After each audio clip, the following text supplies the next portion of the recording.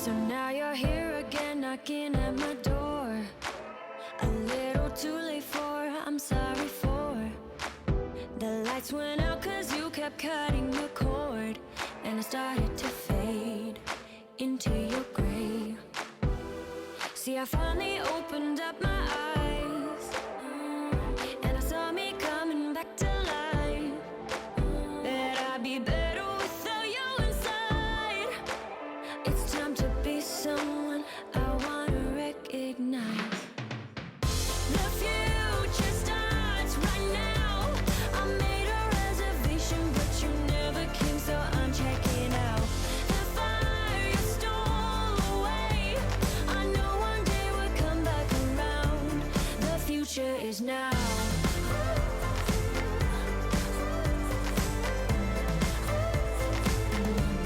The future is now.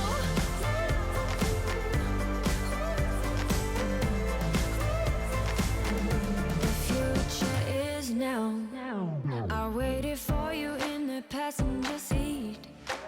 There's only so far I can ride in your dreams, while you were chasing everything else but me. I'm starting to break out from your gray. See, I finally opened up my eyes, and I saw me coming back to life. That I'd be better without you inside. It's time to be someone I wanna recognize. The future starts right now. I made a reservation, but you never came, so I'm checking out. The fire you stole away, I know one day we'll come back around. The future is now.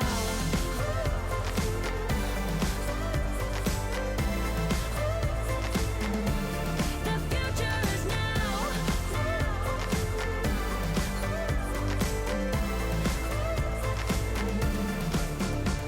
I'm not backing down, cause the future is now. Not backing down, cause the future is now.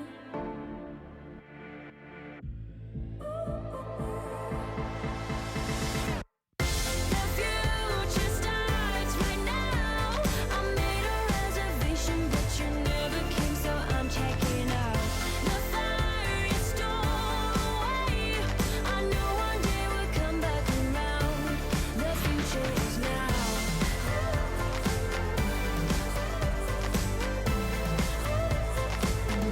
The future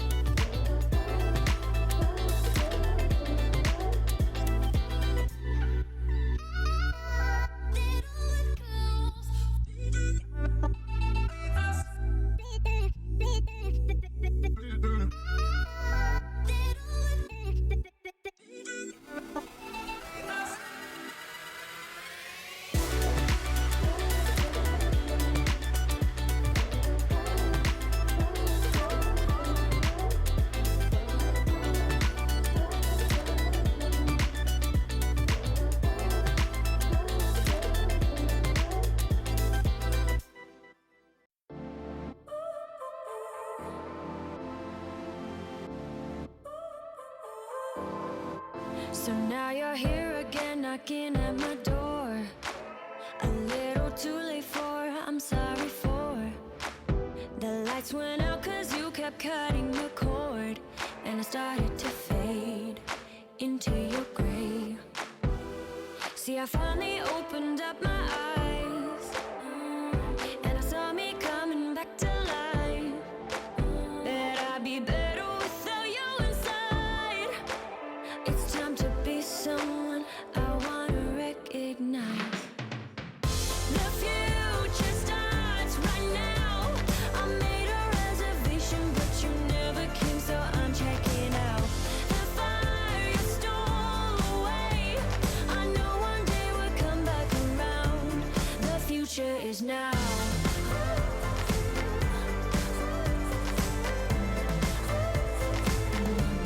The future is now.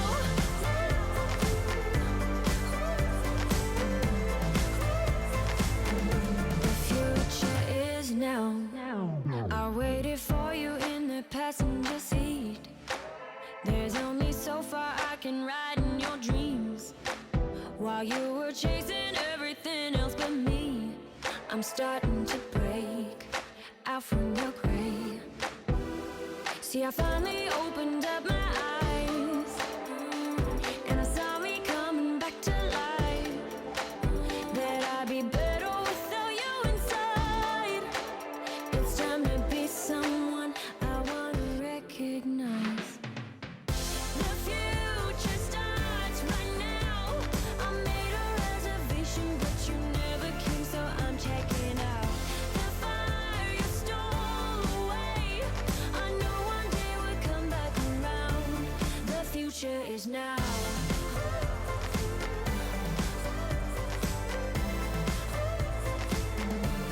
The future is now.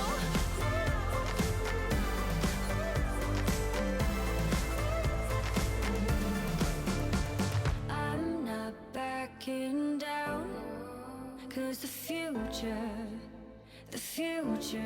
is now. Not backing down, 'cause the future is now.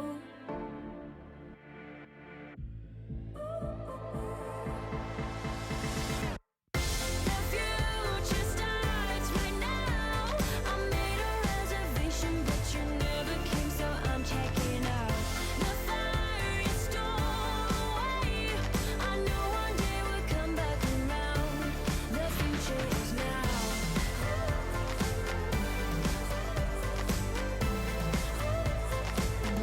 The future is now.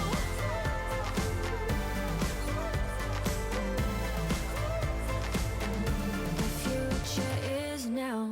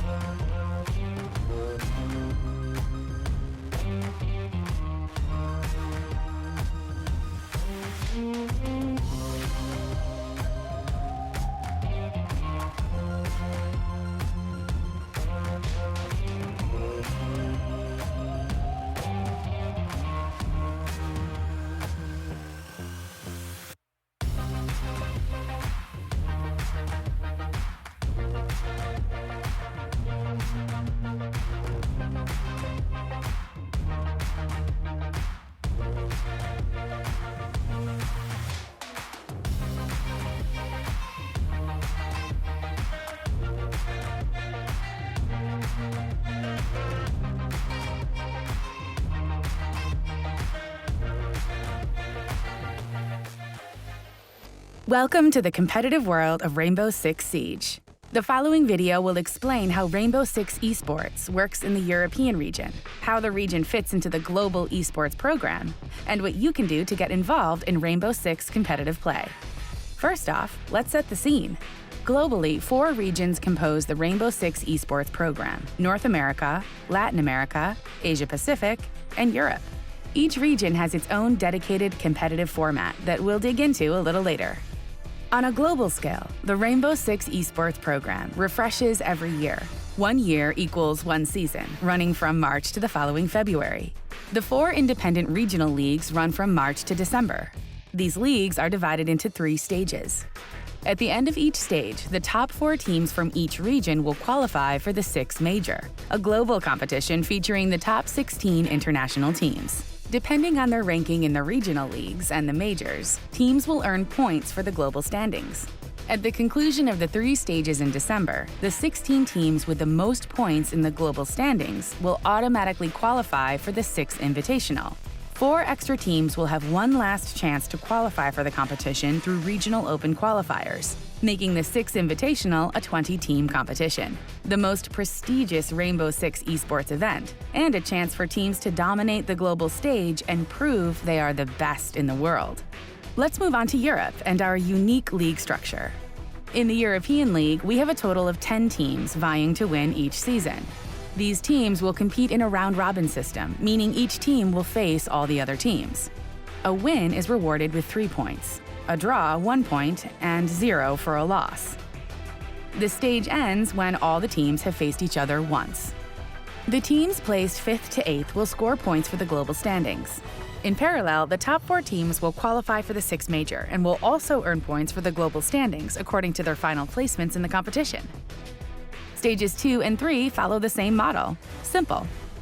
In Europe, we also want to determine who the best team in the region truly is. In November, the rankings of the 3 stages are combined to form the final rankings of the season within the region. The top 4 teams will battle it out for the title of European Champion during a special LAN event. On the other side of the final rankings, the last team will be relegated to the European Challenger League for the next season, while the team ranked 9th will compete in the relegation playoffs against the second team from the Challenger League.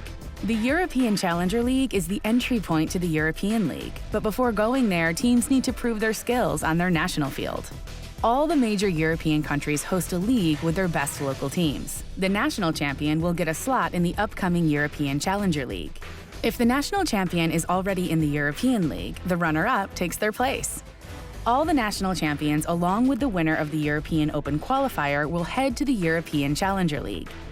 Only the top 2 will then have a chance to enter the next season of the European League. In short, the European Rainbow Six esports program has an open structure, meaning that each and every player has the chance to compete from local community tournaments to the biggest stage of Rainbow Six esports, the 6th Invitational. It's yours for the taking. Join us by watching our weekly broadcast or competing in the official competitions. Thanks for watching.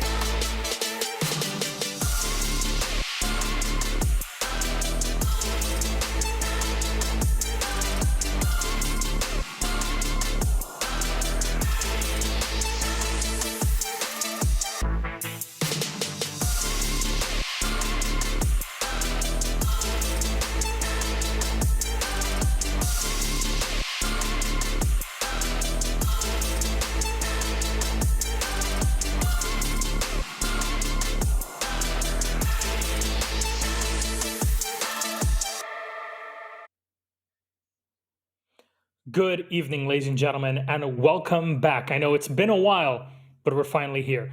Been away, and certainly much has happened around the world in the meantime. And we're very happy to welcome you back to our league here and competitive Rainbow Six Esports. We really hope that you and your loved ones are staying safe and are healthy in these moments. Today, we're inaugurating the next step in Rainbow Six Esports, and it all starts here with the EU League. As you may know, one of the major changes that will come and are coming with Rainbow Six Esports in Europe and Asia Pacific, specifically APAC North, is a revamped viewing experience with a brand new broadcast studio live from Paris, France. Along with Ubisoft, we had hoped to start broadcasting from that studio for both EU and APAC North as soon as today, stage one, June 22nd, 2020. Unfortunately, things are a bit more complicated than that, and the health and safety of our staff is number one priority. And the decision has been made to delay the launch of that new studio until later in the summer, hopefully by phase two. We'll all be continuing to monitor the situation, specifically in Europe, as the situation evolves, and more information will be given on that very soon. So, hopefully, updates in the next few weeks. Nevertheless, as League staff, we're dedicated to bringing you the best show possible, and with all the new bells and whistles that we have here, as much as we can, working from home, it's time to kick things off. So, welcome one and all. It's time for EU League. I know everybody's so excited. I wish there was a studio around me where everybody can clap right now. You'll just have to imagine it in your head. New format for the league here in Europe and globally. As you saw in the video starting off in the beginning, you can find that on the R6 Esports channel on YouTube and even all over social media. It will be repeated multiple times during the stream. The season is now an entire year. It's divided into 3 phases for each region. This is what we're going to roll through here. EU will have these 3 phases with all 10 teams. Of course, they will play 9 times. Everybody will play one another and on this phase and the next one and the one after it. You win a game, you get 3 points, just as before. You tie, you get 1 point. You lose, you get 0, unfortunately for you. All of these points will make it so you can qualify to the major tournaments. 3 of them will be scattered around the year. One, unfortunately, has been canceled at the end of this summer, but there will be mini majors. So each region will have its own major that is locally governed. So we'll still get a lot of content regardless. And of course, all of that culminates in finals for the region. So EU League finals that we'll have hopefully later down in the year, and Six Invitational, the greatest stage of them all, and the World Championship. We hope to be there very, very soon. So this part is done. Talent, though, that's the next big thing. Our storytellers for this entire season, you'll be seeing more of them. It's Jess, the greatest of all time, Jess Goat. Zoronic, the bearded man himself, will be joining us later in this phase. Geo is joining the team here for a first time. Very happy to have her in here, as well as Dezichu. You heard him casting at Six Invitational. Great man to have here. Hap just finished his cast with Benelux League, and he is now with us. He can't run away this time. And of course, we'll finally be seeing him casting as well. It's Mr. James Stewart Dev Marta, who is in with us. So I'm very, very happy to introduce to you this wonderful team of very diverse characters that will be joining us and giving us their thoughts on each and every single one of these games. So, with our talent roster of being presented, I think it's time for us to welcome our first 2 analysts for this evening. Some say that they're actually brother and sister. It's up to you to judge. It's Des and Jess. Good evening. Brother and sister, let's go. I can't believe I'm here with my brother. This is amazing. Mom's cooking tea downstairs, so we're into a broadcast. Let's go. Tea's nearly done. Yeah. I hope that's not any sort of spike tea for this show. Otherwise, we'll be completely fine for this one, Des. I'm a big fan of tea myself.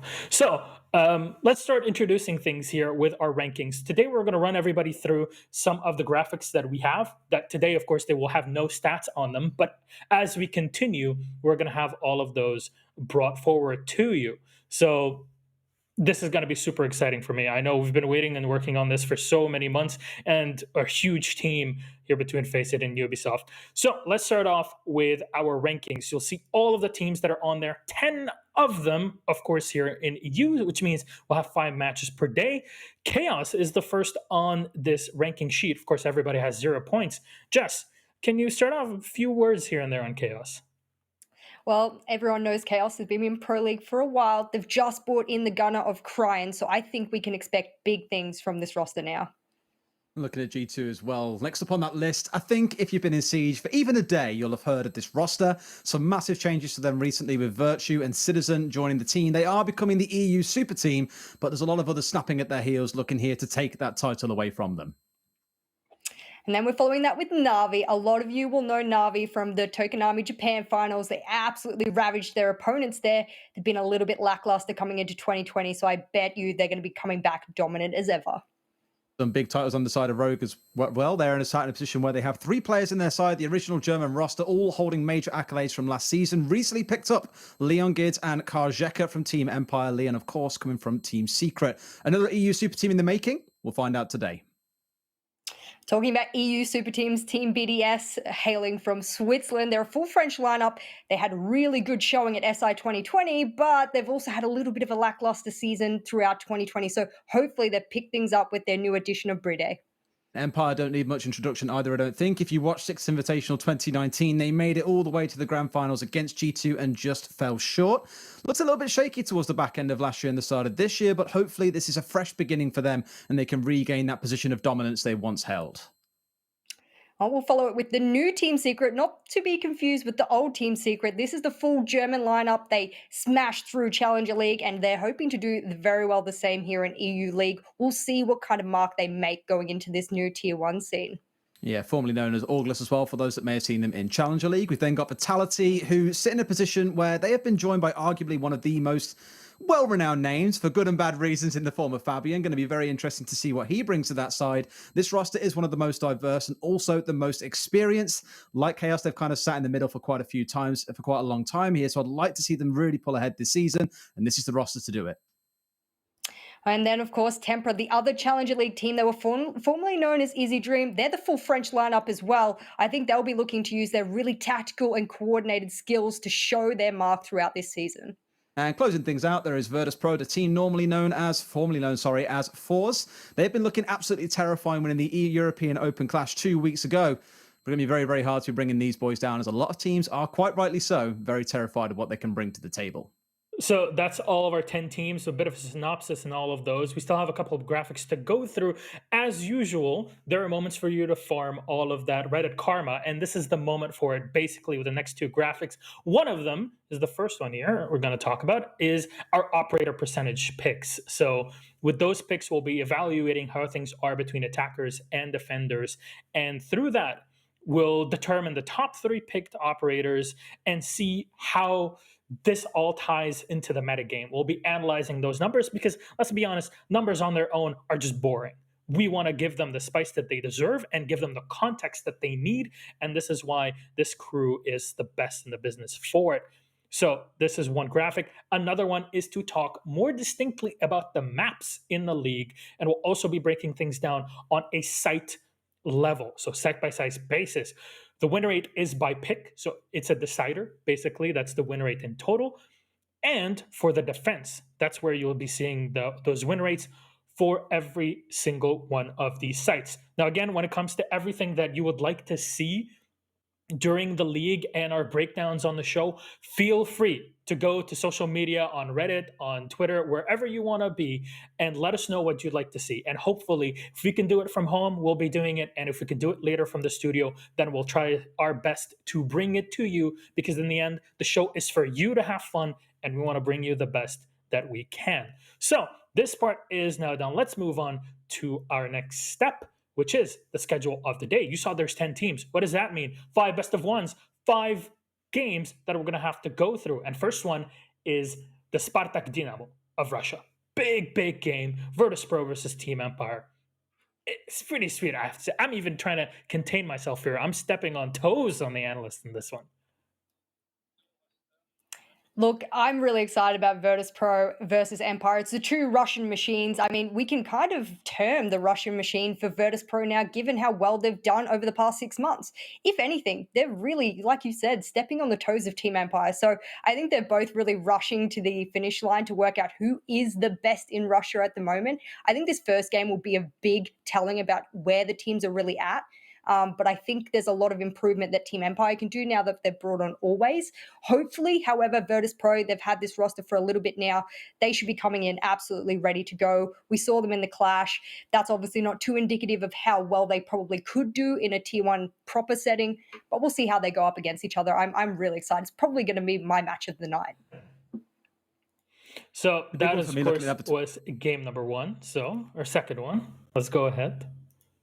I was just about to say, in terms of that game as well, I know that, for example, VP haven't lost to Empire since November. So there's a lot of history kind of stacked between these two teams in terms of how it's going to shape up. It's going to be really tough. We then got Tempera coming up against Chaos, the first place Challenger League EU team, looking in pretty good form, but now stepping up into this upper echelon of competition. Chaos, what I've been calling for the longest time now in the Nordic Championship, for example, a journeyman team, 37 wins, 1 draw, and 38 losses in 2019. They sit in the middle of the pack in pretty much every competition you see them in. They've now got Crying on board. He's looking to add a lot of fragging capability to this team and essentially bring a new age to Chaos, which may yet see them rise towards the top, but they've got to start proving themselves against teams, I think, early on like Tempera, if they're really going to start taking that mantle in the top 3 or 4. Yeah, look, I very much agree. I mean, the next matchup after that one will be Team Vitality versus BDS. I think a lot of people are really looking forward to that one. BDS has brought in Bride, and if you don't know who Bride is, that's fine. He's flown under the radar as a bit of a dark horse in the European League. He is one of the most known for their 1vx's. So if you're wondering why he's such a gunner, that's because if you put him in a clutch situation, I mean, Bride is 9 times out of 10 going to clutch it. So they've brought him in, they've replaced RX with him. And then on Team Vitality, there's even more roster changes. It's wild. They've brought in, self-proclaimed best player in the world, Fabian, alongside Rise. So I think rather than just bringing in, Bride for BDS, that's a gunner, that's someone who works well under pressure. Team Vitality have brought in 2 really good leaders. So we'll see how that fares for them. On the other side, you've got G2 versus Rogue. And G2, well, again, need no real introduction. They are standing up here as the first proclaimed EU super team. But Rogue, with their recent changes, are also kind of shaping up to contest that title, if not be EU super team number 2. They haven't had as long together. Got a bit of work to do, I think, to really gel a little bit more. There'll be a few rough edges, I think, going on here. But between the two of them, it is going to be an absolute belter of the Giants, I think, to really see who cements themselves as one of the front runners here in the EU League. So I think we're pretty much ready to go. So let's game number one, Team Empire versus Virtus Pro. And you see, as we talked about before, it's a 7-map pool, right? We have Oregon now in the pool. Theme Park was added in the latter half of our last season of Pro League, or final season of Pro League, that is. And here you'll see 7 maps with a final one that's a decider, which is the one that was picked in the end, because you ban until it's there. And Clubhouse will be that map. And honestly, Empire and Clubhouse is huge. Virtus Pro and Clubhouse is huge. They played this map multiple times against one another in the past. If I look at you for this one, Des, what do you think about Clubhouse in general, and then specifically how these two teams play it?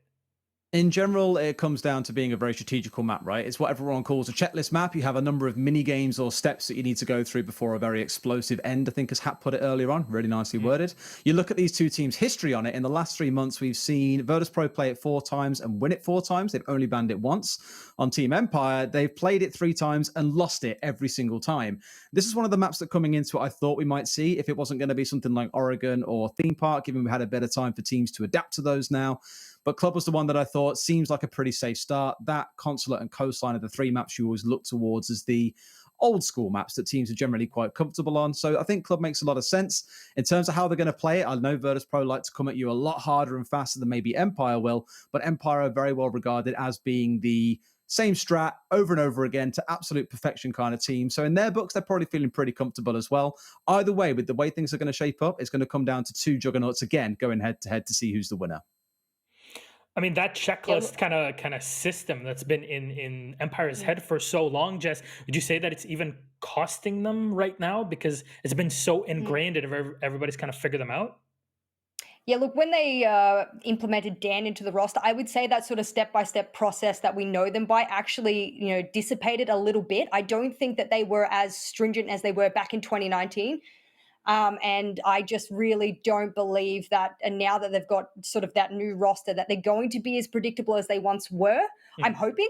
But hopes don't really go very far, do we? We need to see that in action. And of course, if Team Empire want to get over the new Russian titans that Virtus Pro are, I mean, Derry said before, Clubhouse, that's not surprising. It actually surprises me a bit, given how well VP have done over the past 6 months in Clubhouse. I would have thought, there's 2 other maps which you could have taken them to, but maybe Team Empire have something up their sleeve. Maybe they're more well-oiled Russian machine than we're giving them credit for. Now, it sounds like you two are kind of directing yourselves towards one team more than the other. This is the moment for me to kind of ask this. Any predictions for this matchup, not just for victors, but in terms of score lines as well? I went for a little bit of sibling gambit, I think, here, Jess. I'm not going to go and say a team's going to win. I'm going to predict the scoreline as well. I think with knowing that Virtus Pro started out on attack here as well, that's a big risk, to be fair. And I think before the game coming into it, I probably would have said 7-3, 7-2 to Virtus Pro. On the fact they've chosen to start on attacking side, they'll probably look to concede 2 or 3 rounds there. I'm probably going to go for a 7-4 scoreline to Virtus Pro. Okay. Ooh, goodness me. Look, I am hoping that it's a 7-5 to VP. I think that's how it will go. And given their starting attack, I do give you a little bit of credit there, big bro. You know what you're talking about. All right, well, let's see what people think about this watching from home. Of course, you guys can vote on this. You can go to our social media at R6 Esports EU. Virtus Pro takes the head 62% to 38% on Empire's side. So you can vote on every single one of these matches. That's for you to see later on socials. I highly recommend you go and kind of engage with us on all of this. We always want to hear what you guys think about it. But yeah, any final thoughts before we go to the game? Nothing really. It's going to be a real slobber knocker is probably the best way I can describe it. Jess, I'm excited. I'm really excited. This is my favorite matchup of the night. So everyone needs to be here to watch this. Trust me. Well, I hope so. Ladies and gentlemen, make sure you're calling your grandma, telling her how much you love her, but also for her to come in and watch EU League. It's time for us to start with game number 1. It's Virtus Pro versus Team Empire, and it's Happen Geo taking the reins on game 1. Enjoy. Thank you, Gassan, and well, the family of the goats to give us that short introduction. My name is Hap. With me is still Geo. Oh, other side, of course. Yeah, there we go. Yeah, there you are. There's Geo. And Geo, I think we're going up to an explosive match, aren't we? I think we've been incredibly lucky to have been able to land ourselves what, as Jess kind of said, it's her favorite matchup of the night. I know a lot of people are looking forward to Rogue versus G2, but I have to agree that this one's the one that I'm the most stoked about. Well, you know what? Why should we wait? Let's just straight up go into Clubhouse and see what's going to be happening here, who is going to be taking the initiative, and if Virtus Pro, that choice to start an attack was the right one. Yeah, I mean, it's going to be interesting to see. Virtus Pro, they're very decisive in how they like to go about their attacks. So that's going to be something to see how much they can keep that up, especially given that they're very good at being able to, predict what the defenders are going to do. That might be something that Team Empire falls short on. But let's see what it is they decide to go for their operator, pick, and bans. Indeed, the operator pick and bans are, coming in right now. And it's kind of an important part of each match, of course. Some people might underestimate it, but it directly gives you the opportunity to counter out some of your opponents straight away. And as the Termite is getting banned, is going to be setting the tone right here. Empire starting on the defense, does not want their walls to be opened up with their exothermic, basically forcing Virtus Pro to swap on that Maverick. Well, that's kind of interesting because Amishan is a very good Maverick player. It's definitely something we've seen play quite a decent amount in the past. So I'm wondering if Empire may be thinking less about the fact that they think that might make them weak and more about the fact that they can predict a little bit better how Virtus Pro are going to play with the Maverick. Now, the Capital also is going to get banned, of course, often used on this map to, aid in the actual takes or opening up that CCTV wall. The incendiary bolts really useful there. Mira also being removed, kind of a default ban nowadays in Europe. Something you really cannot live without, especially on a map like Clubhouse. And normally we would say Echo would be banned, but he has been taken out of the rotation due to a bug. just keep that in mind. You're not gonna see any of those bans to come in, so the Valkyrie is the one to be removed instead. Yeah, and the interesting thing about that is, of course, it means that now you have the option to have an extra, intel gathering operator essentially be taken away from you. Because not only do you no longer have to choose between the Echo and the Valkyrie, but you can actually have both. And one thing that Virtus Pro have been very good at, as I said before, predicting a lot of those roamer positions, especially, is a real threat to Joystick and Dan on the side of Team Empire. And so the fact that Team Empire have the option to get rid of that should be able to provide them with a little bit more security in a lot of their defending rounds. Certainly so indeed. And well, if we look back at the history between these two, they of course played in the European Open Clash, where it was a 2-0 I believe for this Pro up against Empire. But they also played in the Russian Major League Finals, didn't they, Gia? Yeah, the Russian Major League Finals, it was an interesting one. Virtus Pro won 3-0. One of those rounds was a bye because they came in through the winner's bracket. So they actually only played 2 maps, and those maps were Consulate and Villa, which, funnily enough, Consulate kind of known as being the best map on the side of Virtus Pro, and Villa known as being the worst on the side of Team Empire. So what you kind of have to consider about this is Virtus Pro went into that game with an advantage, which suggests there may have been things that Team Empire were hiding. They didn't want to give things away. They just wanted to play on their weaker maps because that meant that they could save things here for the EU League. So even though it was a very decisive victory, you have to question how much that actually says about what we're going to see today. And that is something that we need to keep in mind all the time. Of course, the EU Open Clash was, of course, not really a tournament with a lot of prize money. It's just playing for charity, so it's always kind of hard to get the right prognostics out of that one. In the meantime, a mission opening up that wall with the upside down rappel. You already see Shepard right here trying to contest the vertical angle. As soon as this will be opened up, you can expect a few quick shots from the TCSG to come through. Trying to go for it there, but he's going to be spotting out that feet. Just there we go. The tank's coming through. You got to be careful because if you get down on a rappel, you're instantly dead. There is no down to come through, so you really need to be careful about that one. You can actually see both Shepard and Joystick are really ready for those early entry points as Joystick is situated downstairs. Ready, watch out for that Sphere, and there we go. Mission going down straight away. That's going to be pretty dangerous there for Virtus Pro, as they are a team who like to make quick plants and they like to protect Amision when he is doing that. Team Empire know exactly that is the way they like to play, and having gotten rid of him early should give them the advantage in this fight so far. Definitely so. They got the entry frag with that as well. There's going to be 2 frag grenades as well removed from the board. They are no longer able to be used. With that, it all comes down to Rask if they want to get these M67s behind enemy lines, able to potentially, well, get people out of their dug-in positions. In the meantime, the flanks are being watched. WTG is getting his drone into a position for a mission to make sure that Joystick, who is playing down here on that roam, is not going to be able to sneak through all undetected. And with that, they might be able to bounce back at some time. Grenade being cooked right here, hoping to get the kill from below. We need to get some more information about where the players are actually located at, as Rask is actually going to get tagged up right here from the player in launch. Spotted him on his drone, wasn't able to actually get the kill in return. And WTG, he's just backed up a little bit, and he knows that that ping is waiting there for him, but smoke upstairs is going to slow things down a little bit, and instead he's not going to be going straight in for it. Joystick, still running around downstairs, does provide a threat, and right now the construction wall is able to be opened, which means these key channels have been opened here by Virtus Pro. Trades going in and out so far, with both Dan and Rask falling, and that puts this in a 3 versus 4 for Virtus Pro.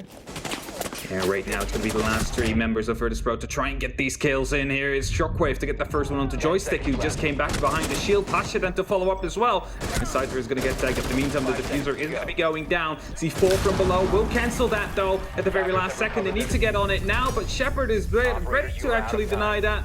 And that means Empire will be picking up that first round, even though it almost seemed to be going the way of Virtus Pro as soon as they got those entries in the execute onto Cash.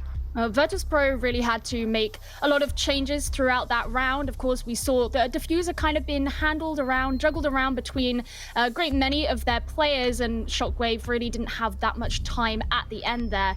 It was just a great C4 there from Shepard, at the end. And he's really one of these players you want to be looking out for. He's kind of known as one of the star players on Team Empire, one of the best supports, you could argue, in EU. And after this kind of almost fall from grace that Team Empire have had in 2020 so far, it's things like that you want to be looking out for that suggest that the coordination is there between them. Now, as Derry said at the start, this is one of those teams that they have their way that they like to do things, and they're very strategical, and they like to bring sort of the same strategy round and round again. And one thing we've seen from Virtus.pro is they're very good at adapting based on what happened on the previous round. So even though we have gone to a different site here, don't be too quick to assume that Team Empire have everything together, because I think Virtus.pro have proven to us in recent times that they're definitely a team who can take a loss on a round and they can turn it into a win. So we're still playing on a defense-sided map, of course. Like a 4-2 for the defense is nothing too strange to see, really.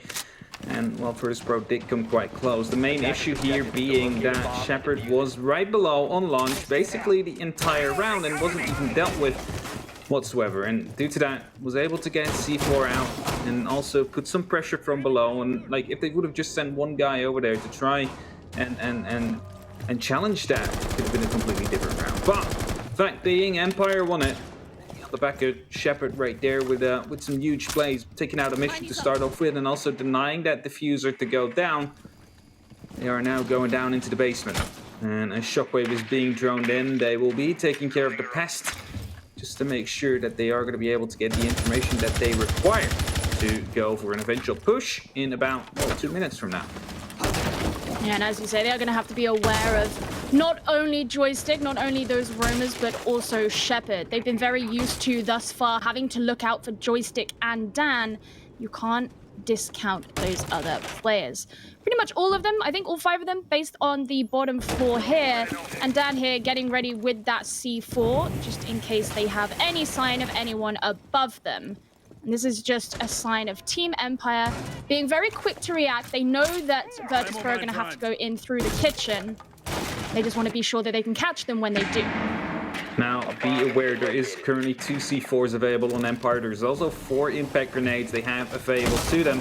So they are really turtling down right here. The plan that Virtus.pro has is make sure that the walls do not open, the hatches do not open, and trying to pick them up as they go. 1 C4 already expended though. Dan trying to get the kill while only one of the members in the kitchen. Unfortunately, dealt little to no damage. And Rask is just going to be free to open up even more. All these lines of sight available to him, just so they can, well, basically challenge anybody who would like to go for an impact trick onto that kitchen hatch. There we go, the spots are coming down, and now they know they cannot trick that anymore. The kitchen hatch has been opened up, and in the meantime, a mission is going to be opening up into dirt to set up their second entry point.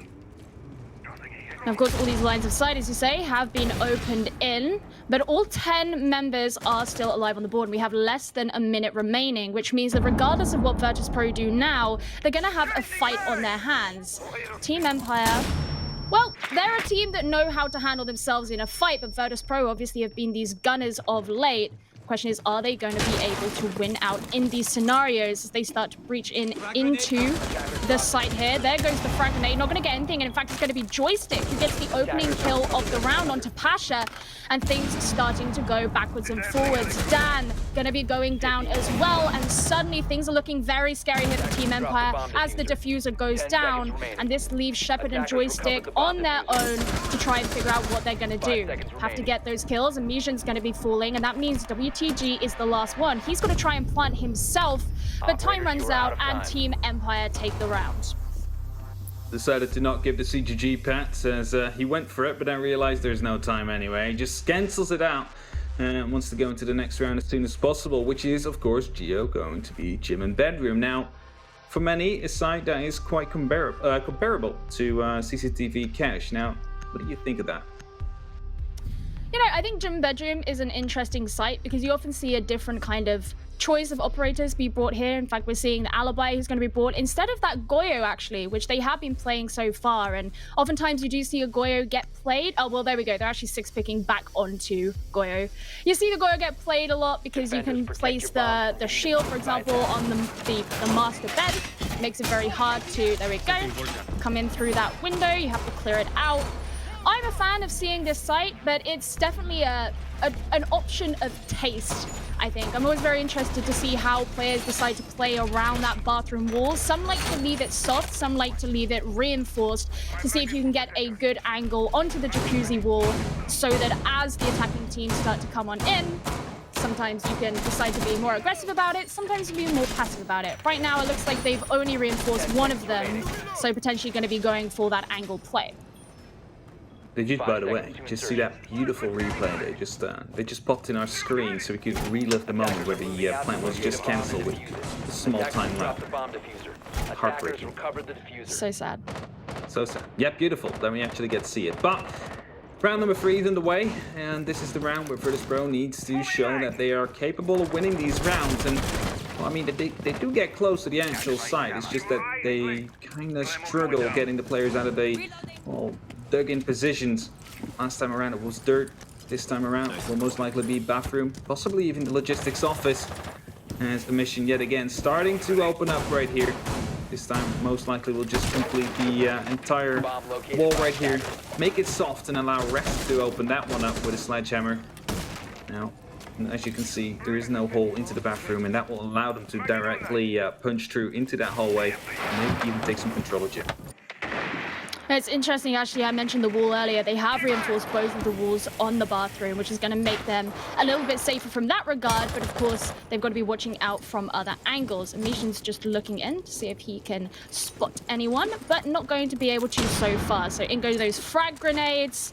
Try and clear out. Well, okay, Amisha's going to be going down. Constantly falling to the C4 so far is Virtus.pro, and that leaves them 4 men on the board. Very early this round compared to the last. You can see 4 being tossed in there as well. I already saw the top wall being opened up, and you know that goes both ways. There's going to be an operator right behind that is going to be able to get that C4 in, but Virtus.pro is not being scared as of yet, as Joystick comes back up to the main stairs, hoping that he could go for a potential flank as soon as they want to execute for the actual gym site. It's going to be Resk that is looking to enter that, but he's not sure whether or not it's going to be safe or not. Grenade and Impact both being tossed into the Goyo there, not quite sure what that is good for. As that one will be taking care of an Evil Eye, but it's quite some utility being used right here. They might have been able to use the one of those grenades onto the mute jammer that might be behind the bathroom wall. Yeah, they have to be very careful. And this is where you're seeing one of these wide flanks that Joystick has become very known for. In fact, going straight out for a run out. Is he going to be able to get anyone? Yes, he is. That's Shockwave who's going to be falling, leaving just 3 on the side of Virtus.pro. Pasha has been able to pick up the diffuser, which allows them to begin to move on in, but they're going up against a full team Empire. Could this be the start of seeing something new, and Empire picking themselves back up? Well, given that 2 members, in fact, make that 3 members of Virtus.pro falling at the end there, then yes, they will, and Empire take their 3rd round half. Empire right here seem to be completely shutting down everything Virtus.pro is attempting to achieve. Something we're really not used to see from, well, the Russians of Virtus.pro. Back at the EOC, they were super frag heavy. They managed to gun themselves through everything, but you see now that strategy comes into play, and Empire has their setups ready for Virtus.pro. They seem to be able to, well, shut them down. Virtus.pro yet to find a round in this matchup. It's 0-3 currently for Empire. What can Virtus.pro do here if they don't really pick themselves up quickly? Because they chose the attack to start off with, so they really must have something up their sleeves for defense. Yeah, I mean, the interesting thing here is, you know, we've all been hearing rumors about these various EU super teams and who's going to be the scariest, and lots of people saying Virtus.pro, they are terrifying. And one of the things that people have been mentioning is the fact they're so decisive, they're so fast, they're so aggressive. It is a controlled aggression. They're not afraid to go in and run and gun. And so far, they've looked almost meek. They haven't been almost... It's kind of a combination of both playing a little bit more reserved, but also not necessarily expecting these kills to be coming in from the sort of, I want to say, less orthodox method of murder, i.e. things with C4s, where you're more expecting to have an angle held with a gun. And I suspect that they've been very, very, you know, much preparing for things like, okay, joystick's looking better, so we got to watch out for our flanks. When actually Shepard's right there, and he's ready, holding an angle, holding a spot, and you've got to take care of him as well. And it's sort of like they've got to focus on everything at once rather than just deciding, okay, we've got to look at this guy. That's kind of how it feels like. It's still very early, and they can turn things around for sure. But given that, you know, they did so well in recent history and things started to really pick up for them at the end of last season, and even when they last played this map against this team, they won 7-2. This is not looking like the Virtus Pro we all expected. Oh, and that might be what I was already thinking before. It could be, of course, not that I thought it was going to happen, but that Empire just completely, well, sacrificed the Russian Major League, something that has been theirs to brag with for basically seasons, and now they lost it to Virtus Pro. Maybe Virtus Pro starts to oh, there we go again. Shepard with the C4 into a mission. I'm not sure why the opening is being done like this. There's, you know, you can just stand whilst doing it, or crawl and be a bit more mobile, because the rappel really limits your mobility right there, so I'm not really sure what the idea behind it is. The thing with that is also they didn't have a Thatcher on rappel to be able to look through the hole that Maverick was making to see that the wall into cache was open. There was no one there who was able to look for those things, and Mishan was just left on his own, which in and of itself is very uncharacteristic of this team, who typically like to almost play as the bodyguards to him so that he can make a decisive plan. In this case, obviously, Pash is holding the diffuser, but even so, it's very strange. Yeah, because normally you have someone up on that rappel to at least take down a C4. Might it be tossed through if someone goes prone? It's not going to be happening this time. In the meantime, we see Virtus Pro, like their men down, still trying to get their execute to be pushed through. Flashbangs are being tossed in, grenades as well, taking care of your shields. As all the utility of the defense is slowly being removed, you see the members now trying to set up. Impact trick failing once, failing twice. And with that, the constriction wall is now going to be opened up. So they at least have one opening to go with for these last 40 seconds to go through. Grenades being cooked, that will be tossed right into Dan. We get caught by the magnet right there. Resk still going to be able to pick up that kill though. We're back in a 4-on-4 due to that. Another line of sight being opened up right into Joystick, who's playing, well, on these red stairs right here. We'll be playing a bit more aggressive onto the door, and as the 20-second mark strikes, we're about to see that final execute to come. Pasha, ready to jump in. The garage control is not there yet. First kill coming in. Resk will be able to pick that up. Wants to blow up the shield, but fails to do so. Shockwave, however, will be picking up Joystick. The plan now going down from Pasha. This could be the first round to go down for Virtus Pro if they manage to stick it. But it's going to be Resk that goes down. WTG that gets taken out. It's a 2-on-1 situation now. It's only up to Shepard, who needs to find both Pasha and Shockwave within 30 seconds and also get into that defuse state. Suddenly things have been turned around, but Shepard, he has been shining for the team thus far. He just needs to be sure that he's relying on the intel coming in from his team to see the pings on the board, but he doesn't entirely know where anyone is. Constantly trying to hold onto these angles, but he could end up being shot in the back. Shockwave waiting patiently. There is still time for Virtus Pro to move on in. Shepard, he gets Pasha, but is there going to be enough time for him to even be able to get the diffuser? I don't think so. This looks like Virtus Pro. Nah, it's the round for Virtus Pro indeed. Like, he had to start defusing with 7 seconds left, but he went off it straight at the actual timer, went for the kills instead, and well, he will pad his stats, but the round is not going to be going to Empire, meaning Virtus Pro will finally get that first, and well, to be honest, they only need one more to have an actual good outcome for this first half to put themselves up in the driver's seat to go over to that defense and maybe take control from there. Exactly, and that's why you never want to, you know, judge things too much off of the first 3 or so rounds, especially on a map like this where a 4-2 scoreline at the half is still, you know, a pretty good thing to have. But Virtus Pro, I mean, you mentioned it in that last round, they didn't put really any pressure on the garage. They didn't clear that out. The Wamai was sitting there, Scyther was sitting on the Wamai for quite a while in there. So you know, they were really relying on the fact that they could hold their own in those gunfights, which is definitely something we've seen in the past, and that's why we saw so many members of Team Empire go down in quick succession. But had that not worked out for them, they still would have had this presence coming in from that side of the map from Team Empire that could have been a really big risk to them. And it makes you wonder whether they're, you know, having the right approach in the early part of that round, because at the end of the day, you can't always rely on the fact that you can aim and shoot a gun. 10 seconds left. No, there's always a little bit more to that. You also, of course, need to play the strategical, the long game. And that often revolves around getting that diffuser planted, getting into the right position to actually cover that off for the longer side of things. But Empire, they're still in a 1-3 lead right here. Nothing is really lost yet. Virtus Pro is starting to get warmed up. It looked like that round was better than, well, the 3 combined that they played before. Might give them some motivation and some mentality, mental boost to continue for this one in church. You say it looked better for them. I mean, you know, getting your first win is always a pretty good thing.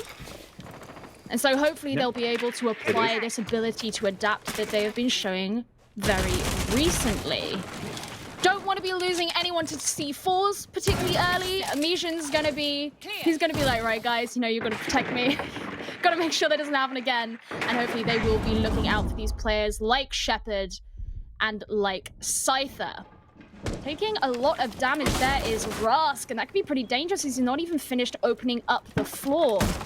I don't even know if he's been able to make it into kitchen yet. Nope, the floor in kitchen is looking like it's got one little hole in it.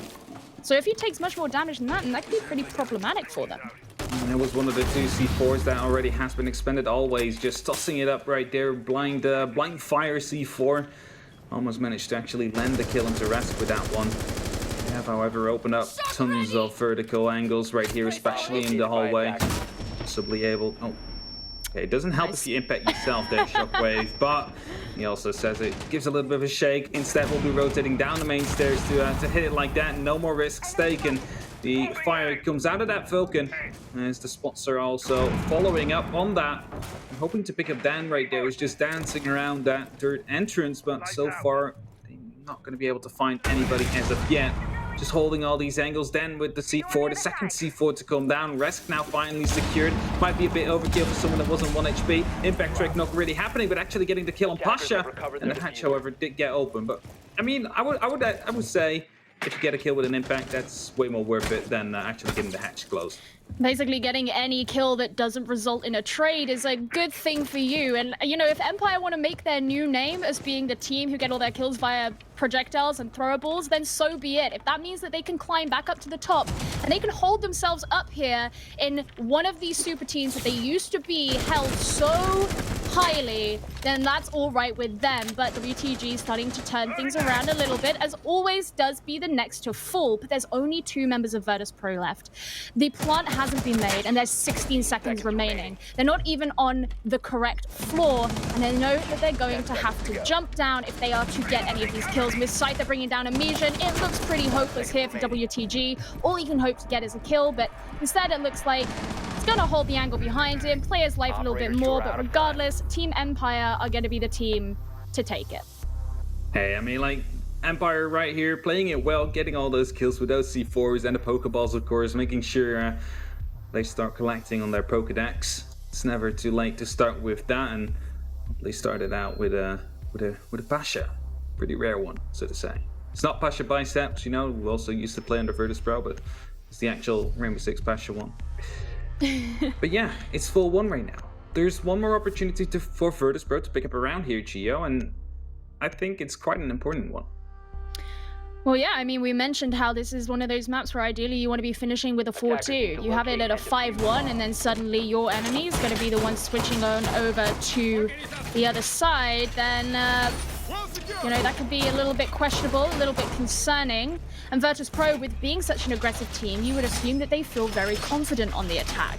I mean, when you look at the statistics from last season, Pasha he had the most plants and the most clutches, the most 1vx's for this team, and so far he's just looking a little bit stifled. He's really been that player who has kind of stood out as, oh, this is the guy who's really scary. And I mean, this whole team is scary, but Pasha's particularly scary, but 5 watching seconds this series remaining. so far, Hap, would you say he's looked scary? Pasha? Attackers must Yeah. locate and defuse a bomb. Not yet, really. Like, he's not been in the position where he can go completely ham yet. They get one plant down, giving him down. They eventually won the round due to that, of course, as well. You still need to keep it in mind right here. Like, Pasha not really been in the position where he could go in, just run and gun. Something that, for example, Shockwave, I mean Joystick, actually, on the side of Empire has been, well, he's been more free to play.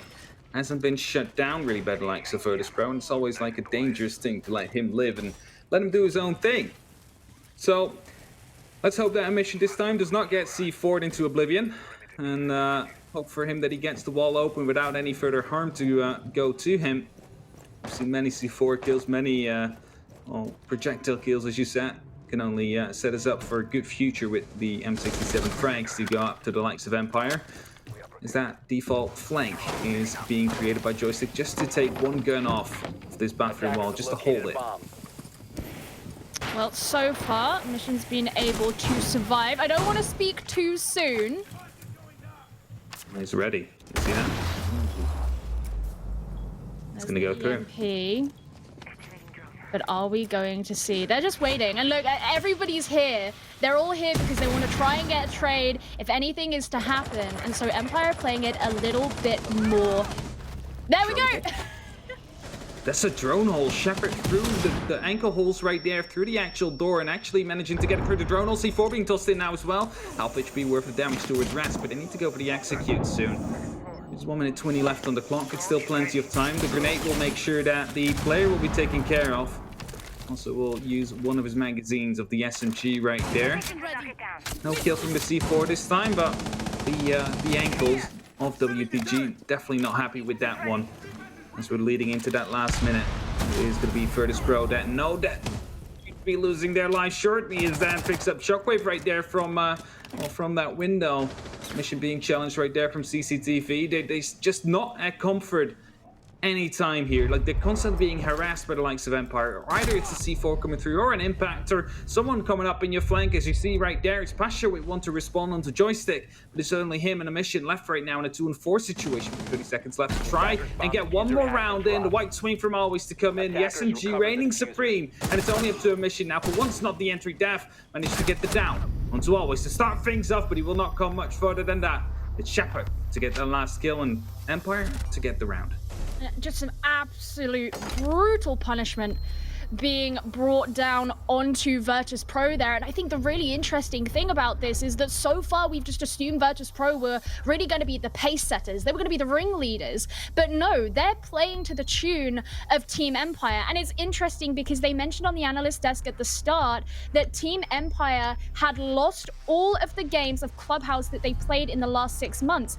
But it had been banned against them 12 times. They have had somewhat of a reputation for being good at this map. And yes, I said that this team, back when they were fours, they did beat Team Empire on this map 7-2 back on Playday 4 of Season 11. But suddenly it's looking like Empire are actually knowing exactly what to do. It's like they've kind of knuckled down, they know where they are again. And one thing that we do have to, remember about this team is this isn't the exact same roster that they were playing with last season.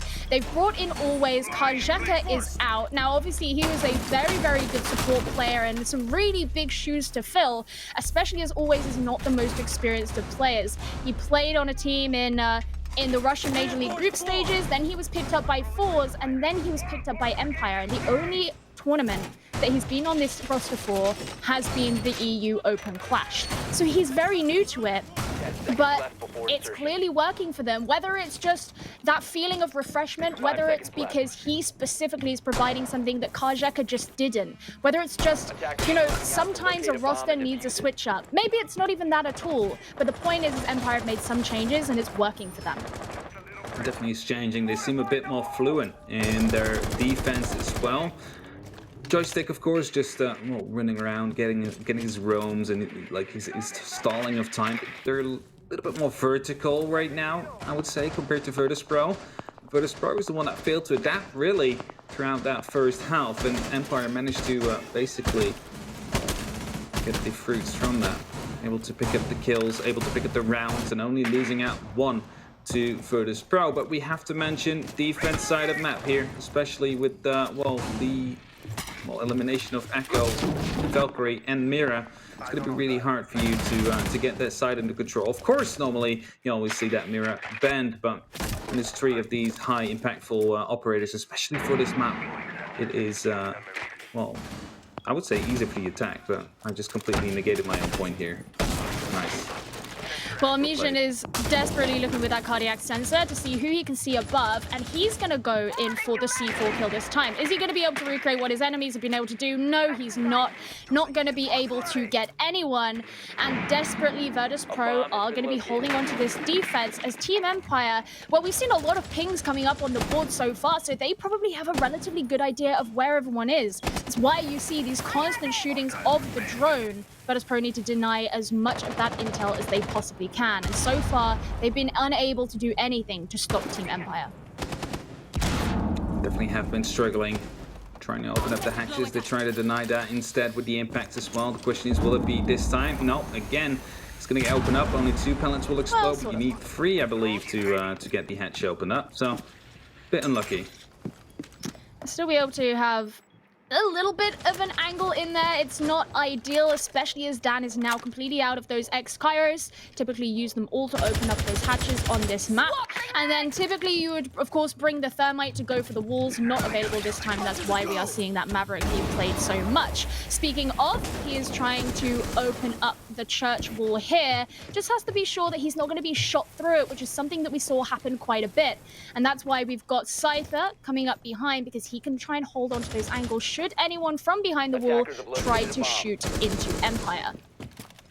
30 seconds left in the meantime, and the execute seems to start. His joystick to start things up, taking care of Shockwave.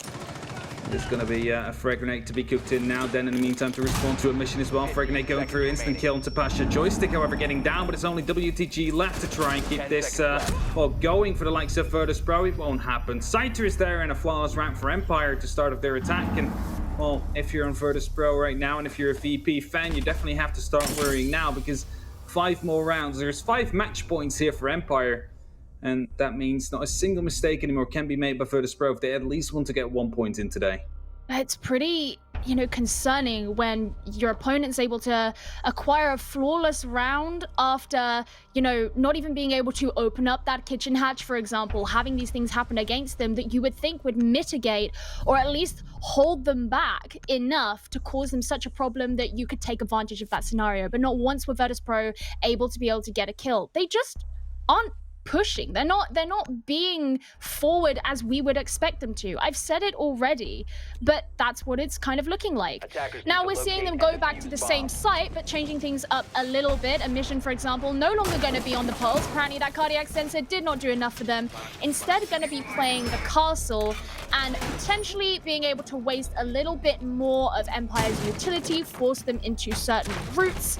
And we're also seeing Rask here on the Vigil, which I don't believe he was playing in that last round. But given that they've got these impact nades, maybe they'll be able to prevent those breaches being made once again, perhaps a little bit more successfully than last time. But also we see those proximity mines are going to be placed as well. And that should give Virtus Pro a lot more intel based on where Empire are. And of course, give Empire a little bit more to think about, a little bit more concern to have as they have less freedom as they push down onto the team. I am more amazed about the fact that we see the first Oryx to come in competitive play right here. Yeah.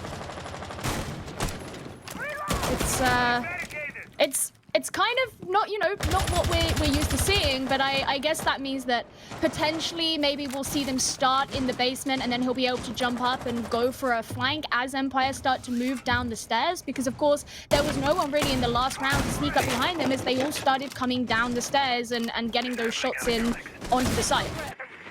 You gotta remember, of course, that basically first you only have to hold off stairs. As soon as a Oryx comes into play, you also need to take care of all the hatches that are in the map, and that is going to be making it a lot harder to make sure that no roam, no flank is actually going to be coming through. So you really have to cut the places where you will be flank holding a bit closer to where the action is actually happening. Pasha is playing on that Oryx. Of course, also received a little buff. Only takes 5 damage now instead of 10 when busting through a wall.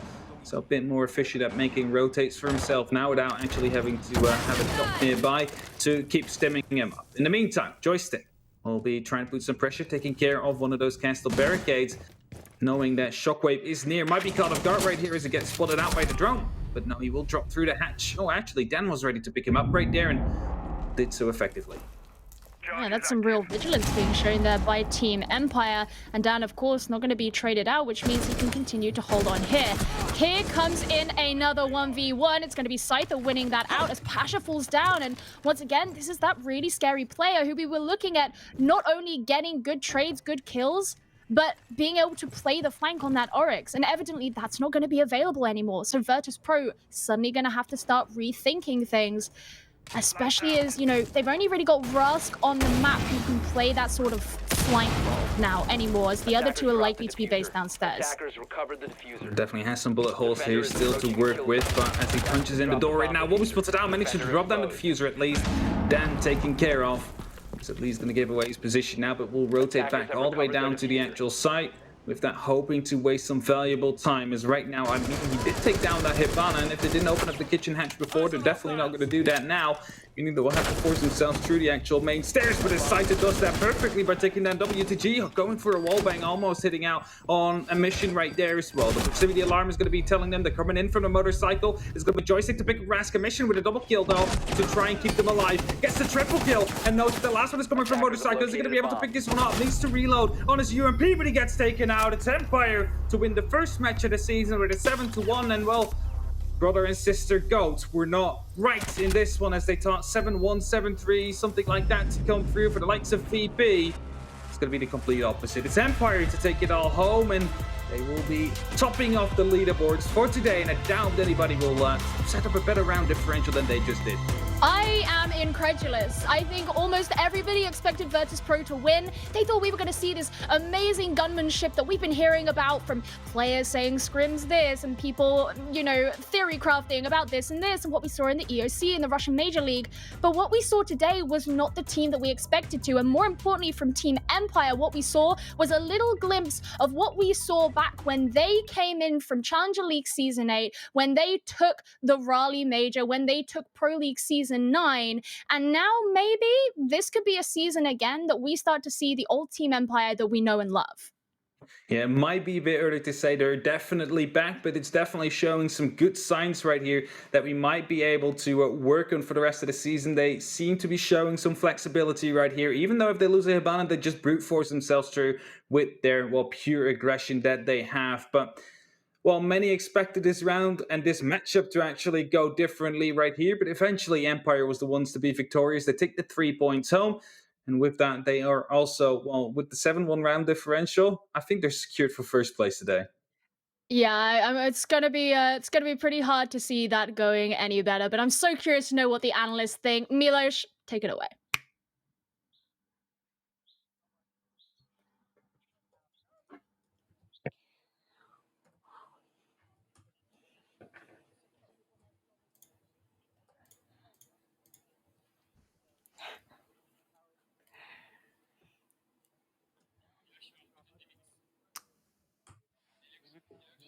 Okay. Manish, apparently you're muted on VMix, by the way. Yes, I'll tell you that much for nothing. And just so you guys know what he was saying, he was calling me out, right, for my prediction about the whole attacking thing. Yeah, he was extremely toxic, by the way. You guys didn't need to hear that. But absolutely, I'm as shocked as anyone else is, right? Like, coming out the gate, we saw a mission constantly trying to be the guy at the wall on the Maverick, trying to get things open. And Empire were like, no, no, no, no, no. C4 sailing through every single round. Shepard being the guy in the dying seconds of every single round, being there to pick up the pieces. Virtus Pro just lacked the... It's almost like having a tank and you don't put the side armor on the side, right? Every single time there was just something that Empire could do to upset them, stop them executing what they wanted to. And Empire didn't even have to change. They just did the same thing round after round when we came around to the same side, of course. And Virtus Pro just couldn't react. It's a very weird VP watching them this way, Jess, because we went through them in EOC and Russian Major League and their performance online in the past season, and this looked like they had never played this map. I mean, we were talking about how effective they were on Clubhouse in the last 4 times that they played it recently. if I'm Team Empire right now, and probably when the match started up, they were ready to go. They were wary of every side push. And then VP decided that they would undertake, 5 or so rounds straight of one-dimensional attacking pushes. It was actually very sad because they didn't pinch the site almost ever. And when they did manage to get a plant down, that was one round. All of the rest of the rounds, it took them an entire 2 minutes 30 to even get close to looking like they were going to execute. And when they did, Team Empire had been sitting in one spot, especially their anchors, for almost the entire round. They didn't move. They didn't even have to look behind them because all 5 of the VP players were pushing one-dimensionally. So that was really sad to see. I hope VP wake up a bit because that was not the VP we know.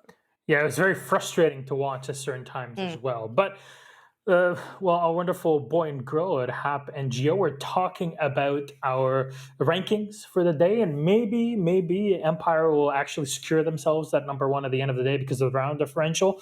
Maybe that'll happen later, but we'll take a look at the rankings. We have those ready for you, and of course, with Empire's victory and with the format that we use in this best of 1 series, they get 3 points with that 7-1 victory. So that's the 1 W that they need, and they also get the 6th round differential that's required later on. Yeah, Empire currently sat in the spot where they are officially the best team in Europe. It might change in future games, but it's at least a title they can hold on to for now. And just to give, I counted it up as that went on as well. Like, one thing to note is that Virtus.pro got 16 kills across those rounds. 8 rounds, 16 kills.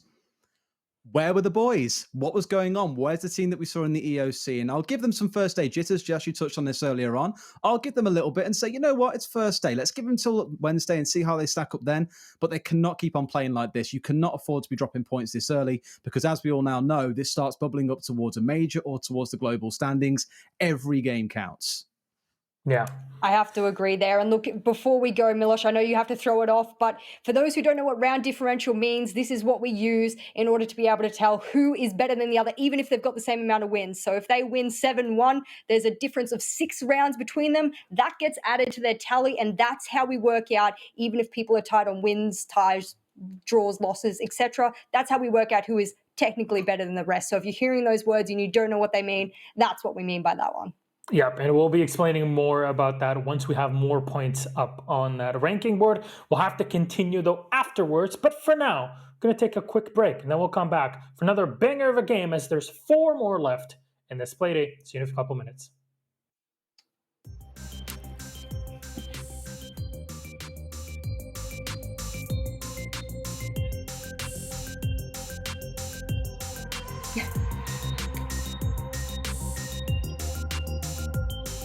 Okay. Thank you. Yeah, sure. Yep. Yes.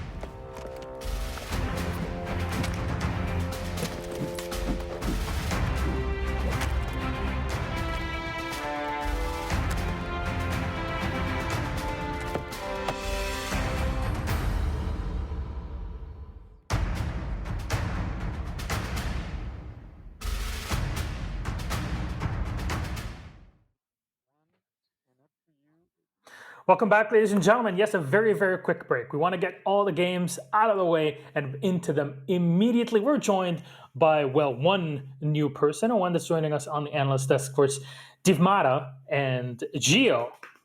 How you guys doing? Good. That last game was wild. So, I was going to say it was a fantastic watch. Loved seeing the 2 Russian teams go at it, but yeah, a bit of a surprise there with Empire, so I'd love to see it. May I say you guys did a pretty good job for a first cast. Very, very excited to hear more about all of this. So super fun. This, of course, our delays working from home makes it a bit difficult and awkward at times, but it's completely fine. We're human beings. So our schedule of the day will remind you of the matches that will be moving on during the day. The first hour rankings. So we can look at those again, remind you of the matches. Of course, Empire played against VP. That was game number one. That ended up in a pretty smashing victory for Team Empire. And that's why they're sitting number one with this one and first ever win in EU League and 3 points up on the board. 7-1 means they have 6 rounds extra to play around with if they're tied with anybody in the future, specifically their opponents of Virtus Pro. So this is a big boon for them to kind of use. Gio, you were watching this game. It looked like I was indeed. It looked like it was very much one-sided at some point, right?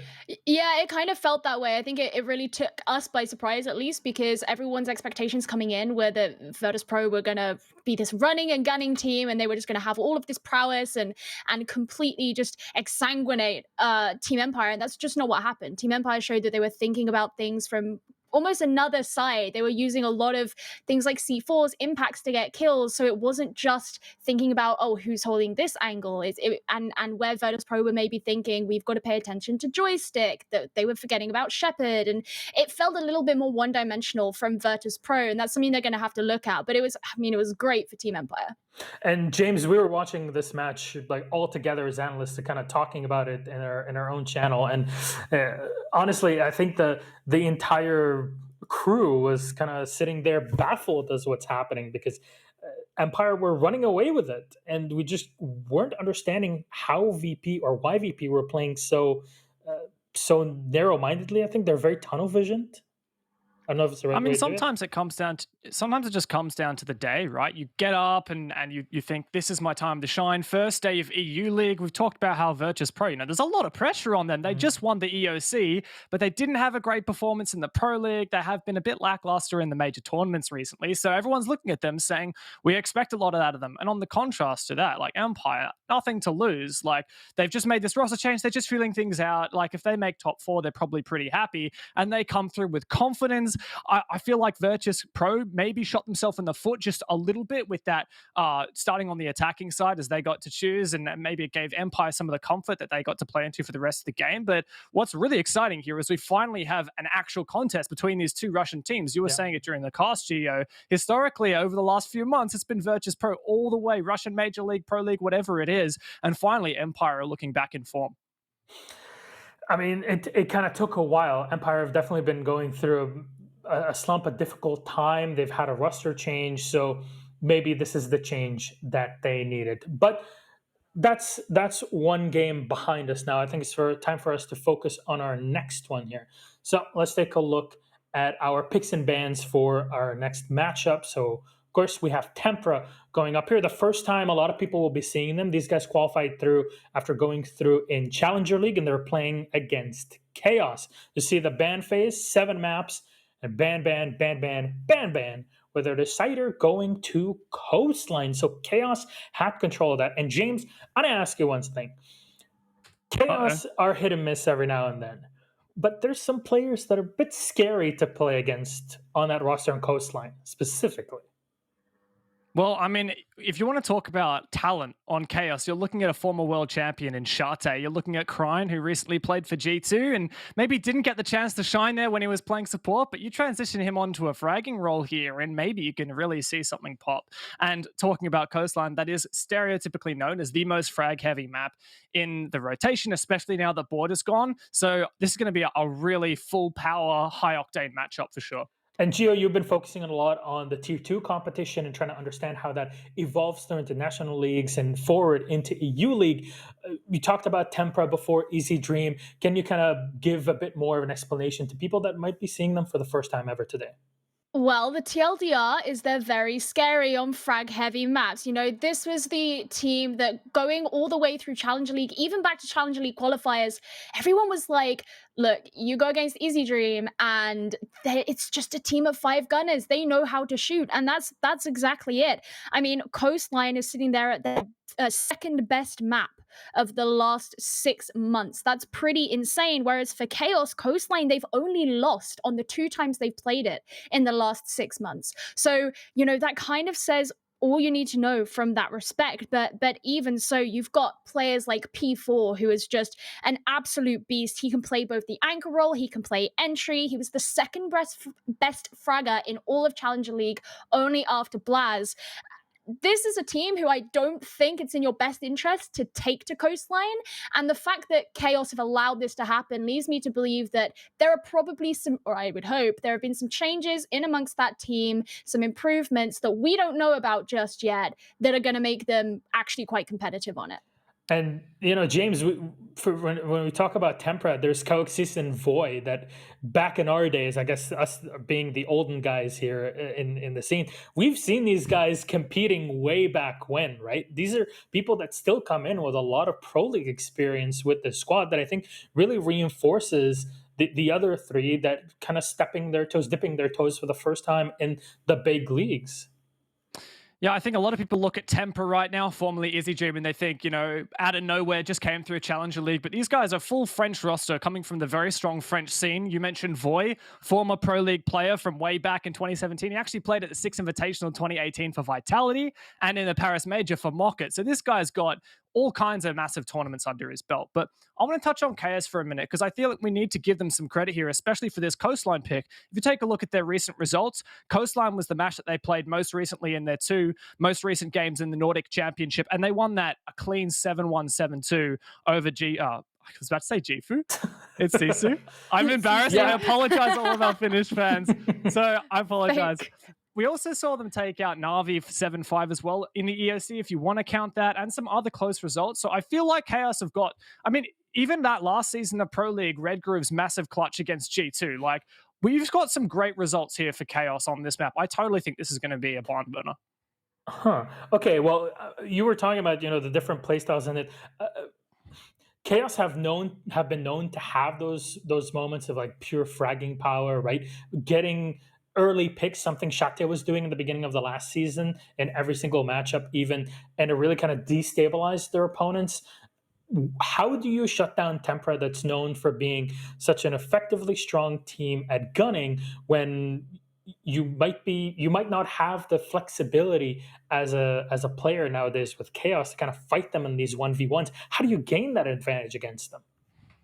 Well, this is where it's kind of difficult, right? Because one thing that Temper are very good at is being consistent amongst themselves. In a lot of teams, you can oftentimes point out the one guy, maybe the 2 guys who are like, all right, you get them and you've got the whole team. Now, I mentioned that P4 is an incredible player because he's so flexible. But then you also look at someone like Shinka, who is so incredibly efficient at planting. Well, okay, we don't want them to plant because then that means that we're going to have to be in a post-plant situation. You look at how all these players are rated, and they're all within a very, very narrow margin. For those of you who are familiar with player ratings, usually it's quite good to have over a rating of 1. All of the players on these teams are rated between 1.04 and 1.21, and they're all very close within each other. And what that basically means is all these players provide just as much value to the team as all of the others. And that makes it very hard to pick out one person who you want to really be targeting. And that makes it very difficult. It basically means that you have to have a lot of prowess, a lot of power in everything that you're going to go through with. If you're going to be strategical, you have to make sure that your strategy is really down to a T. If you're going to go for the gunfights, you have to make sure that you're in a position where you're going to win those gunfights because you can't risk allowing yourselves to be traded out.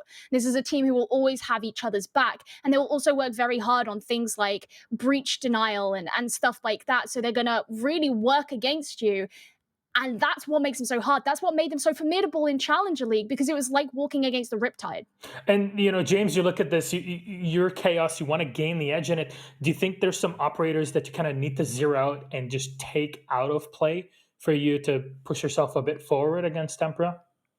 Before I touch on that, I just want to say I feel like we're the angel and the devil on your shoulders, Milosh, right now. And Gio's the angel for Tempra, and I'm here saying Chaos. Red.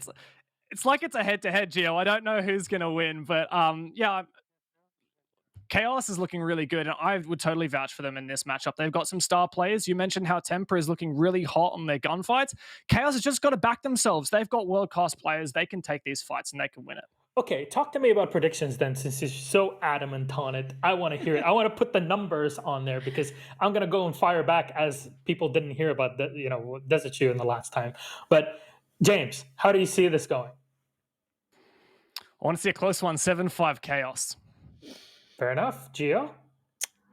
I'm actually quite happy with the 7-5 prediction, but I'm going to go towards Tempera. I think that, Chaos, they have some scary people on their team. Tempera do have something to prove because they've come in through Challenger League, and this is their first time as a team up in the Tier 1 together. So, there's some question marks there, but I'll say 7-5 Tempera. All right, let's see what people think about this matchup themselves watching from home. Of course, you can vote on all of this by going to Rainbow Six Esports EU on Twitter and voting on the matchup. 35% going to Tempera, 3% on a draw, and 60% going for the familiar face that is Chaos Esports. And it's understandable. You haven't seen anything yet from Tempera. We're trying to tell you that they're really something exciting to watch, and both of my wonderful analysts here are kind of telling you this game is going to be close regardless who takes it. We hope that's going to be the case. Any closing thoughts? Something that you see being completely banned out, operator-wise, before we close? James, please, you raise your hand like a good boy. My team won the viewer pronostic. I think that I win. That's it. That's really good there. Let's actually just cancel the match. We don't need to watch it anymore. James just completely floored me with his logic. Bye. Thanks for coming to the broadcast.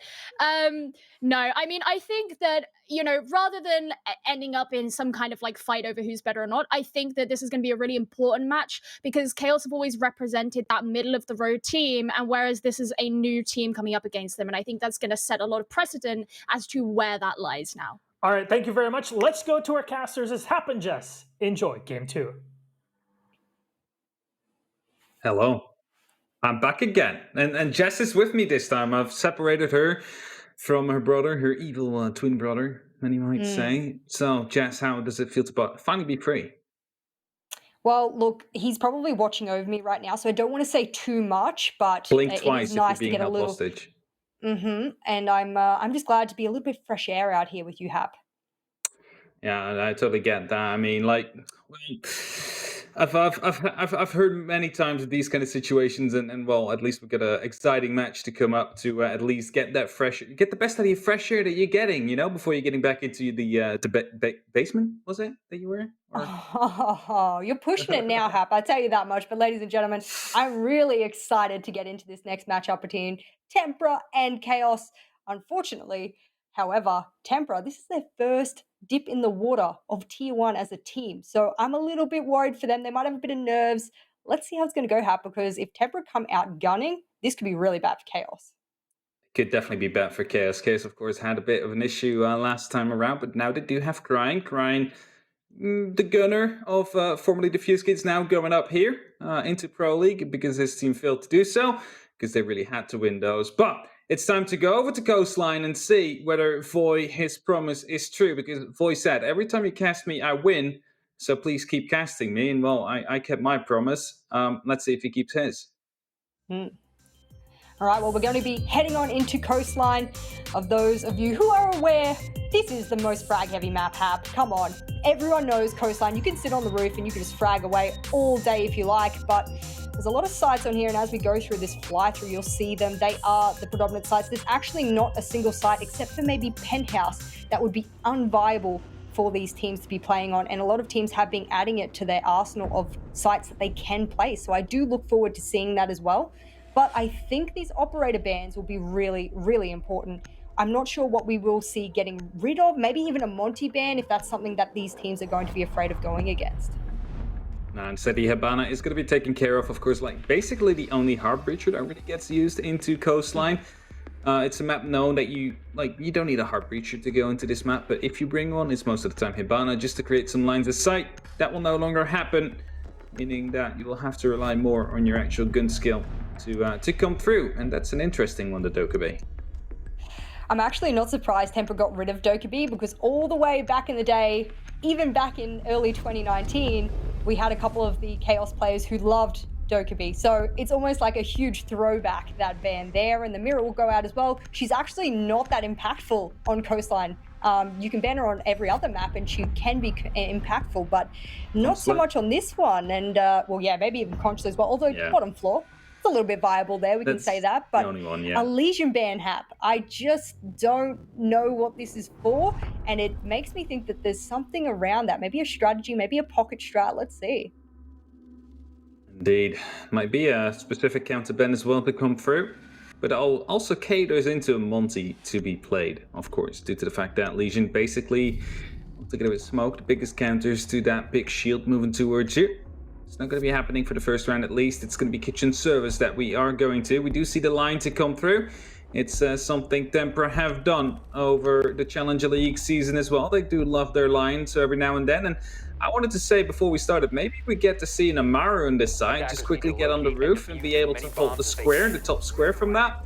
I think it's like it's an interesting way of playing this map. So glad to see the Amaru round number 1.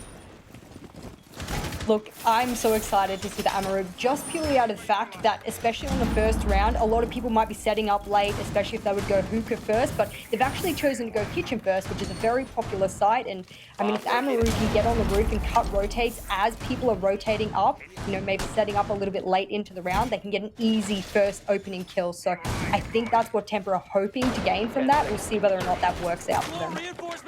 Now, something that was really key to the likes of Tempera throughout the Challenger League, because of basically casted them every single week. And what happened was they would just send one person out in front, especially on coastline. It's a very favorite map for them as they try to go for a spawn peak. Just a little bit of damage done onto Shinka. Foy also taking about half, but they are getting away with that first kill. Vito instantly shut down, but I wanted to say they just, you know, they take control really fast of this map. They just send someone really deep because the drones are always in the right positions. And then they use B4 to try and basically single them out. But B4 used to be like the Ashe/Zofia player. Right now he's in the Buck, so different operator than I'm used from him. I'm not surprised to see Vito trying to assert dominance very quickly, very early on in the matchup. He ran out there, he tried to get those picks, and it might have scared Tempera a little bit, but turning his back around to the Sunrise entrance, that was a bad decision from the Pulse, but he lives to tell another tale, and now they're going to be droning him out, and well, now we'll see whether or not the line is able to come out to effect, but oh god, Hap, the Amaru's in, and I want to see whether or not she's able to have any damage, because she's all by herself now. Yeah, but they're probably not expecting her to be up here right now. There's actually some damage being dealt right there. There's just barely surviving, but he keeps on pressing into Chate, playing on that Maestro. Instead, we'll try to we'll get some control, but instead we'll be taken down by that Alda. Bring it back into a 4-on-4 situation, so Chaos finally have all the equal grounds again, but then Renils gets taken down by Foy, who just jumps in. He reads the situation perfectly, knows what's going on, and as the pickup is about to come in, he didn't wait just long enough, because well, right now, we get a flank coming in from the office soon. Because right here we see Crying just waiting in security. Will be spinned though from two different sides before to pick him up. Shinka to get one kill as well, and it seems like it's only Chate now who took down Durza before, but the plant's coming down any second now. I'm surprised they've only lost Dirtza throughout this entire push. They threw a lot of drones in. There was not a lot of people following them. And as a result, a lot of drones got destroyed. But it looks like they're going to get the plant off. And Chate's not in a position to be able to counter this. Definitely not plant going down. Refire coming through and actually hitting it. Shinka to be taken down, but instantly the frag from Square. It's going to be Kioxis to finish it off with the line vector. It's the round for Tempera. The first one on the board. And for them, hopefully, many more will follow. What surprised me a lot throughout that round was, like I said, that drone economy was really awfully demonstrated by Tempera there. They threw in a lot of drones, and that might look impressive, but unfortunately they weren't acting on the information that those drones were supplying. So they had a lot of drones, a lot of intel, didn't act on it, and it took them till the last minute of the round until they could really get in and start getting those picks off. They did end up pinching the player in CCT or in security there, but unfortunately it didn't really make much of a matter for Chaos because they'd already thrown one of their fraggers out the door to begin with. So that was a numbers game, that rounder, and we'll see whether or not they play numbers round again. They just need to speed things up. Tempera are a little bit slow, and they're not really acting on that information. Tempera managed to actually, get through quickly in the end. Maybe could have been a bit quicker with the actual plan to go down because they knew what the Maestro was. They could have just ran into the side, but, you know, it took a couple of seconds, but eventually managed to get that round in nonetheless. No real panic there. Better be safe than sorry, I guess, in these kind of situations. You're still in a 1v4. And well, Chaos setting up for their second defense now. A little bit of an extension into the kitchen. Now, that will most likely indicate players being there, doesn't it? Yeah, look, it looks like a huge roam setup. Look at all those vertical holes, and shout out to our beautiful observer for highlighting those for us. Those vertical holes mean that none of the attackers can plant almost anywhere in A except on top of the billiards table if they want to plant safely. That means they're going to have to clear below, and well, if you've got a lot of players below, that's going to be extraordinarily hard to clear, and it's going to take a lot of time, of which Tempra's not been showing they're quite good with yet. So we'll see if they can be capable of that. Temper might need to step it up a bit faster in the coming rounds. Of course, last thing they managed to gun out. We'll be splitting out one of the players right there. That's actually positioned to pre-fire because he's not really being covered well. So there's a drone comes in, he might be able to get that one, but he misses the pre-fire. It's going to be Vita to win that one. P4 in the meantime already took down Crying though, so we're in a 4-on-4 situation. But to be realistic here, Durza should have picked him up. Yet again, another one-on-one trade as P4 gets taken out. Keox has managed to get one of himself. The E1D now popping in as well. As Foy is coming in from below, hoping to challenge Cool Vibes. Chate is on top of there. He's going to be able to read this though. Wire on there will be making enough noise for a C4 to be potentially baited, but doesn't want to overdo it yet. Shinka was looking for that spider there, which was inhibiting that drone from getting through Sunrise, and he wants to drone up with Voy. I think the entry they're looking for is up Cool Vibes. Once they have Cool Vibes control, they can push in on Hookah and try and get the plant off. You can see Shinka waiting. He's dancing around the Hookah door. We have the rappel on the Hookah window. Everything's ready to go.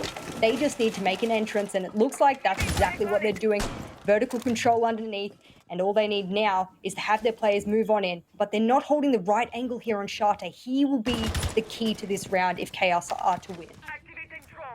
Definitely Shate needs to stay alive right here for Chaos. And if he does not, it's going to be Tempered. I might be able to push through. We'll be falling down a little bit now into the Cool Vibe stairs. And while Foy is still in a position where he could potentially go and challenge this. However, the likes of Temper seem to be rotating around. It seems to become a kind of side take. People are rappelling up on the window. Foy still from below. And Shinka is looking to actually jump in from the Hookah side of things. So they're literally just looking for one pick. They need one to get started. They need to know where they can actually move in from. And they're not getting any angles yet due to Chaos being really passive about it. It should just be eventually the time ticking out. But as Foy is rotating around, he's now deciding whether or not to go for the bars or if he will be going up for 90. And as Chaos just gets Shate, that's the opening they need. That's the frag finally found. The last two are now around the southern side. Shinka is going to be going in with that plant. It's going to get taken down by Foy right here, and it's going to be a 2-on-1 situation. If the plant now comes down, it's a 45-second countdown. Just started out. The pre-fire is coming in. Foy gets down. It's a Shinka right now in a 1v1 against Renewals, but he does have the clock in his favor. Just 30 seconds. And he needs to get these peaks. So you see that Renewals is trying to find wherever Shinka is, but he's below, he's hiding, he's playing smart about it. He still has an impact and might be able to actually defend this from below. The Slaymore will be shot right there, tries to actually ledge himself up right there, will be available to do so. This is not going to be putting off Renewals, and that means he might be able to get the defuse. Yes, he will. Shinka not being able to contest it as he didn't look through the verticals, and it's going to be Chaos to win that round due to, well, pros don't fake. This is the example right here. I am gobsmacked by that thought process he went across to get rid of the Claymore that was already hovering over the diffuser, but even more so about his decision making to go up onto the ledge of the hookah bar there and just diffuse it from that way. I've never seen someone take that kind of meticulous skill to just sort of get that diffuse off. And you're right, pros don't fake, and or someone with as much experience as Renewals has, that's not a surprise to me. So it was a good timing from Tempera, though. We do need to point that out. They did time the EE1D in perfect succession with the plant. They did try and pinch, and you saw Void, he actually rotated twice. He had the rotate at the bottom of Sunrise, and he also rotated all the way over into Accra and Luggage. So had he have not done that, there wouldn't be a three-sided pinch to allow them to get that plant off to begin with. Definitely not. Should not have had that. Well, I mean, first of all, the pin shouldn't have come down. Shatter shouldn't have fallen there. But as soon as they actually did, you knew that the plant was going to be coming down. Just kind of... It's weird how they still managed to lose that one, though. Should have just had them fall back a little bit more. instead of going aggressive, because the plant was already down, there's no need to peek them, even especially if you know where they are at that point in time. Good time for a little bit of a misplay there. They managed to force themselves through when Chaos gave them a bit too much space. But to get that plant down. The new round and the new site. We're back in the bars. Let's see who will be serving the win here. To locate a bomb and defuse it. I'm interested by that rotate that they put into Office, actually, because that's not a rotate you usually see very often, and that's the one exactly I'm talking about. Usually you'll close that off quite effectively, and it's something that they're looking to play an extended hold, but Renulti shows that experience coming out again, and the Bragger of P4 will go down with a beautiful headshot, and looks like they just want to enter now, Hap, because this extended hold extends all the way out to the edges of the map. It definitely does, but Boy manages to respond to Renewals, able to take down that Mozzie. We're back to a 4-on-4. Yes, you've lost your buck. Well, at least he does not have grenades anymore, so that piece of utility you're not mourning for. Falker being spotted out. You see right here, Durza trying to go aggressive to hope and pick up Shate, who received some wallbangs himself. Going to be a new drone coming in. That will be spotting him out right now, and that will definitely put someone on that window to try and challenge it, compared to, well, someone moving into supply and stock as well. Office trying to be taken right here. Foy able to get that kill to get it with... No, actually not. It's Crying with a double kill right there onto Foy and Keoxys as he was being droned out. Shate is going to get taken down. It's a double kill to come through. No, Red Groove wins that gunfight onto Durza. It's all up to Shinka now in a 1-on-3. With 1 minute 43 left on the clock, it's plenty of time for him to work with, but I doubt that Chaos is giving him anyone who wants to work with. Look, there's a lot of really lit players on the side of Chaos, and Shinka does have the gun and the operator to sort of do this. I'm not sure whether or not he has any utility left. I mean, he's got his Claymore, he has a couple of his impacts and a concussion, so if he plays this right, he might be able to take someone off guard, but Crying gives away his position. He'll shoot off some shots in the back of Office, and now it all comes down to the waiting game. Hap, there's over a minute left. If anyone can do it, it's with a minute timer on the clock and with this kind of weapon. It definitely spots out the first player right there into the blue bar. Not going to be able to get any tanks going through yet, though. Crying's going to be holding a very passive angle right here, and as the stuns are going to be coming through, at least gets the information someone is out here, but he seems to be checking the wrong angle. It's not going to be around that. He's on the right side of things. Prone behind the bar, gets that kill to start things up. 45 seconds still left on the clock. Almost managed to get catch the second one behind the bomb chassis. They start falling back right now, an impact to create an even bigger hole to work with. Shinka trying to get himself into an advantageous position. Last two players both into the Sunrise bar. It's Vito and Red Groove. Not sure if there's any C4 left they can potentially stall with, but especially as soon as this plant sound starts coming down, the pushes will come in as well. Vito will hear this, call that out as well, potentially to the rest of his team. But Shinka in the meantime now knows as well that he needs to go for the actual kill, so you cannot stall any longer. Tries to go for the peaks, tries to go for the 1v1s, but Red Groove will be able to pick him up right here behind the plants. Able to get that kill in. A little bit of a flick right there. It's Chaos to secure that second round. The good thing about that there was I was worried that Chaos were overextending themselves as they, got the clock down to 30 seconds. And there's no need to really challenge when you've got a 1vx in that moment. They've got a plant. They're the ones that are going against time as well. So I was a little bit worried, but Red Groove, he hid in the corner of the bottom of Sunrise Stairs on Pop Plant. And then we had the player with the C4 behind the reinforcement between sites. So that was good. It was good positioning. Unfortunately for Shinka, he actually didn't make the right decision. He needed to have baited out that sort of utility and those peaks, or he needed to have pushed, and he needed to have pushed far earlier. So a little bit of missed decision making there coming out from Tempera, but they had a good start to the round, and they're actually seeming to be a lot more convincing than I thought they would. Indeed. Now, 1-2, you might think Chaos is taking the clear charge here, but it's not really true yet. It's not uncommon to see a 3-3 split on the first side of things, as this map's basically 50-50 anyway, whether or not it's defensive or offensive sided. And with the frag heaviness of things, it is often coming down to whoever wins the gunfights first. And twice that has been Chaos, once it has been Tempera. So it could still go either way. It's not that Chaos is so far as convincingly as that Empire was against Virtus Pro. They are still, being kept up, or Tempera is keeping up with them. They need to make some short work of that. Yeah, look, they'll go back to Blue Bar. I mean, I think they'll know exactly what mistakes they made there. Cryan had a really good double kill that round in Office. He was showing his worth and his ability to solo hold that. But I think Tempera, surely they're going to adapt to this now. Look at these drones zooming in here. Surely they'll know that they need to pinch this. Renault is playing kind of bomb has close. been He's going to located. feed a little bit of info as well. Cryan's desperately trying to get rid of that intel and those drones. So if he doesn't assist Cryan and he gets grenaded out or they pinch from security, this could be a really bad hold, and suddenly it will allow them to have a Blue Bar plant very quickly. Definitely, they just spotted out the one player into the actual security as well, but the spots are now coming through into P4, who is going to get peeked right here by Red Groove, picks up the entry, just walks out from the toilet, gets that kill, and with that, the entry goes to Chaos yet again, and well, we're going to have Chaos and Seducer right here trying to take care of the Office. They hope to actually take it. It's the peak to come in, but trying to be supreme, and we'll be able to pick up the second one as well. No, Durza Reigns, well, gets the upper hand on that one. Tries to peek into the actual security side of things, but find anybody there. In the meantime, it's just him and Foy left to go up against the 4. And to say that, it's going to be Durza to get taken out. So it's just Foy now. That needs to take down 4 players of Chaos. With 1 minute and 30 on the clock, and it's a very fast-paced map, you can say, because often these kills come down to the last 20, 30 seconds, but now we're always like 1 or 2 minutes in, and it's just one member standing on the last team. Twice now it has been Tempera. And, well, he started it off, got 1, but needs to find 3 more Jets. Oh, that's a beautiful headshot there. Boy read into that really quite well. I mean, you always expect that lobby player given the vertical holes. And I actually thought the site was Blue Bar, given that, you know, they'd set up the exact same way when they had that site to begin with. So they've actually spread themselves across the map so far. And we need to see Chaos. Again, they don't need to overextend themselves. Vui has a lot of time to work with here, so that's very dangerous if you do not try and subside yourself from getting a little bit too aggressive when it's unnecessary.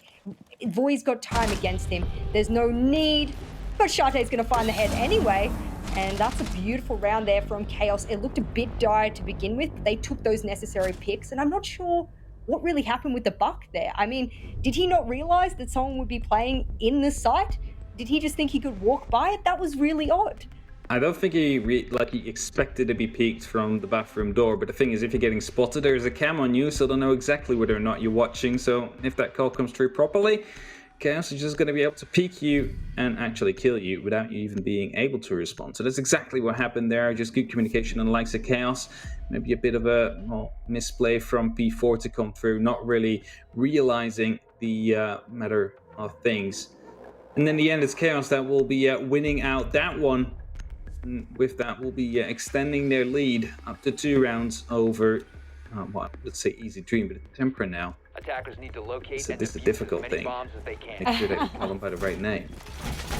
Exactly. Well, we'll finally see Hookah come out again, and I think this time they'll be hoping that those vertical holes will be used more effectively. They decided they would plant Hookah, and there wasn't a lot of verticality there for them to be able to deny it, so I wonder if they'll use the shotgun.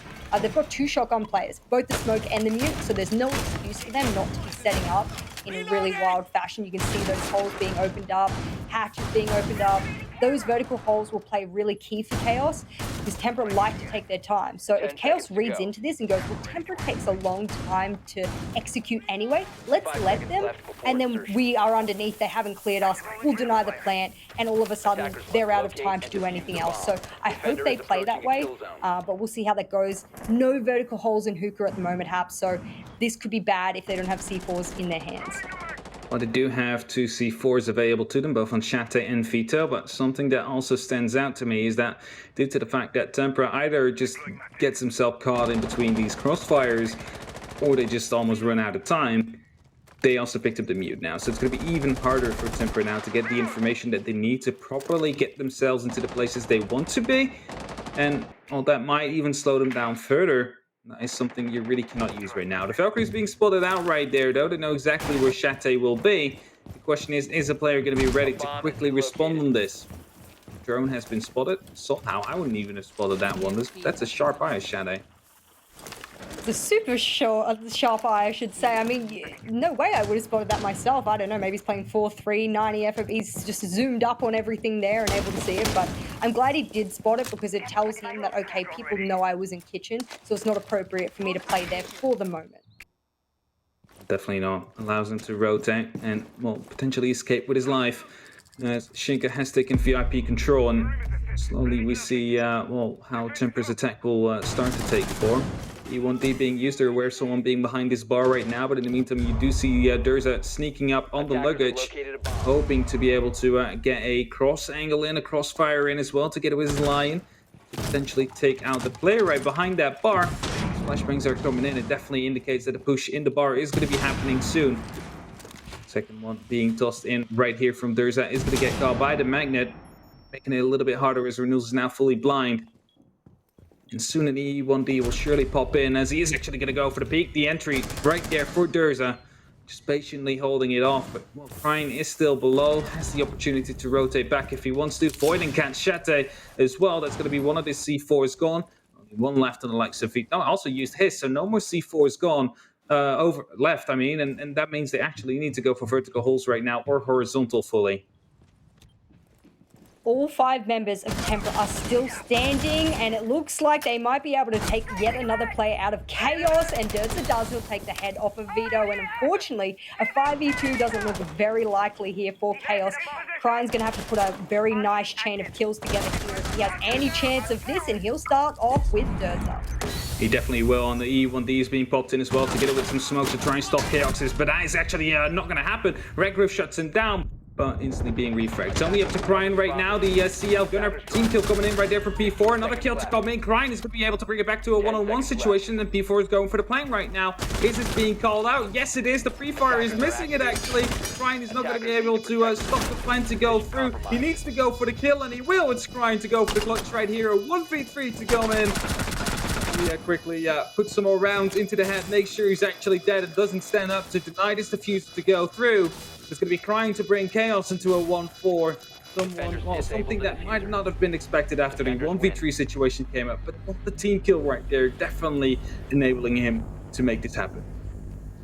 If there's ever a player that can chain kills together, as I said, it is Krine. That was an amazing show there. Obviously, he had quite, exceptional weaponry. He's got the carbine in his hand, so that is quite a good weapon for him to be able to clutch those, those 1vx's out. So he managed to do it in really quick succession. And I think what stalled him out there was no rotate between the sides. There was only lines of sight, and when he realized that, he couldn't stop the denial. He knew he just had to go for the frag. So I think that was really well done. Not quite as well done by Tempera. I don't think they needed to have planted exactly in that spot. They actually could have planted a little bit closer and held the 90 line of sight to stop anyone running towards him.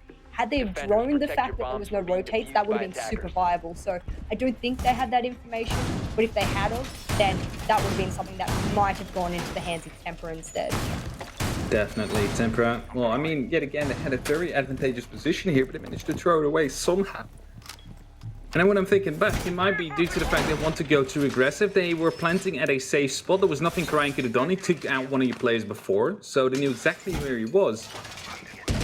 All you had to make sure of is that he didn't walk through the door, right? So you only need to hold that angle. You can do that pretty passively, and you would have won that round. But instead, they all started peeking him into different angles, and well, give Krine the opportunity to go for multiple 1v1s, and he will definitely do so, as he just perfectly portrayed here. Vito again go for the spawn kill here. He already did so the first round as well. No one actually here this time will, with that, escape with his life this time. No damage dealt on either side. I'm a little bit concerned here for Chaos. They've got a double ADS set up in the Sunrise entrance. That's all well and good, but Thatcher, I mean, is Thatcher banned? I don't believe so. And, oh, that's a good opening pick. Oh, it's all off to a flurry.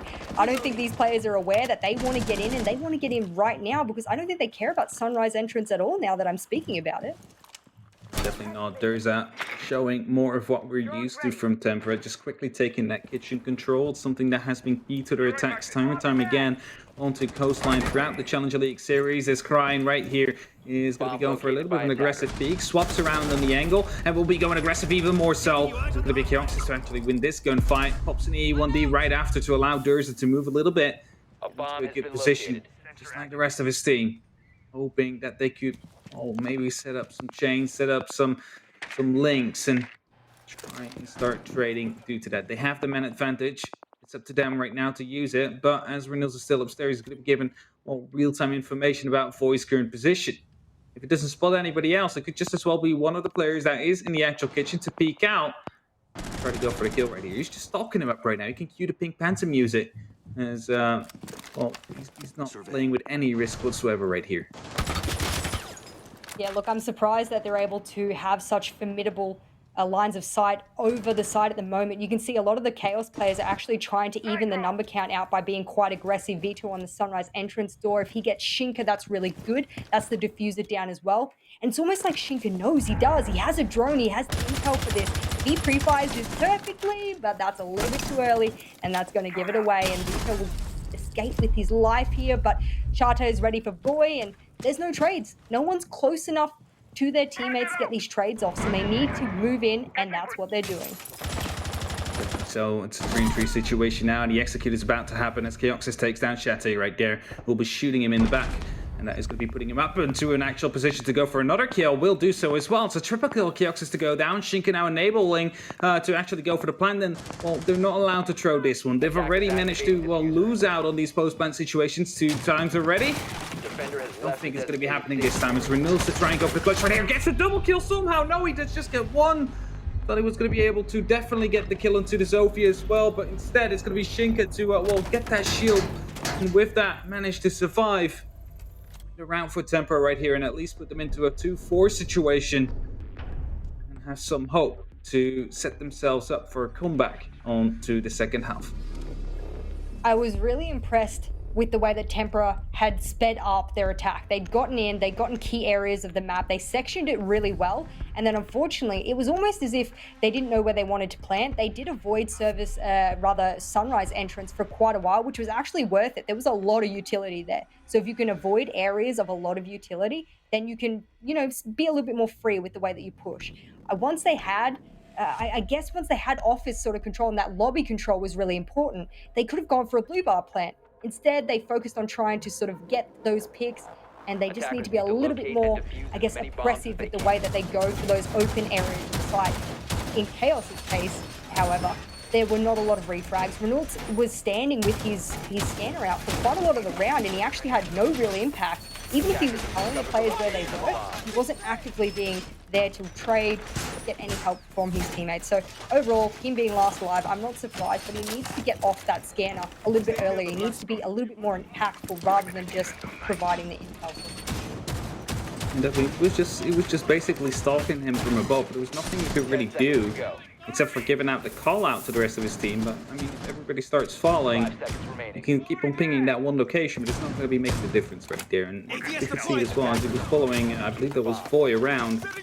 It was Shinka, no, Keoxys that got into the position to kill 2 people. So like by tunneling yourself that much into one player, missing that crucial information of the others. Yeah, and I'm really excited to see here. We've got the Goyo, we've also got the ACOG on the dock. I believe he's running the ACOG. I believe People's running the ACOG on the TCSG. I hope so. And if he is, well, then that's going to be a really good... Yeah, he is. So there we go. He'll have a lot of long lines of sight. And they've opened up a lot of holes here for them to do it. Look at that luggage line of sight. That's a brilliant one. Beautiful. That's what a lot of attackers actually open up themselves from the roof. But it can be used against attackers in the same fashion. And that's what Temper here are trying to showcase. Chaos, however, is trying to attack from VIP, so the complete opposite side of things. As the barricades being spotted out, of course, they do have a sledge available to make easy work of those. Of course, not really that safe if they're in the middle of a hallway, as you're basically in a tunnel. Tracks are being deployed right here just to make sure that no more flanks are coming up those stairs, at least not without being heard. And as Chaos is setting themselves up to go for an execute, at least to grab some more ground right before they do, is going to be Tempera that is trying to find out where it exactly is going to be coming from. Well, Chaoxys has a little bit of freedom here. We saw him roaming around below, and I think Kryan's the one who's trying to find out his exact position. Dirtza as well has a little bit of an off position. If he gets caught out in the corner, he will be finding the end to his life really quickly. I think what Temper are trying to do here is just take that initial pick. We spoke about Chaoxys. If he gets caught out in this lobby line of sight, this crossfire will come across. That's the proximity alarm. That's the danger of that alarm there, ladies and gentlemen, in true fashion. And Kryan will find out exactly where Chaos is. And, well, now we need to even this number count if Temper are hoping that they don't get stormed and pinched very quickly because there's less than a minute left. Yeah, definitely so. There's less than a minute now, and Durza will be picking up Shattered. So at least he starts things off. Crying is well, sitting down below. Fido picks up Durza. Crying is the perfect position to try and shoot up one of these breaching charges to try and force people out of their positions to shepherd them into other players that are side. See someone crawling through luggage right there, making sure you don't get picked up by the long angle that has been created. Beautiful snake move coming down from the snake team. Chaos, the Ouroboros, of course. It's in their logo. They have learned it from that way. It's Foy and Shinka both to pick up 1 kill, turn it into a 3-on-2 situation. Now it's Red Groove and Crying to try and still manage to get this round in. The Incendiary will be caught off by the Magnet right there, and well, it's only up to Red Groove now. He will be picking up 1 kill to start things off with, but as he flamed himself up, there's almost nothing he can do. There's no rotation there. It's Shinka to pick him up with the final headshot, and Temper will win round number 7. Start their way to work back towards that 4-4 scoreline to draw things up and make it an anyone's ball game again.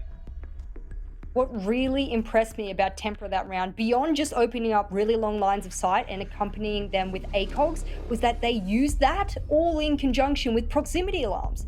I mean, we're just seeing the meta and how people and players, especially from a tier 1 perspective, want to set the meta for proximity alarms. You can throw them, so they're actually a throwable deployable, so you don't really need to place them anywhere in your own AoE. They can have their own AoE all the way on the roof, for example. So we saw how as soon as that proximity alarm went off in 90 and in luggage, pre-fires were coming out from the defenders almost instantaneously. It's how the sledge died as well. So I think that's a brilliant use of that, and I'm hoping that Temper continue that because they've been really strong with it. Using that proximity, of course, you do not have to constantly peek in, right? So you just wait for the sound cue, then you peek in and start pre-firing. Because, well, as soon as that sound cue comes in, the attacker will be kind of jump scared as well. But, oh, what's this? I need to take care of that, right? And they start looking for it almost instantly. And if you're, you know, playing there with an ACO, like the Doc or the DCSG, you could just maybe instantly pick up one of these members. We're trying to take care of that proximity alarm. The sound cue, just pretty annoying. 5 seconds remaining. Oh, that's a wide open wall there on the blue bar. You cannot miss it. It's almost as if the wall doesn't exist there anymore, and that's just a huge line of sight. If I'm Tempera and I don't have lobby control, I'm going to be very fearful, because once you have lobby control with all that wall opened up, anyone can plant there unless there are vertical holes. That needs to be something we see from Tempera if they don't have lobby control. So we'll see whether or not Chaos read into that. They need to start adapting a bit more, because Tempera's taking advantage of them thus far. Definitely Temper managed to take advantage in that first round on their defense and are looking to well, continue that the rest of this half. 4-3 score is the current state of affairs, and that means it's still up to both teams to potentially pick up 3 points and bring them home. As Renewal's right now opening up into the bars with a sledgehammer, hoping to create some lines of sight, some angles that he can maybe use to force these Temper players out of position. It's only going to be Durza, though. That is sitting behind the bomb chassis. The rest is not really in that bar. Well, you're not going to be able to find an angle on him, especially not with the shield located at where it currently is. 2 minutes left on the clock. They will now start making their way downstairs to get some horizontal pressure as well. What they've decided to do is completely give up top floor. Just completely give it to the attackers, and that's all well and good, but if you lose one of these key outside-in positions, of which Office is, and you can see the Maestro playing in there, if they lose this position, a blue bar plant can be inevitable, unless Voy or other defenders hold from lobby, and that's where you see the Maestro rotating to now. So he's hoping that these long, big lines of sight they've opened up in Courtyard will promise them being able to deny the plant. But if they're not careful, Chaos could take Office control, plant backwards into the wall of Office, and you can't deny that from the lobby, so they need to be very careful.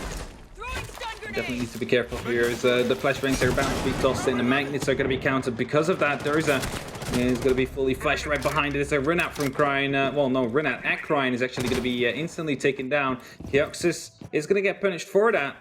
Foy is thinking about doing the same right now, because, I mean, he's still going to be at that position. have the opportunity to try and counter that one off, as Durza is basically struggling with keeping him at bay right there. Located by Second attackers. ADS now is going to be the one that will have to be used, as I believe they took down that Evil Eye with the sledgehammer from above, so no more information coming through that.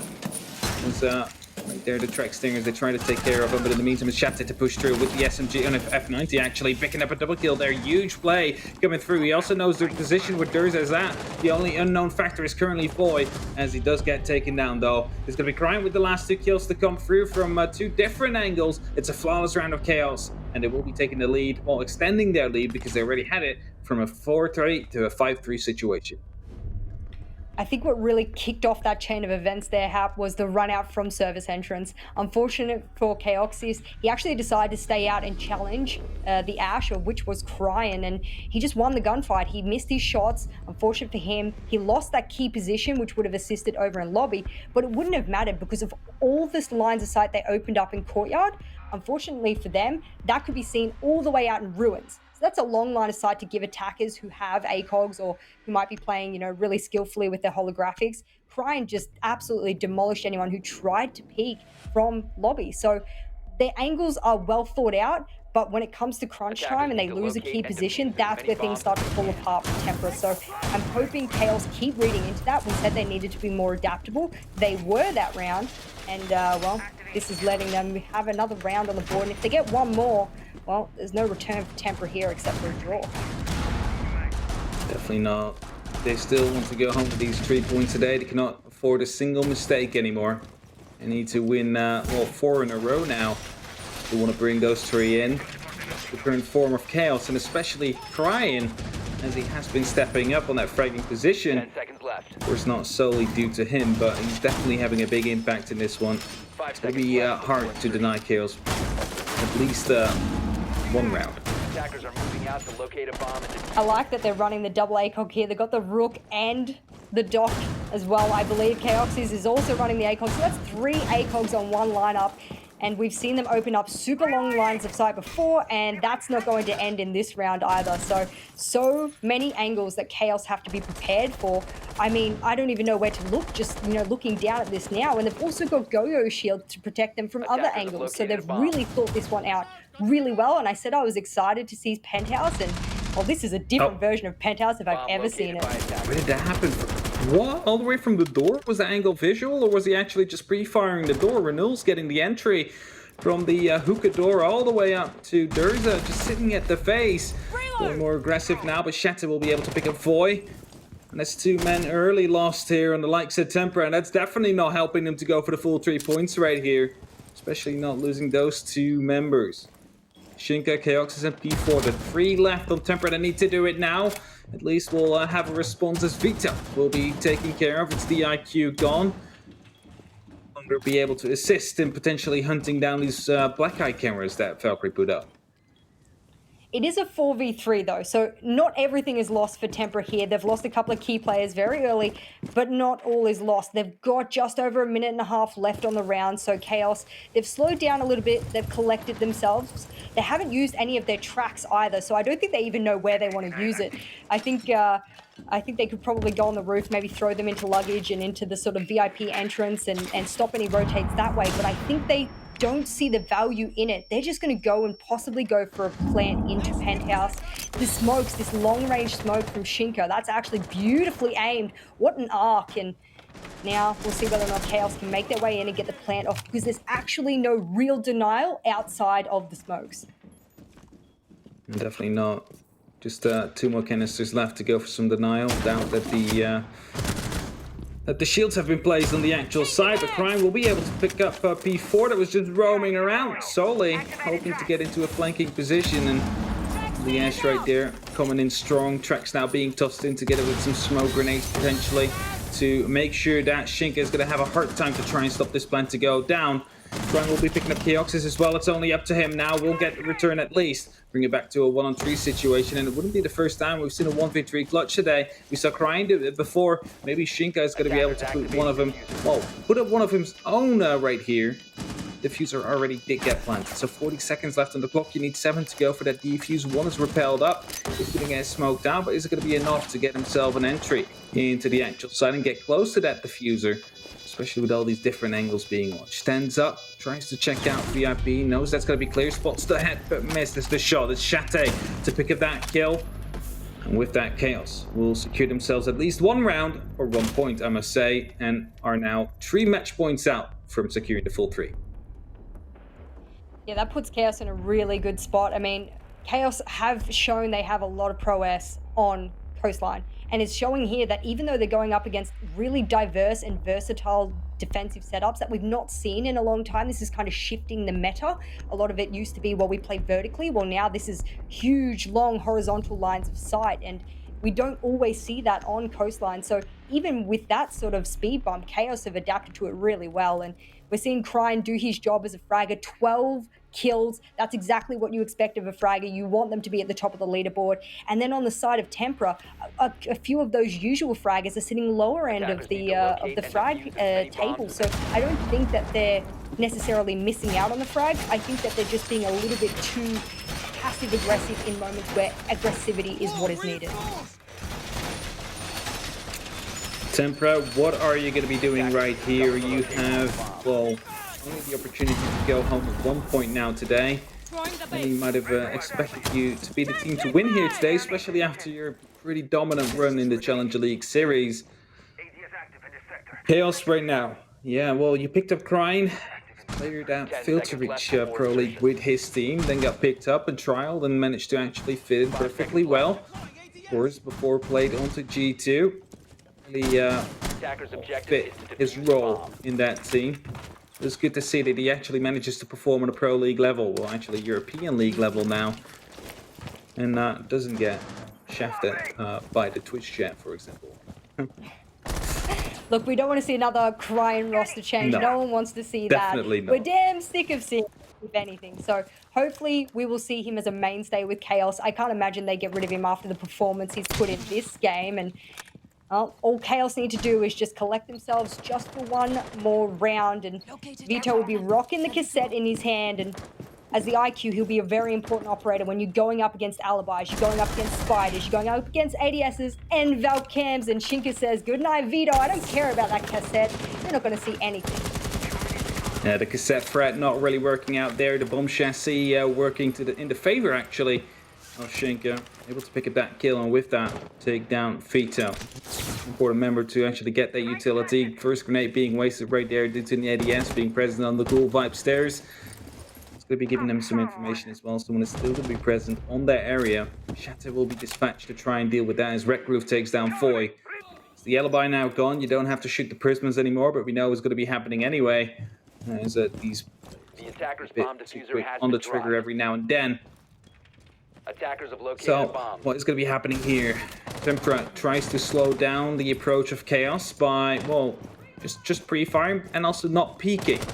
As I say, that looks like Durza might be wanting to go for a run-out right here due to the repel that's going on currently in the main window. I'm glad he didn't do that because he does still have a C4 to play with, and that verticality is something that Chaos doesn't seem to be dealing with, but that's 1 kill instantly traded back, and Crine, he'll make his damage, but he'll only manage to even out the number count, and now the air jabs will play an important part of this. I believe they know their air jabs in those key run-out positions, and it does look like this plant onto Hookah is what they're favoring here. I mean, they're trying to get into Aqua as well, but Shate will get his head absolutely cleaned off by Dirtzer, and there's the grenade finally connecting. So a 2v2. This is very possible for Chaos. They need to be sure about where they want to push. Definitely, the challenges are now going on in 2 positions in this current map. 1 into Hookah, 1 in the actual luggage slash aquarium area right there. It's both one-on-ones, but Shinka managed to get renewals as soon as he sneaks in. That drops to the diffuser, and with that, Red Groove is now going to have an issue to try and get himself into the right position to, well, clutch this out with 24 seconds left. The only thing he can really do is either drop in aquarium or drop down onto the Hookah balcony and try to get those kills like that. 15 seconds As to he's go. now trying to hunt him down. There's only 15 seconds left on the clock. He gets caught with his gun down, and with that, Tempera will win round number 10. They bring it up to a 4-6. They might still be able to get that 1 point in and force a draw off of Chaos. Oh, that was clutch from the depths of despair there, really. I mean, I was really happy that there were trades back and forth from both teams here, Chaos and Temper. They were making sure they were refragging their teammates effectively. That's why the number count kept going down 3-2, 2-2, and then eventually bringing it down to what we saw at the end. So I think for Tempera, that wasn't a very convincing round win. So they need to be a little bit more convincing in their, in their future rounds, because they need to win 3 more if they want to win these 2 more rather, to get those 1 point, because there's draws here, ladies and gentlemen. We cannot go for a win. Only Chaos can.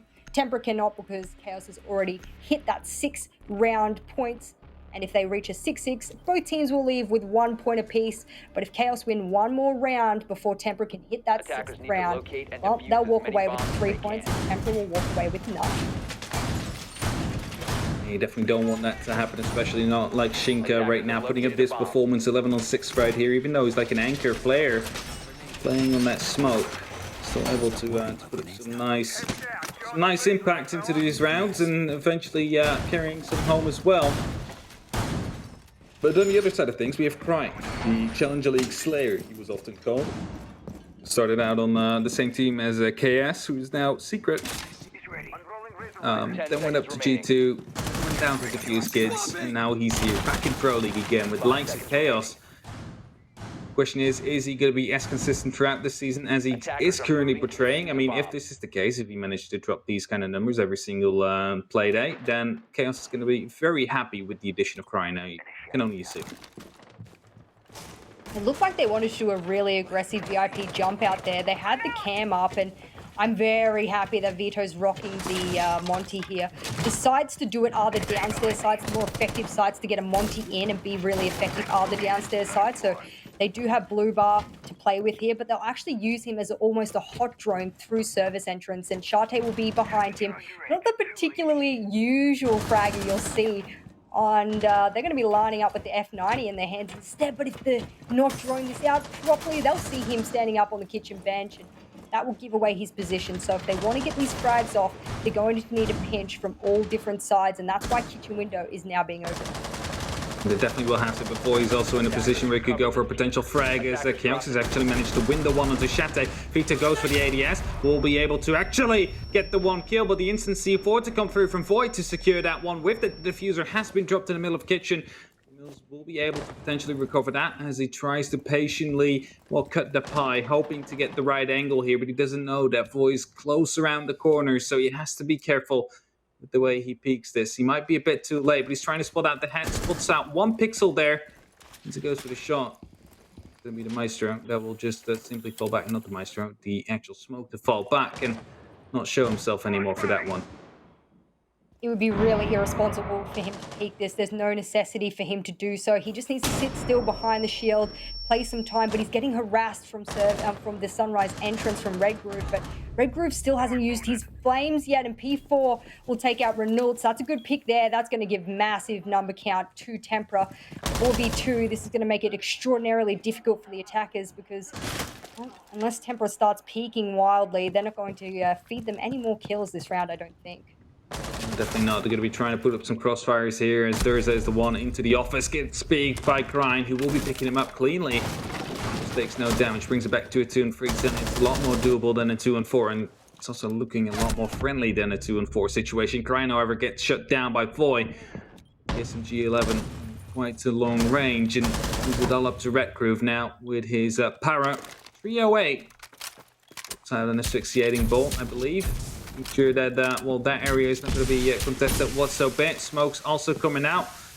Will eliminate some angles, allow him to move a bit closer into the bar, and as you can see, clearly create these 1v1 situations. As he spots out Chinka, is not going to be able to pick up that kill. Everybody just gets passive, and it's going to be Void to get the last one with the SMG yet again, and Tempera are 1 round away from bringing this to a draw. That would be the best outcome for Tempera. Obviously, they have no chance of winning like we spoke about before, but the fact that they can show, even when they're in dire situations, that they can still bring it back, they can collect themselves and ultimately put those rounds on the board, is probably says a lot about Tempera and their mentality, which is really important. I mean, mentality can be something that plays against players very heavily, especially when they're under a lot of stress. So I think for Tempera, if anything, it's reignited them and said, boys, let's go. We have to put these rounds on the board. We can't walk away with nothing in our first game. And I mean, giving Chaos a run for their money throughout this entire map. Look at those frags. Shinka is on the 10 or 11 kills there, I believe, and a couple of other key fraggers stepping up for Tempera here. But I don't think it's necessarily been Tempera fragging out the way we've seen Cryan do on Defenders, Chaos. protect your I bombs think from for being Tempera's defused side, by it's that they've attackers. ensured that when they do their step-by-step or they have those particular strategies that they want to run, they do it very flawlessly. And when they get stuck, that's when that Chaos has been taking out advantages on them. So I don't think the Chaos is safe, that they need to have been as aggressive as we've seen them. They just need to go in, use drones effectively, and then make sure that they're getting those peaks or those refrags. I don't think the Monty would play last round as it would have been if it was Kitchen, but the site was Blue Bar, so it didn't really play in their favor. And definitely I'll manage to get at least one kill in, but yeah, well then to see 4 lands right behind you, there's nothing you can do, especially not when you sealed and extended. Gets blown into pieces, and with that, Tempera had the advantage suddenly, due to the fact that Kioxis beforehand also managed to pick up one of the players, which has an actual assault rifle, you know. Does a little bit more damage, can shoot a little bit more, well, faster.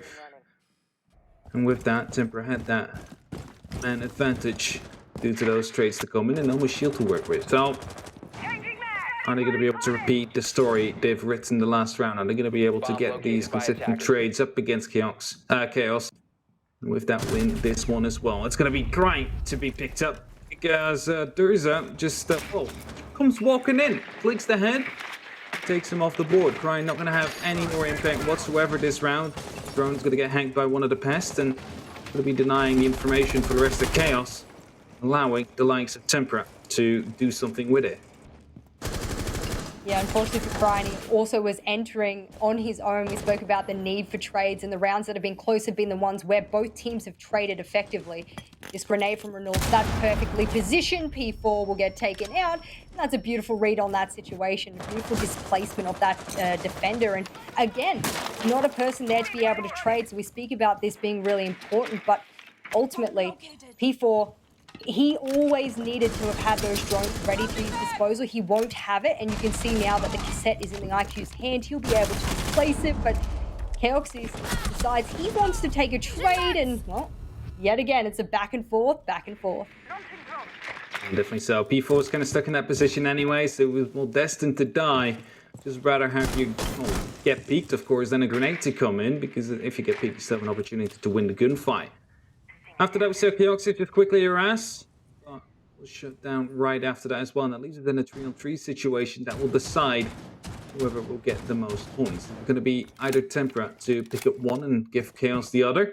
It's going to be Chaos to take all 3 home with that joint Empire on that shared first place. Of course, not by round differential, just purely by points.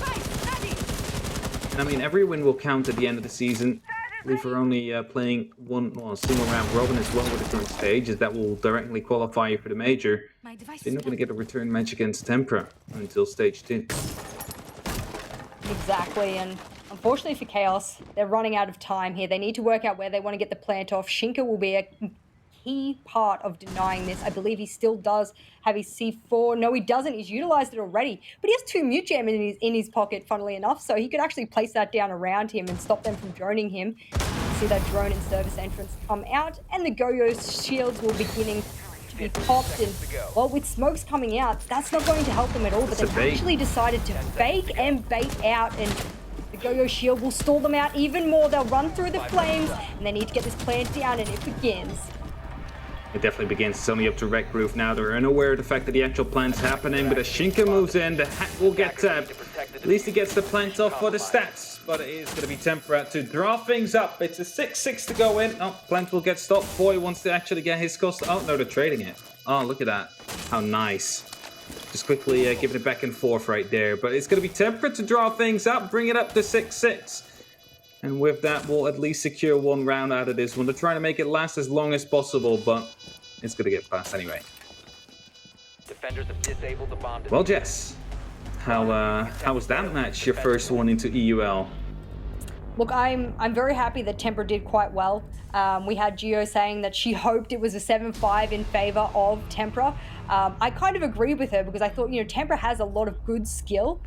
They have a lot of good potential. I was sure that with the imposition of Cryan into Chaos, that might change things up, and it did. I don't want to say that Cryan's imposition didn't. It absolutely did. He had a very, very big impact there on his fragging role. I think there was just a lot of other factors that weighed into the fact that Chaos just couldn't keep those rounds going in succession the way that they needed to cap that out. Definitely, they started off well. They had a flying start, really, Chaos, but then they didn't really manage to capitalize on it in the end. Tempera managed to get warmed up and roll back in it slowly, just by taking them off guard. Like Cryan was entering alone, as you mentioned before, and it only works for so long before Tempera starts realizing that and actually put pressure on the location where he's coming from, and that exactly happened. He got picked up more and more as rounds started off, and if he doesn't have any pressure or doesn't have any impacts, then the rest of Chaos kind of seem to be wondering what to do next. Exactly. So really good first round there. First matchup from Tempera. I think they'll be really happy with that. I'm sure their counterparts of Team Secret are hoping they can have an impact as well. I definitely think that Tempera is a team to be looking for into future matchups. And if we do sort of see them sort of rise throughout the ranks, I wouldn't be surprised. We said we got Voy, a lot of experience on there. They would calculate. They just need to be better with drones, for example. A lot of wasted drones throughout that matchup. And when they did try and speed up their attacking rounds, it was a little bit sloppy. And for Chaos, there's a lot to be said there. They lost a lot of rounds they should have won. So I think they'll be going back through their VODs and working out those mistakes very quickly. Yeah, but we also had a couple of rounds that were lost by, let's say Tempera due to misplays, especially post-plan. But that was it for us. Let's give it to our analysts and Gassan to quickly go over these little plays that have been made and come to the conclusion is why things ended like they did. Thank you well, Mr. Hoppers. Yes, we are definitely back on here. And I have to say, that was a super enjoyable match for us to watch. We were sitting together in our comms channel and just going through every single strat because I think we're going to dig through it, but really think Tempera have a lot in store for us. But James, we were talking about this, and it looked like Chaos were two completely different teams on the first half versus the second. Their start on defense versus their attack. What was going on there? Yeah, totally. It was definitely a game of two halves. The first half, it really looked like Chaos were in control, and on the defense is winning round after round. And what we talk about, typically Coastline does sway towards that attacking side. If they can shut down the aggression from the defenders, you're usually swell. And to be frank, like Chaos were just running around having a field day. They always had the information on their defense, and they just, Jess touched on the drone work from Tempera. Just like never seemed like Tempera had that droning for themselves. But then when we switched over and Tempera were on defense, they brought out some unusual strategies and really a lot of confidence in their 1v1s that threw off Chaos and really helped them get a lot of leg up. Yeah, I think we kind of got baited in at the start thinking, this is going to be, over really, really quickly. We were like, they're getting destroyed. But actually what ended up really happening was it just turns out the Coastline's defender side of the map. Apparently, we didn't know that. I have to agree with you, James. The fact that Tempera, they didn't look super, super strong in their attack, which was kind of surprising given what I said at the start, saying, this is quite an aggressive team. That's how they like to play. We did see early engagements coming in from them, but not necessarily engagements that they were able to hold out as strongly as you would have liked. They were getting traded out. It wasn't going as well. But then, as you say, when they got onto their defense, things became a little bit more flavorsome. They tried a few things out. And in some cases, that was just kind of too much for Chaos. Yeah, and I have to say, both teams have a lot to offer. And because Tempera are the newcomers, I think we're going to be keeping a very close eye on this squad because their strategies are quite crafty, I gotta say. I can't wait to see more of them and Chaos in the future. With that, let's take a look at our rankings and remind everybody of where we stand right now. We had game number 1 that ended in a 7-1 victory for Team Empire against Virtus Pro, again, against all odds. But with a tie at 6-6, we end up with 1 point for Chaos and for Tempera. They're going to have to share the points at the end of the day. That's that part of the rankings for this game so far. Yeah, if you look at the context of the whole season, Tempera getting their first point on the board in their first game down, I mean, Chaos probably not the highest rated team in the whole league. Like, if Tempera had gotten a draw against your Rogue or your G2 or something, maybe we would be a little bit more hyped for Tempera right now. But I've got to say, like, even just a draw against a team like Chaos, especially coming back from such a deficit, I mean, I've got to be impressed by that. And I think Tempera are definitely here to stay. They've earned their spot in the EU League. All right, so our next game, Vitality versus BDS. We'll just remind everybody of the rankings. We actually have the visual for you here, so let's put it up on the screen and go through it again. Team Empire still sit at that 1 victory with 3 points. Chaos and Tempera right after them at 1 point apiece. So that's game 2 done for today. As I was saying, it's Vitality versus BDS coming after this. We'll be switching around the duos again, and we'll be ready for the next matchup. So after a couple of minutes, we'll see you then.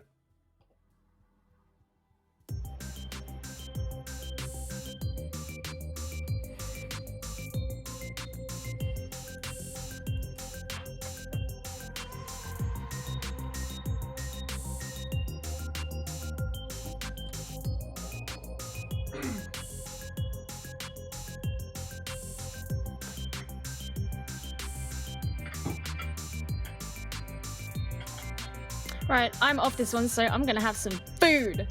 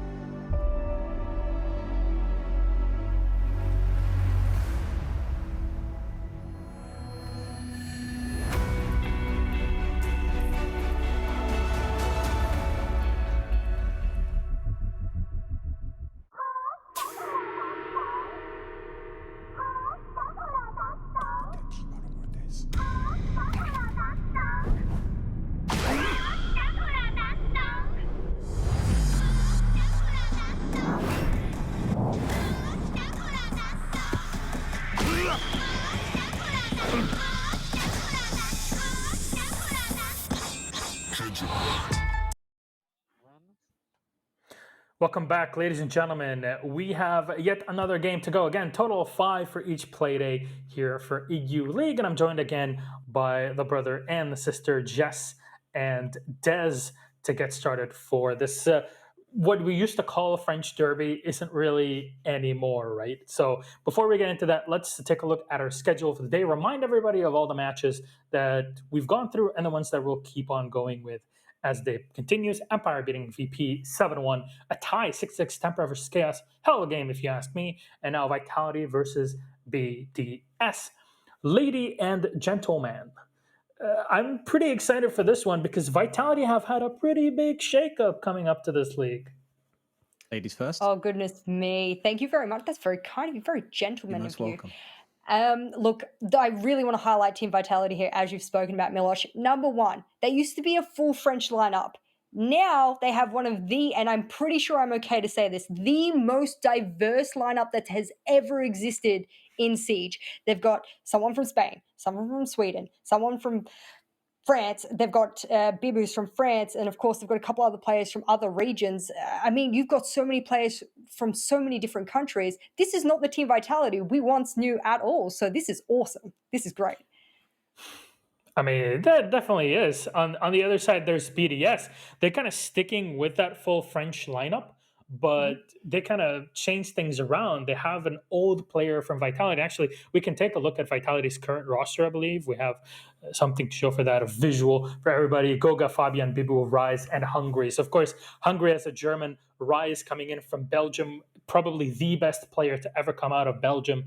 Bibu is French, Fabian is Swedish, and Goga is Spanish. This is pretty diverse, as you're saying, Jess, and it was only rivaled by basically Fabian and Goga's old lineup that we used to see back with Penta and early G2. So, yeah, it's pretty darn diverse. That's Vitality again. Let's roll back to BDS. They've had a bit of a change. It's one change, but I don't think we can downplay the effect of this one player.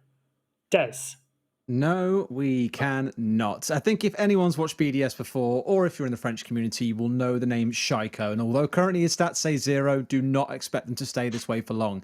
He is probably one of the most unique players in the game, that he plays in a hard breach role on the Habana mainly, yet is always one of the first ones in the building, one of the first ones finding a kill in a round, and normally the player at the end of the game topping the leaderboard for the number of frags too. Don't let that make you believe, though, that this is only a one-man team. Siege is a team game at its heart, and the team that he's got around him here are equally absolutely terrifying. The name, no doubt, on Milos's lips, though, was going to be Playday, coming across from Vitality nonetheless. It's a story of heartbreak for Vitality, but heartmake for the side of BDS. He was the only positive KD fragger the other last season on Vitality, and this season, switching over to BDS to join an all-French lineup, he may yet shine even further, especially with the capable lineup by his side. And I'm really excited to see BDS fly. But as Jess said, you've got one of the most not only diverse lineups in Vitality, you have got one of the most experienced. Pretty much every single player has played since 2017. I know I keep saying it today. It's just the way the EU League is shaping up, man. It's another clash of titans here to determine who really is the best out of these two. It's Yeah, not like look, BDS are lacking in any of that sort of experience themselves, right? These are people that that's have what I was played going to point forever. out. There you go. That's brilliant. I don't want to downplay BDS at all. Everyone knows I'm a huge BDS fangirl. I have been for a long time, especially since their inception, moving on to BDS and stuff. I'm going to stick up for them here in full flight. They have what Go it for it. takes, and they've brought in Bude, which has won, and I'm going to keep saying it. I know it's like one stat out of all of them. He's very versatile in all of his other stats, but this one specifically, if you can get a player who can clutch out as many 1vx's as Bude has, I would dare you to throw that in the pool, and we can argue about all day, big bro, but I'm telling you now, he's got so many 1vx's. It's insanely impressive. I know that we've got, okay, Goga on Vitality. All right, most plants ever. Okay, that's very Yep. scary, because for someone like me, you want to idealize teams playing for the objective. So if you've got really scary gunners, but they can also plant, but they can also do really good post-plant positions. I mean, Team Vitality seem like an all-round team that, I don't know, if you're looking at it on paper and you're looking at it on screen, surely it looks really fierce, really dominant. And honestly, I think BDS, the one thing that they lacked is a strong backbone to kind of latch onto. RX tried to fill that role up to a certain point, and it was really not working out. Bride is definitely the player to put in this. One of the most experienced players in France and in the EU in general. In my opinion, one of the most underrated players in the entirety of Europe over the past 3 years. I really think is going to be a great addition to the squad. But when you're going through this, you're going between Vitality that have had a major shift in their roster versus a singular player that you kind of played with in the past, as well as BDS. But it kind of shape up for that. Yeah, I think it's really tough because looking at Bride, like you say, I agree with you. He is one of the most underrated as well. I hear Pickban's ready, so we'll get that up by the side and talk about that at the same time as well. But I think with Bride, just to round that point up very quickly, he has been massively underrated. This is a really good chance for him to step out of the kind of shadow of a team that was very mid-table for the longest time and step into a team that has got grand ambitions. Let's not forget, they were one of the top 4 teams at SI 2020. Exactly. And there's Coastline. We're going to be playing on that. I know it's really weird to see. These teams hate Coastline. Like Vitality haven't played it this year at all. BDS have banned it. I think maybe second most with Consulate. I think it's up there. They literally despise Coastline. So I am genuinely shocked to see both teams choosing this as their first game. Wow. But this is what's happening, man. Like we saw Empire VP. They went to Clubhouse and Empire wins 7-1. And you're like, okay, what's happening here? Chaos Tempra. They go to Coastline. You're like, why would you take Tempra on there and Chaos also have their strength on it? Same thing. I don't know. It's really odd. We have to go through this. I really want to put this in everybody's heads. Even though these are a lot of the teams and the names that you've been seeing for so many years, this is really a different state of mind and of gameplay that we've had. The meta's changed. The way that people set up now is different. And a lot of coaches themselves have had their own imprint of these teams where players themselves just don't have the time and the enough space because they're focused on so much to look at things in the wide description. And just you yourself having coached know how important that is with everybody picking up their own 2-3 person, rosters for their coaching staff. Yeah, look, they brought in Helby. That's going to be a really important part of their staffing lineup. So I hope that he has the impact that he's looking to have and that he has had on other teams as well. Predictions. Jess, what do you think? I really can't call it. I think Vitality will win, but I'm not sure the scoreline for this one since it is Coastline. Des? I'm going BDS. I think the fragging lineup on this side is a bit too terrifying right now. I'll probably call it a coast game though, 7-5 Coastline.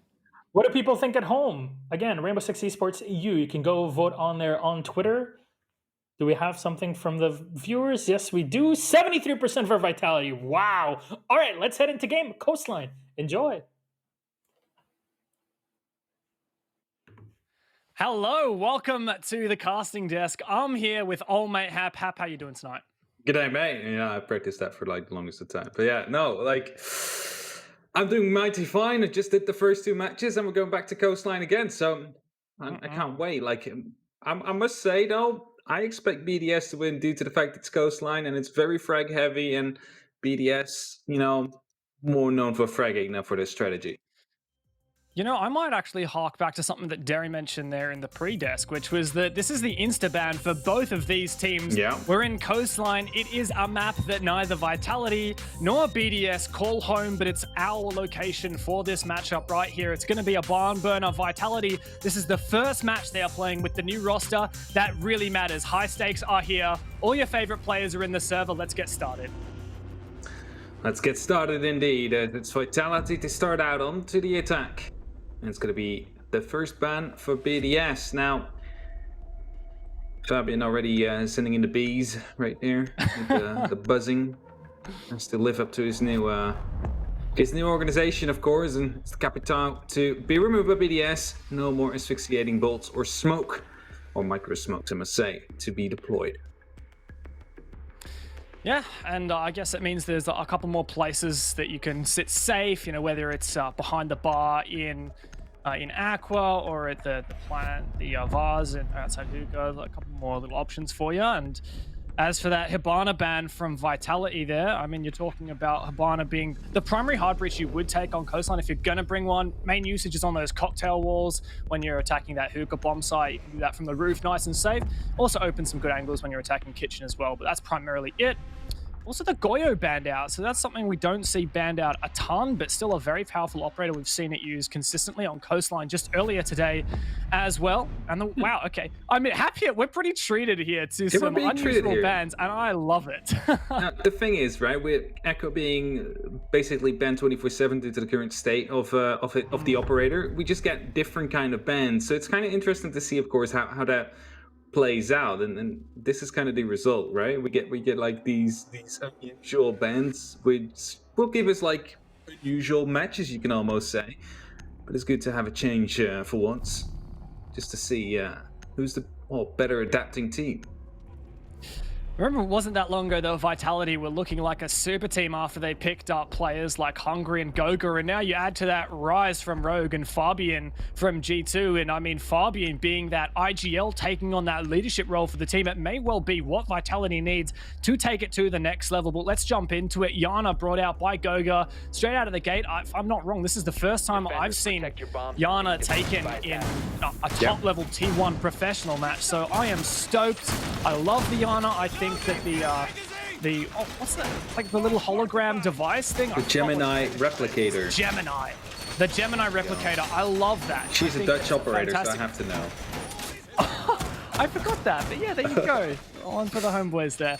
Yeah, and Yana's just a fantastic way of gathering information. We saw how starved the attackers were for information on our just most recent match there with Tempera there on their attacks, and Yana is a fantastic way. It's basically free drones every few seconds, so fantastic. And I'm keen to see how Goga's going to whip it out. Yeah, and not just that, you can also use it, of course, in like a refragging position. You're just running your Gemini, and someone tries to run right after, because of course the defenders are going to be shooting at it nonetheless, because you never know if it's the real deal or not, and might be setting you up to go for some trades with the Gemini, making sure that you keep the bodies on the board. But talking about bodies on the board, it's Shaika to take the first one. It's Bibu to be spawn killed. Will not come further than the Lamborghini, as he will be shut down. It's going to be putting Vitality at a pretty big disadvantage from the start, because Sophia brings a lot of utility to the board. Let's take a look at this Gemini. Goga gathering some info, just face checking a couple areas. That's going to help out Rise as well a lot. Look at how keen Goga is, just gathering as much info as possible, but Rise is shut down there. Shaiko still unpunished and able to rotate back towards Office. Vitality really struggling to deal with the aggression from that Frenchman, the man himself who we know to be so untouchable. And BDS off to a very strong start here. Definitely off to a strong start. Shaiko managing to pick up 2 kills, basically, as you said, uncontested. He lost half his HP as soon as he tried to fall back out of security, go back towards the office into a more controlled area by the rest of his team. He did take down Rise, he did take down Bibu. That's 2 of the, well, explosive out of the way.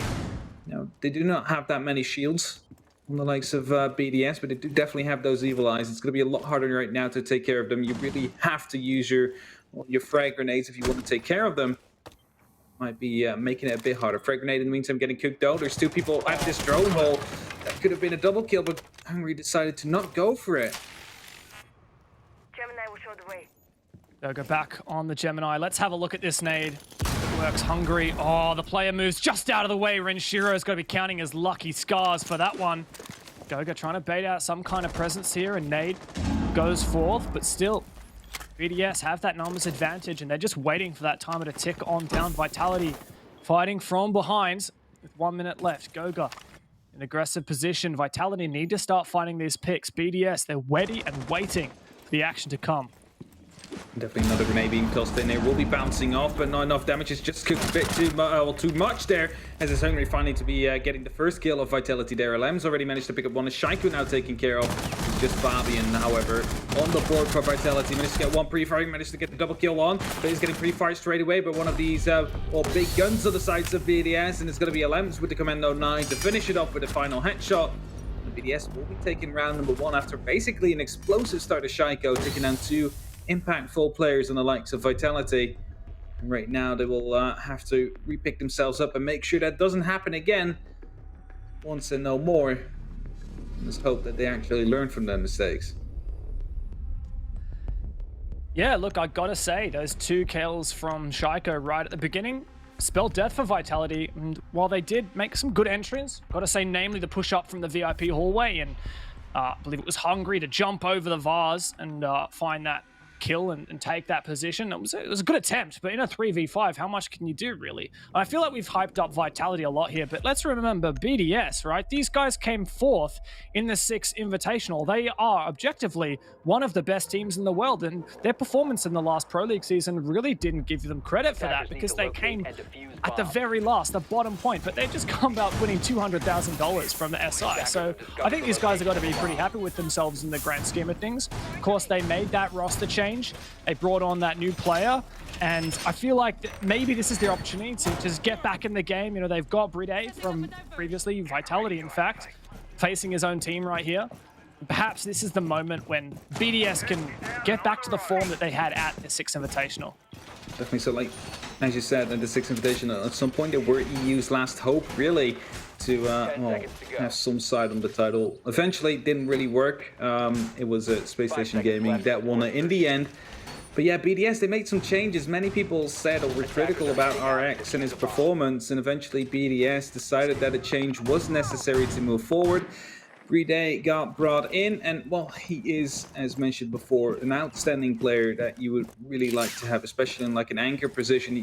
Like if you enable him to go for a clutch, 9 out of 10 times he will be making sure it happens. And that is something that they kind of need in the likes of BDS, because often Shaiko just runs in and guns, and either he gets kills or he falls. And if he falls without any impact, that's going to be putting more pressure on the rest of his team. And you really need a player like Playday to catch up on that. Credit to BDS, though. After finding those aggressive picks last round, they backed off. Didn't overextend.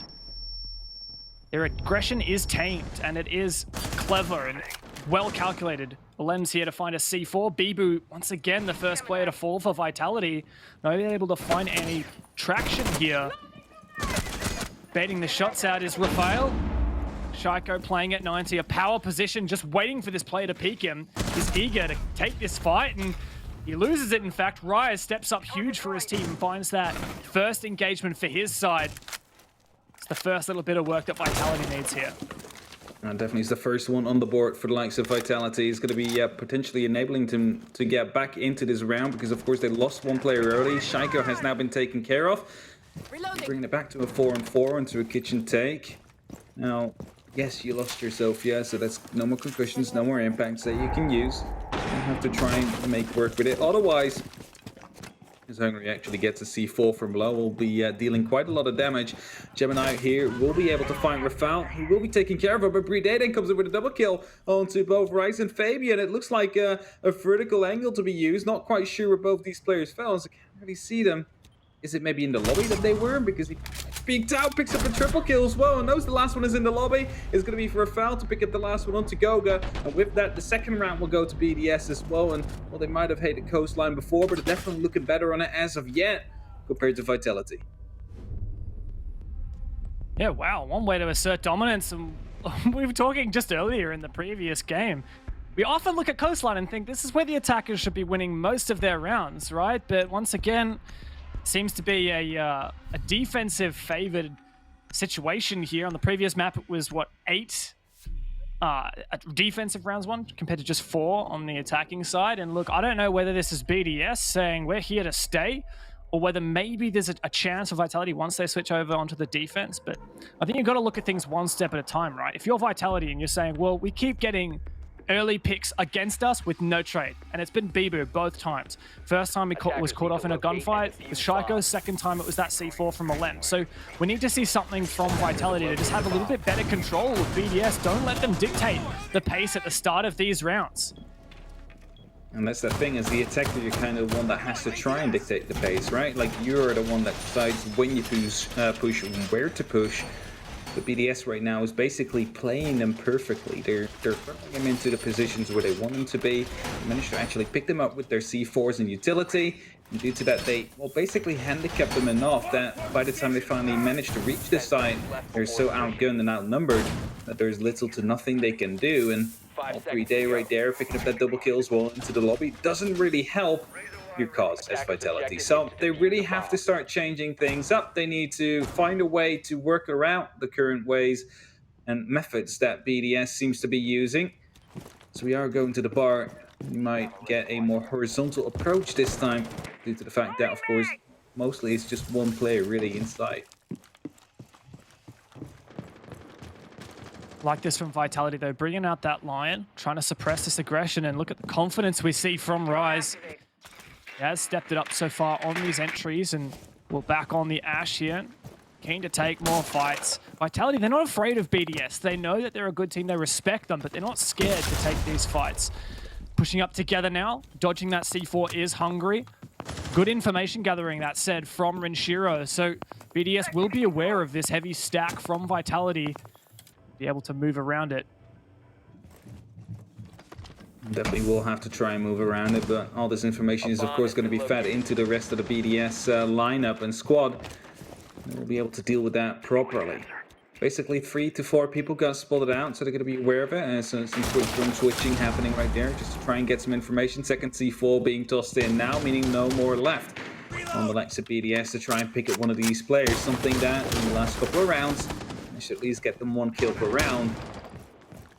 Will now not happen, meaning they will have to rely more on gun skill and gun fights. There's only, well, some smoke canisters left, and the Evil Eyes to try and deny any plant to go through. Goga's already standing by. It's Hungry, however, to get the first kill. For once, it's Alems to fall. And with that, they start opening up into the site. One where they actually need to get that plan down. Buck still trying to open up, trying to create these verticals, hoping to be able to find Renshiro. That pulse just not enough. He's just too far back, and will make him go further. He not able to get any takedown onto Renshiro, who does get spotted. Bibo, however, managed to get the kill onto Shaiko. Plan's going down from Goga right now, but he's going to get taken down by that smoke. The canister will be fatal to him. Renshiro now responds to Rise as well. It's back in a 3-on-3 situation with 50 seconds left. 50 seconds is a long time.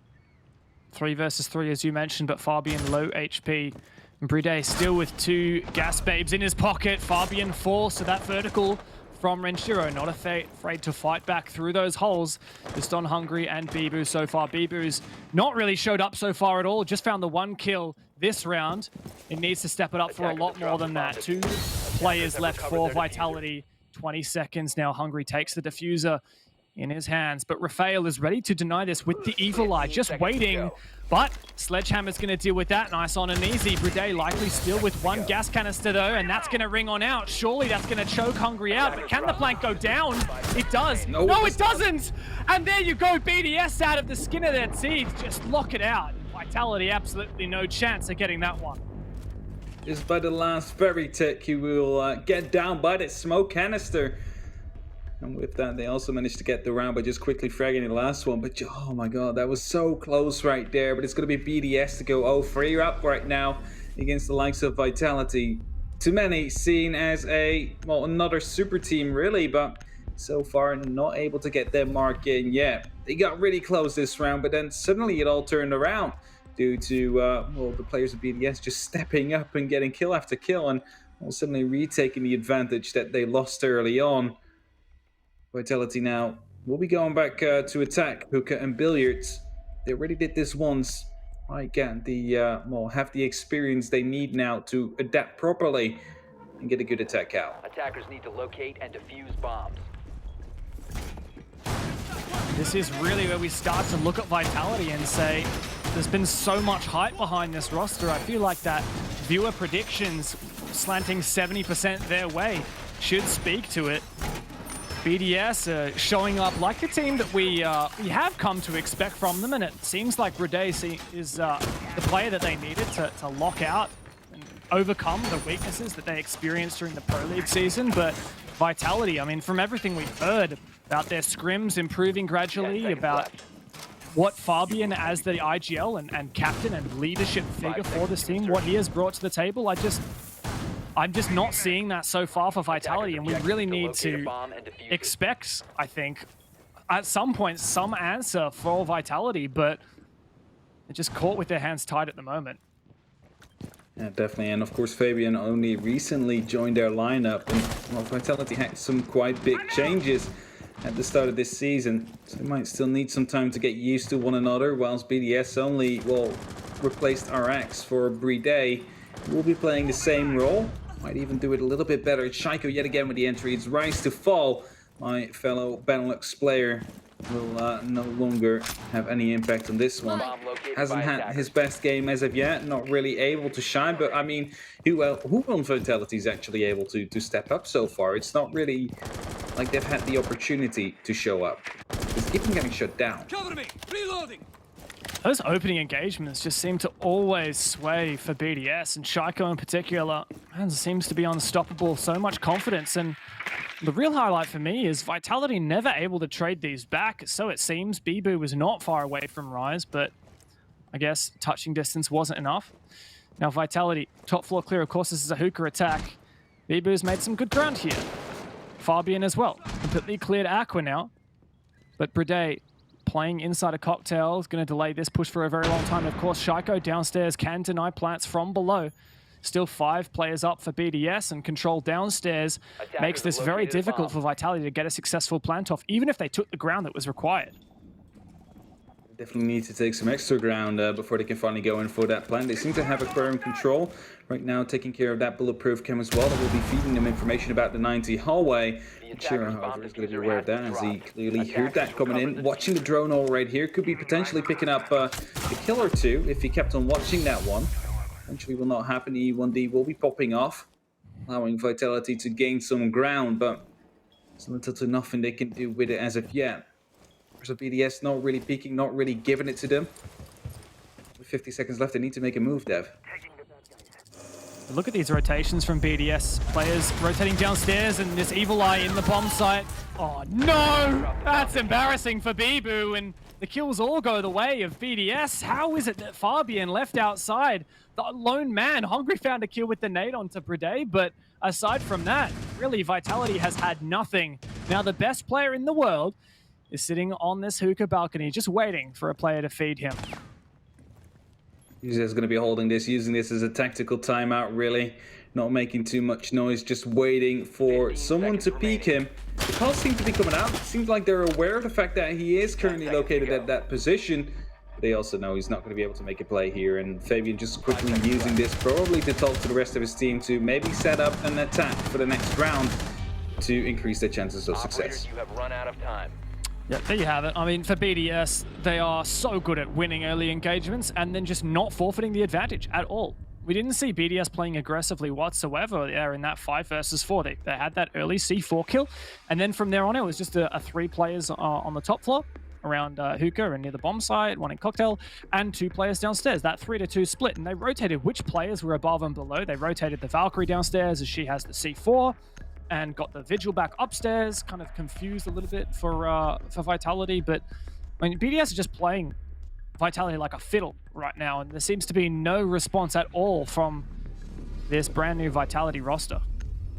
There definitely seems to be no response indeed. Like Vitality, they keep on trying to go for an execute dev, but they don't really manage to get into the site deep enough or actually with enough pressure to get their plans down, and that seems to be their main issue now. Now we are going to Kitchen. That is maybe going to be giving them an opportunity to go for a faster kind of playstyle, maybe a fast plan to come through. Like, would that be an opportunity for them to try and make something happen? I mean, in theory, yeah, I could see Vitality getting away with something a bit cheeky, a bit cheesy. They do have the Lion on top of it, and we've seen how powerful those E1Ds can be, specifically on this map, cutting off those rotations. But I feel like BDS has such good positioning that they're not really going to get so punished by that. And this control on the top floor is going to be difficult to clear out for Vitality. And as such a new roster, I don't know if they have the level of comms required and the level of coordination just quite at that point yet where they can realistically clear out this whole top floor hold and then clear out lobby and then finally get an execute onto the site. So look, maybe a bit of a cheese pick is warranted here, but I just don't see that even being successful. And the issue here, of course, is as well that Coastline is a very frag-heavy map, and while BDS is kind of known for their frag-heavy playstyle, so by nature already favors them quite a bit, whilst, well, old Vitality was known for their strategical approach, and now I assumed that with the addition of Fabian, that will kind of come back, right? You want to go back to that little strategic kind of playstyle you have, especially with Goga, you know, the best planter in the world. It really all looks like a current setup like that, but so far, not really going to be able to do anything. Hello, Fabian gets the entry onto LMs. We'll be changing things up a little bit and maybe allow them to, well, bounce off of this one and potentially get around Dev. That's a pretty pivotal kill there from Fabian, taking out that power player and the power position behind the lobby desk, and Vitality have made some fantastic ground here as well. Completely cleared Sunrise, and Rise himself is actually ready, just about to peek on inside, but Shaiko's got something to say about it. The flashbang goes out. The E1D is going to scan out Shaiko. He's going to run straight away, but meanwhile, Rise is making a full send into the bomb site. Hungry finds that opening exchange, but Playday holding fast. Goga for the trade, and now the bomb site has been flipped on its head. BDS have to retake 2 versus 3 here, make that a 1 versus 3. All on Shaiko. We know he's good, but is he good enough to make this happen? Vitality, they've looked so poor so far, but this could be their opportunity. Shaiko, 1 HP and a dream, but the E1D is going to make it so difficult for him.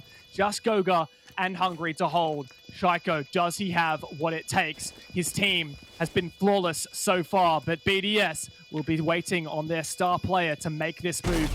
2 1v1s is all it's going to take, but Vitality come away with their first attacking round.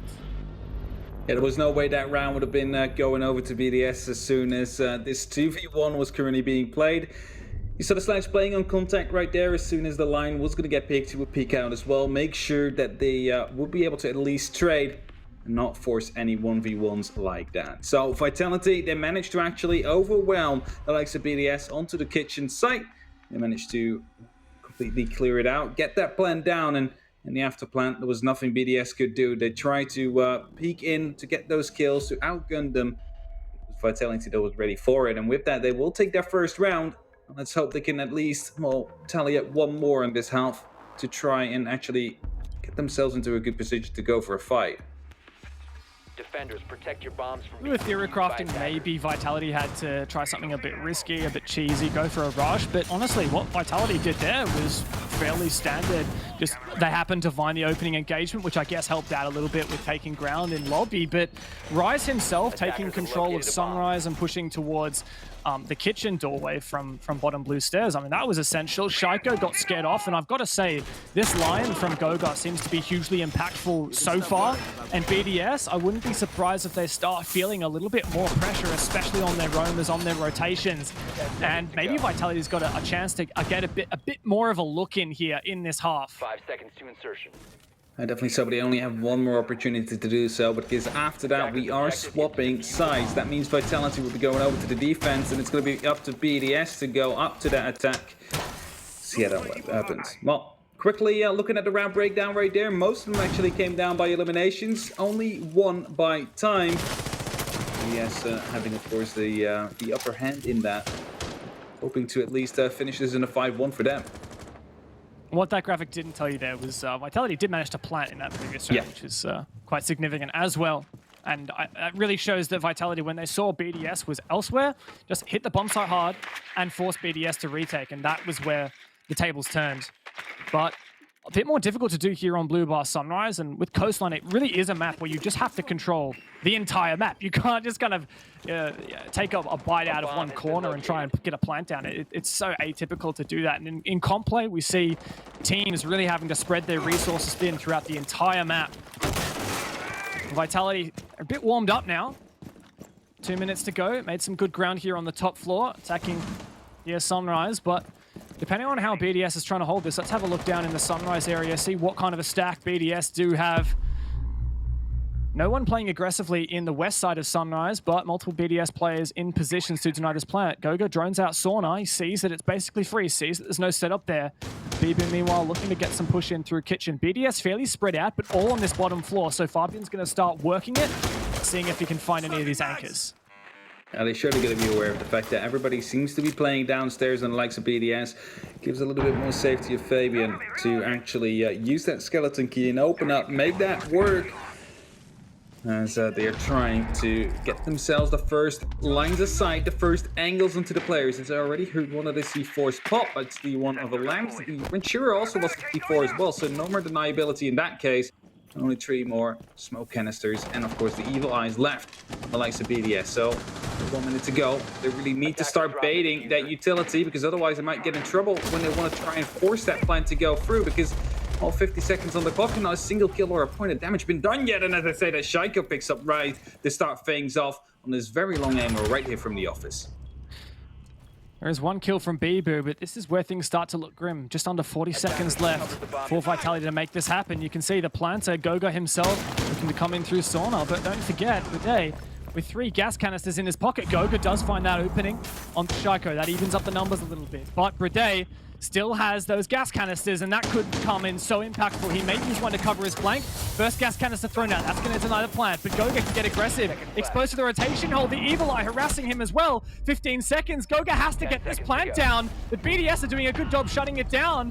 Bride, the man to step up. It's all on him. Can he deny this plant? Bibu has to hold it. Can the plant get denied? Goga forcing it down. The Bride, the newest player for BDS with a huge clutch to shut down Vitality.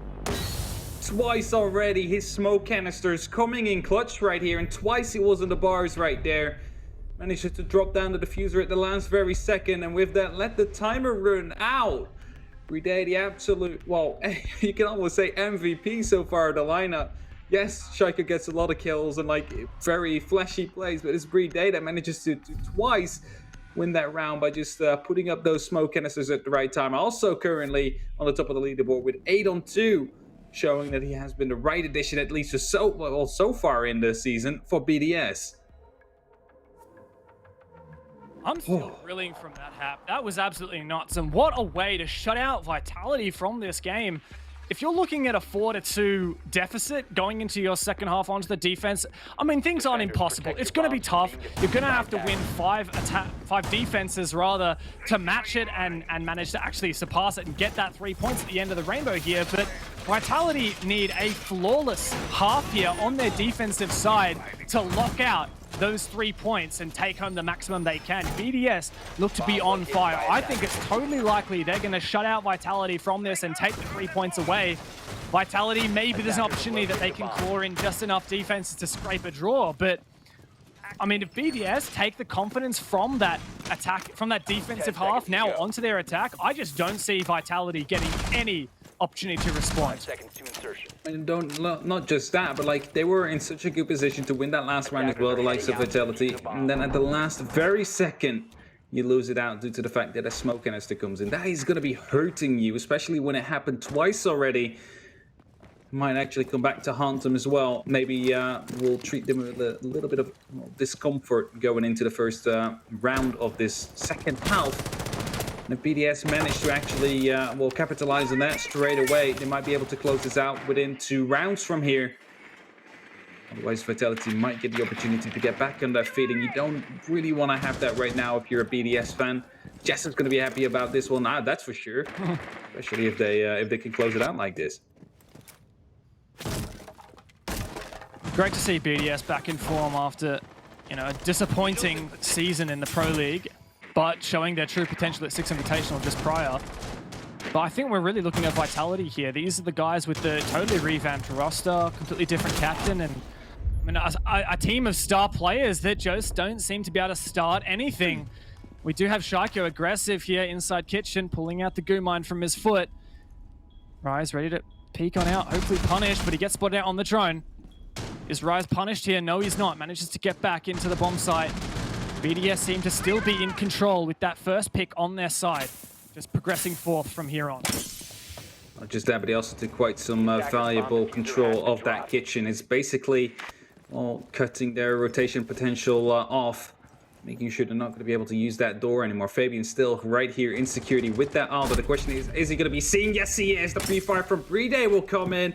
And who else to expand on that one is not going to be Shaiko, not the star player today. It's the support of Playday that seems to be carrying BDS through, at least so far, and it's going to be opening things up even more. They know the last 3 players are going to be inside right now. Rafale has this drone right here. They're going to be aware of the fact that Rise is juggling about Office and Blue Bar. All they need to do is get their angles right now. 55 seconds left, and another kill comes in. Rafale from the roof to pick up Bibu. This is not going as expected. Alems at least will be taken down by Rise. They start responding, but as Rise falls now as well, it's only up to Goga to try and make this happen. Goes for the shotgun on that range. It's not really that impactful. And it's going to be BDS to win round number 7, pick up their 6th round, and being only 1 away from reaching the top. Today, we looked into the schedule thinking, okay, we got the double Russian match, VP versus Empire. That's going to be a crazy game. Ended up going 7-1. We looked at the one of several, I might say, European super team Vitality, and thinking, yeah, they'll take a fight to BDS, who went out of form from that Pro League. But man, BDS have really turned it up. And I've got to say, Playday has got to be happy. He's going up against his former team right now, and he's copping a 2.0 KD. Absolute revenge tour right now, saying, you're going to drop me, I'm going to go join the French team, and we're going to beat you guys. And Vitality definitely have to be afraid of this, as of course they're also facing against them in the French league. And Vitality seem to be, were, I believe, the #1 team in the French league last time around. Not really sure if that is going to be continuing to go like that if BDS plays like this.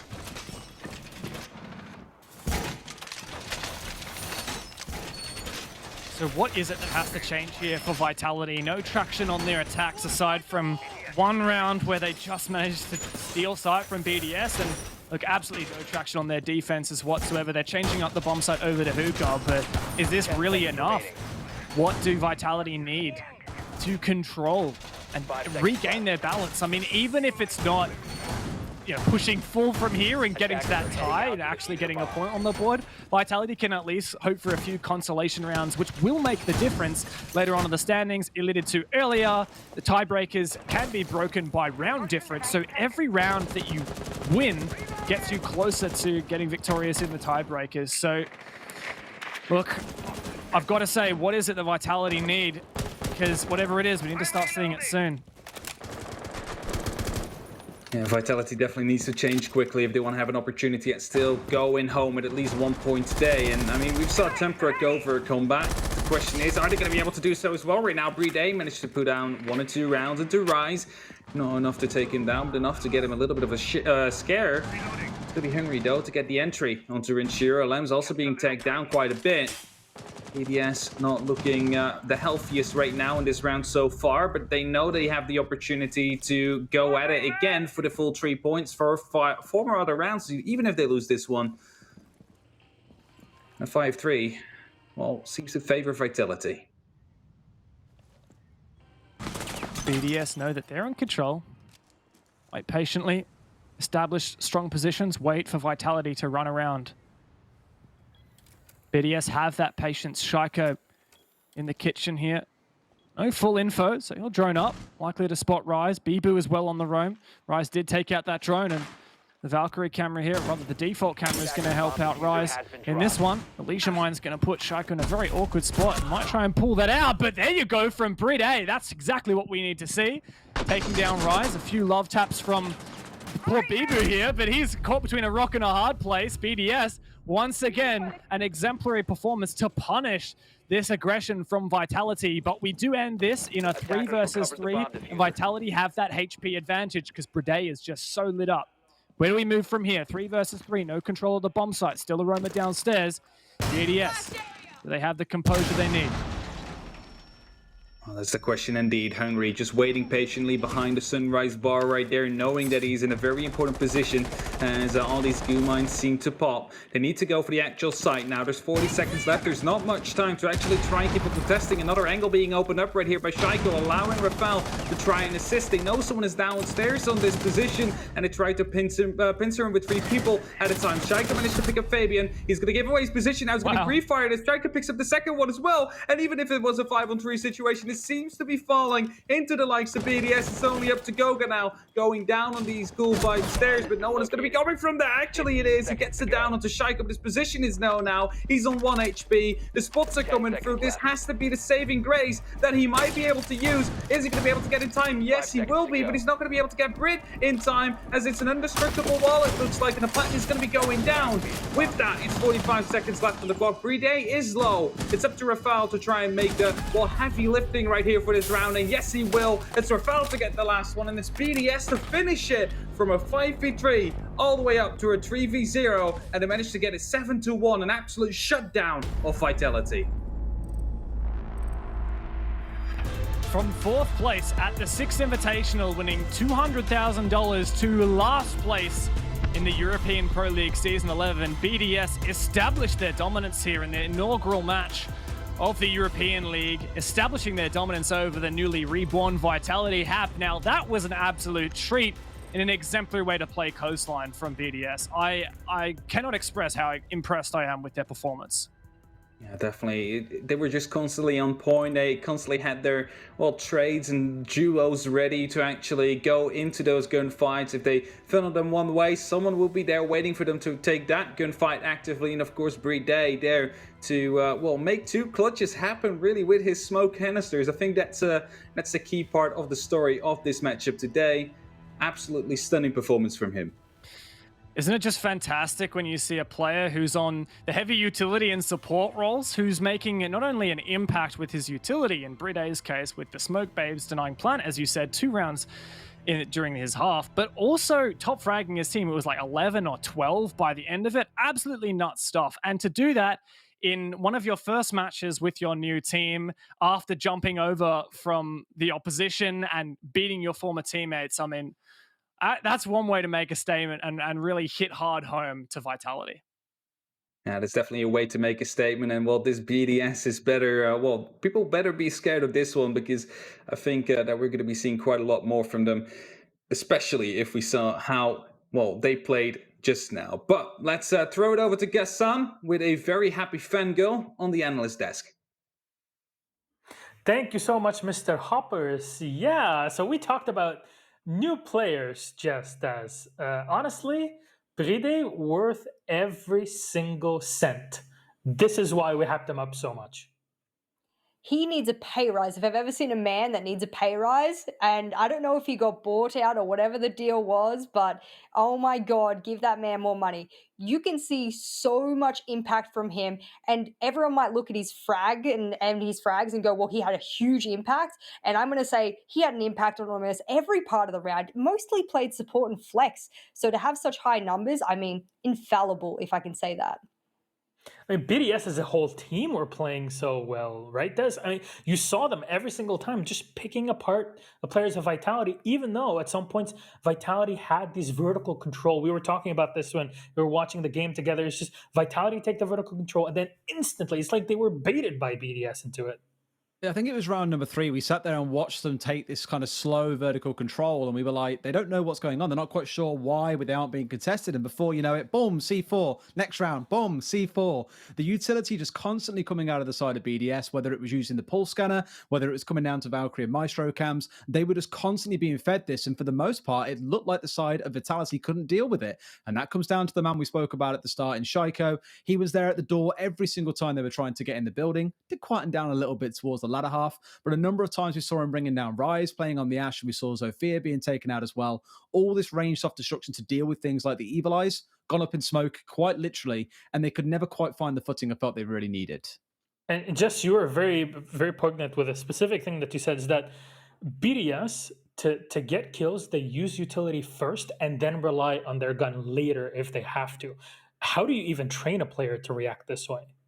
Oh God! I mean, in BDS's case, I think for them the big part was, well, we want to wait until they get inside. If you're anchors and your support, and if we're fraggers, we want to be really dominant. So I think they had a really nice balance of really aggressive players and really passive players, and they all just said, you know what, we are going to focus on using our utility first before we possibly throw our life in a 1v1, 1v2 situation. So players that are smart like that and have a lot of experience, as we're seeing here, will prioritize utility first. And then once that's off the board, I mean, you've got nothing left to lose, do you? So that was really smart from them.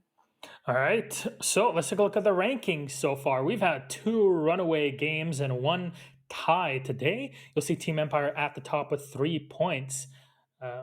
BDS there, of course, with 3 points of their own, having won their matchup against Vitality, and Chaos at 1 point versus Tempra's point, as well as, of course, they tied in their own matchup on Coastline. Maybe we'll get to see Coastline more today. No, it's okay. I think a lot of people want to see Oregon, if you ask me. Maybe that'll be something up because we still have 2 more matches to go. We'll see you after the break, and quickly on to our next game.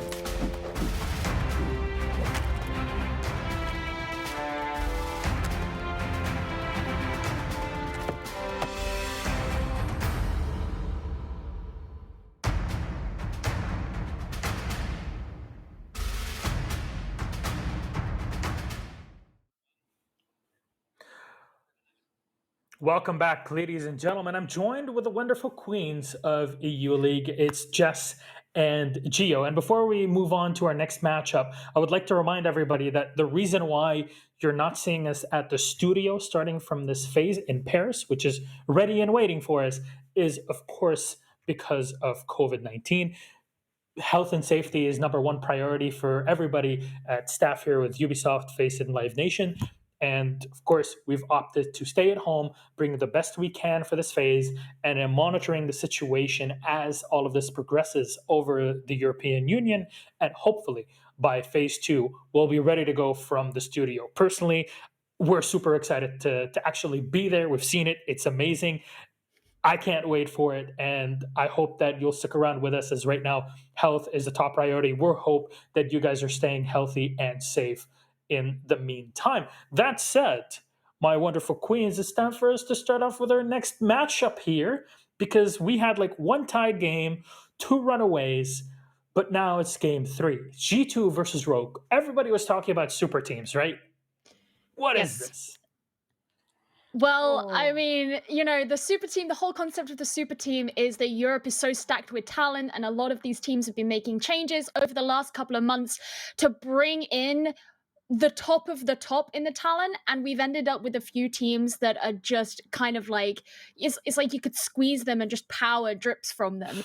And G2 and Rogue are two of those teams. G2 obviously made a few changes a little bit ago, just after SI. They brought in Citizen and Virtue from Navi and Fnatic respectively, whereas Rogue, they've recently made changes, bringing in Leon Gids, formerly of Team Secret, and Karjeka, formerly of Team Empire. So they've had some changes, and it's making them really good. Let's focus on G2 for just a moment here. We have our roster and we can put it up on the screen for you to go through. You're just talking about a Geo, Pengu, Kanto Raketti, Uno, Citizen, and Virtue. Again, a very diverse set of individuals from, well, Europe, and you can call Citizen not Europe anymore, from UK, and Virtue from Australia. So Ouch. given that fact, yeah, I'm sorry, Jahaz, I gotta say it, there has to be a burn somewhere with this.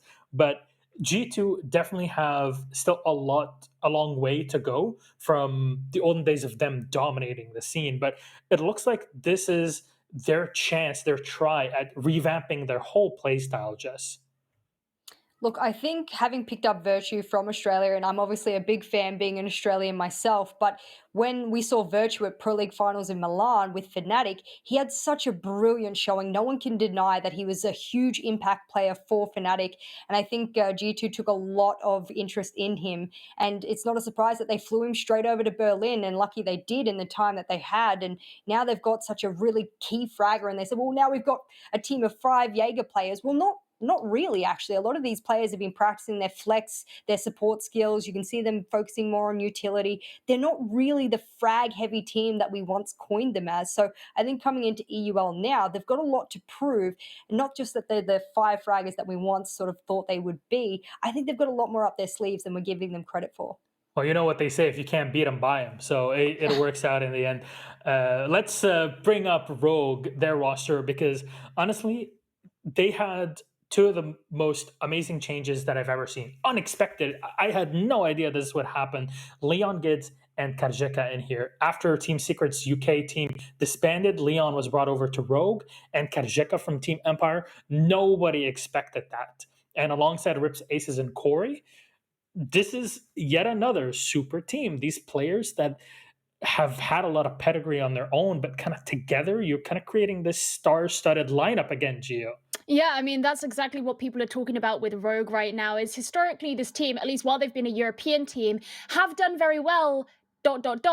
online, right? They came first in the last season of Pro League, but they had a pretty tough time at SI. They went 0-2 in the group stages, where they played with SSG, TSM, and Na'Vi. So it's a kind of a tough group, but even so, you would expect those results to really match that. But the fact that you have these 3 players in Rips, Aces, and Corey, who respectively have the best 1vx, the best KD ratio, and the best entry stats, and then you bring in these 2 completely revered players from 2 of these very, very well-respected teams.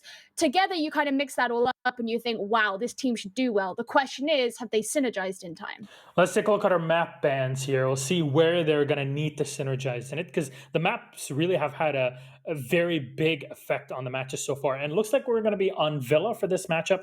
There's a bit of a thing there, but don't worry about it. It is Villa in this case as our decider matchup. So yeah, Villa, we haven't seen Oregon yet today, which I hope it's going to be played at some point. But Villa, between these two, Rogue, we've seen aces be so strong on like Dokebi and Nook running around in Villa. Both teams have not been shy of playing these sorts of operators and sneaky tactics. Goodness me, I hope that we see some more Nook here, especially on aces. I mean, I love the fact that they brought in Leon Gids. I love that they've brought him inside the sort of the duo of aces and Leon Gids, and we know that they can be very magical when they frag out together. So I'm surprised it was Villa. Actually, the reason why is that they've not had a lot of time to synergize, and Villa is a very tactical heavy map. So maybe they're just hoping that, you know, they can push together whatever they've got thus far and be really forceful. This means they're going to have to push together quite heavy as a team. So coordination will play a key factor here. Your predictions on this, Jess? I'm going to throw it to Gio. I'm going to give Gio the entire stadium and a pedestal here to make the prediction here for both of us. Okay, this might be controversial. It might be completely down the line. I'm gonna say G273. I think that Rogue will be their biggest contender. I think these will be the two teams that will end up at the top of this season. But I think Rogue, it's probably a bit too early for them to be at their very best. Whereas I think G2 have had a bit more time. Fair enough. What do people think at home? Very quick. Home predictions. It's on the way. I think we're building up to it. Maybe it's like so shocking that we have no possible idea, and it's actually not shocking at all. 67% for G2, 26 to Rogue. Ocelot, you win again. So fair enough. You got it this time. Let's see. There's a big rivalry in other games, and indeed it is here in EU League and Rainbow Six. Let's go for our matchup. So please join me in welcoming Dev and Dez for this one. Gentlemen, enjoy. I'm sure we will, Milos. Thank you very much. I'm Des, joined by Dev Marta, and finally the sides of the globe have united together, and it's time to go for what is going to be, without a doubt, the match of the day. G2 versus Rogue. We've been excited about this one for a good few days now, Dev. I'm excited to see how it's going to shape up because, as we've said, you have got teams stacked to the hilt with talent here. Absolutely. And I mean, I'm a bit biased. I'm so keen to see Virtue, my fellow Aussie, jump straight onto G2, which I'll admit has been my favorite EU time as a loving Rainbow Six fan for a very long time. But on top of that, Rogue, I mean, they've been going so hard in the Pro League last season, managed to take it at the top. They've made a few roster changes, and maybe it's exactly what they need to finally become that world-class team that they've been striving after season. Rogue are such an interesting one for me because looking at three of their original roster, we're looking at Corey, we're looking at Aces, we're looking at Rips. Each of them held a key accolade. I tweeted out about it the other day. KD coming through for Aces, 1vx is coming out for Rips, and on the other side, entry for Corey was the best in the division. So, lots of talent on here, backed up by Karjeka and Leon. You know what? You're going for Virtue, you're backing your boy. I'll back mine. I'll be going with Leon on the UK side. They say casters shouldn't be biased. Well, that's out the window today, ladies and gents. So sorry about that. We can be whatever we want, Des. You can go after your, I mean, Leon and Fresh as well, right? Sorry, Fresh is Chaos. No. It's Arkuth, right? Arkuth. I knew there was a Brit. Mate. I got it bad. Look, I just want to preface this Villa with saying that this is actually a pretty exciting one because it's a rematch from the EOC, which Rogue won 7-4. So, I mean, on paper, Rogue should, in theory, be favored here. It's not been a common map for G2. But on the flip side of that, in the GSA, Rogue actually lost this just in their most recent match on the 18th, so not a week ago, to Secret, and that was a 7-2. So both of these teams got a lot to fight for here and definitely a lot of possibilities.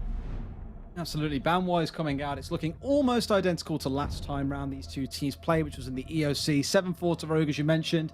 Looking at this, the only thing that's come through as a bit of difference is Maestro is left open by G2. The Valkyrie is going to be banned away instead. Otherwise, it is exactly the same. Rogue target banning Monty, I think, there towards Pengu. Makes total sense in my mind. Let's get into the game, though, and see how things play out. It's going to be Rogue kicking things off on the defensive side. You would give them a lean on a map like this. We know how large Villa is and how much capacity it gives for players to be roaming, to be coming upstairs later into the round. A lot of it is going to come down to control on the side of G2, I think, and I'm not surprised at all to see Citizen going straight across to that Nomad. You know, dare I speculate a little bit here, Des? So Echo's banned, right? Not being played tonight at all. Just banned across the board by the admins here at FaceIt. G2 switching up their ban to Valkyrie from previously Maestro, right? So Valkyrie and Echo overlap in that they're operators where information gathering is really hard to find, but really easy to destroy once you find it. You just shoot them, right? So they're both operators where you need to bring an IQ to counter them. So just by banning the Valkyrie, it completely eliminates the need for the IQ completely from G2 and frees up an extra operator, whether that's the Nomad here, as you mentioned, whether it's the Dakaibi. Honestly, this is kind of a weird comp from G2, I've got to say. You don't often see like a Jackal and a Dakaibi, but hey, I love to see it. No, let me give you some information on the way G2 are approaching this, right? Let's think some EU mindsets here. You know what I'm describing this as? I'm describing this as the Rogue isn't allowed to play Siege today. Everything on here just screams, you can't roam, there are air jabs. We're going to hunt you down with the ringing of the ears. If you sit still for too long, we're going to notify the Jackal tracks. And then you've also got Kanto to go charging in on the Ash to go and gun that person down. It is very anti-fun if you're trying to play a roam-based playstyle here from Rogue. So I'm looking maybe towards the more aggressive members on side. I'm looking at Leon on that Jaeger. I'm wanting to keep a close eye on where he's positioning himself, how far away from his team he's roaming. And as you can see right now, he is pretty far away. If they can catch him out here and isolate him and pinch him nice and early on, that could be a real big loss to Rogue early on in the round. Leon is one of those players that can be an atrocity if he is left to his own devices, but as you said, G2 have all the utility that they need to hunt down individual players. I mean, imagine Nomad, Jackal, Dakaibi all at the same time, and that's just horrendous, isn't it? But Leon looking to go back up downstairs and help out Corey at the top here. If there's anything I'm a bit wary of in G2's lineup, is a lack of explosives. It's just the 2 breaching rounds from the Ash to destroy castle barricades, or in this case, the Maestro cameras and the deployable shields. So really we're going to be looking at Kanto to use those effectively.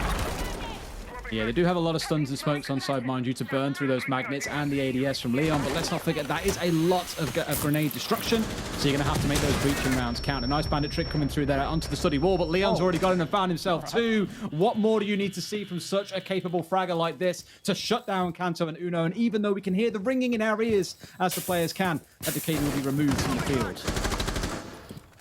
This hold at top brown seems to be too good for G2 to overcome, but Virtue strikes true. Can't find a second. Corey once again behind the shield, eventually toppled there by Pengu, got the confidence to take up that push, but no soft destruction, no explosives left to destroy the Maestro. Eagle Eye at the end of the hallway. It's just on Pengu and Citizen, your UK brethren, to make this happen here against 3 players from Rogue. We've still got 60 seconds left as well. This isn't even an end of round rush or anything like that. It's just descended into a bit of chaos in the mid round. As you say, still 5 left alive right here. G2 can take a breather, rescope, and imagine what these 2 players need to be doing together. Citizen has still got a drone in the back pocket and 1 on the field, I imagine, for a bit of flank watch. So they do still have the option to play with here and a bit of time to make use of it. But you're coming in here against 2 smoke canisters from Karjeka, who will be able to deal with you as you try and go.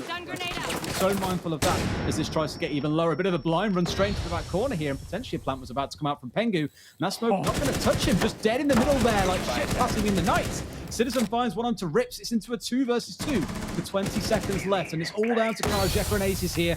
No doubt 2 of the most capable players you will see in Europe. And equally, the plant is going down from one of the most capable players in Pengu. Going to find himself a kill. He stands up and sprays him down. Goes back down for the plant once more. Going to try and go behind the door. How on earth have G2 made this 2v3 work?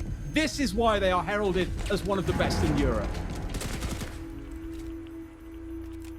Unbelievable clutch from Citizen and Pengu, stepping it up. Man, you just don't see that every day, do ya?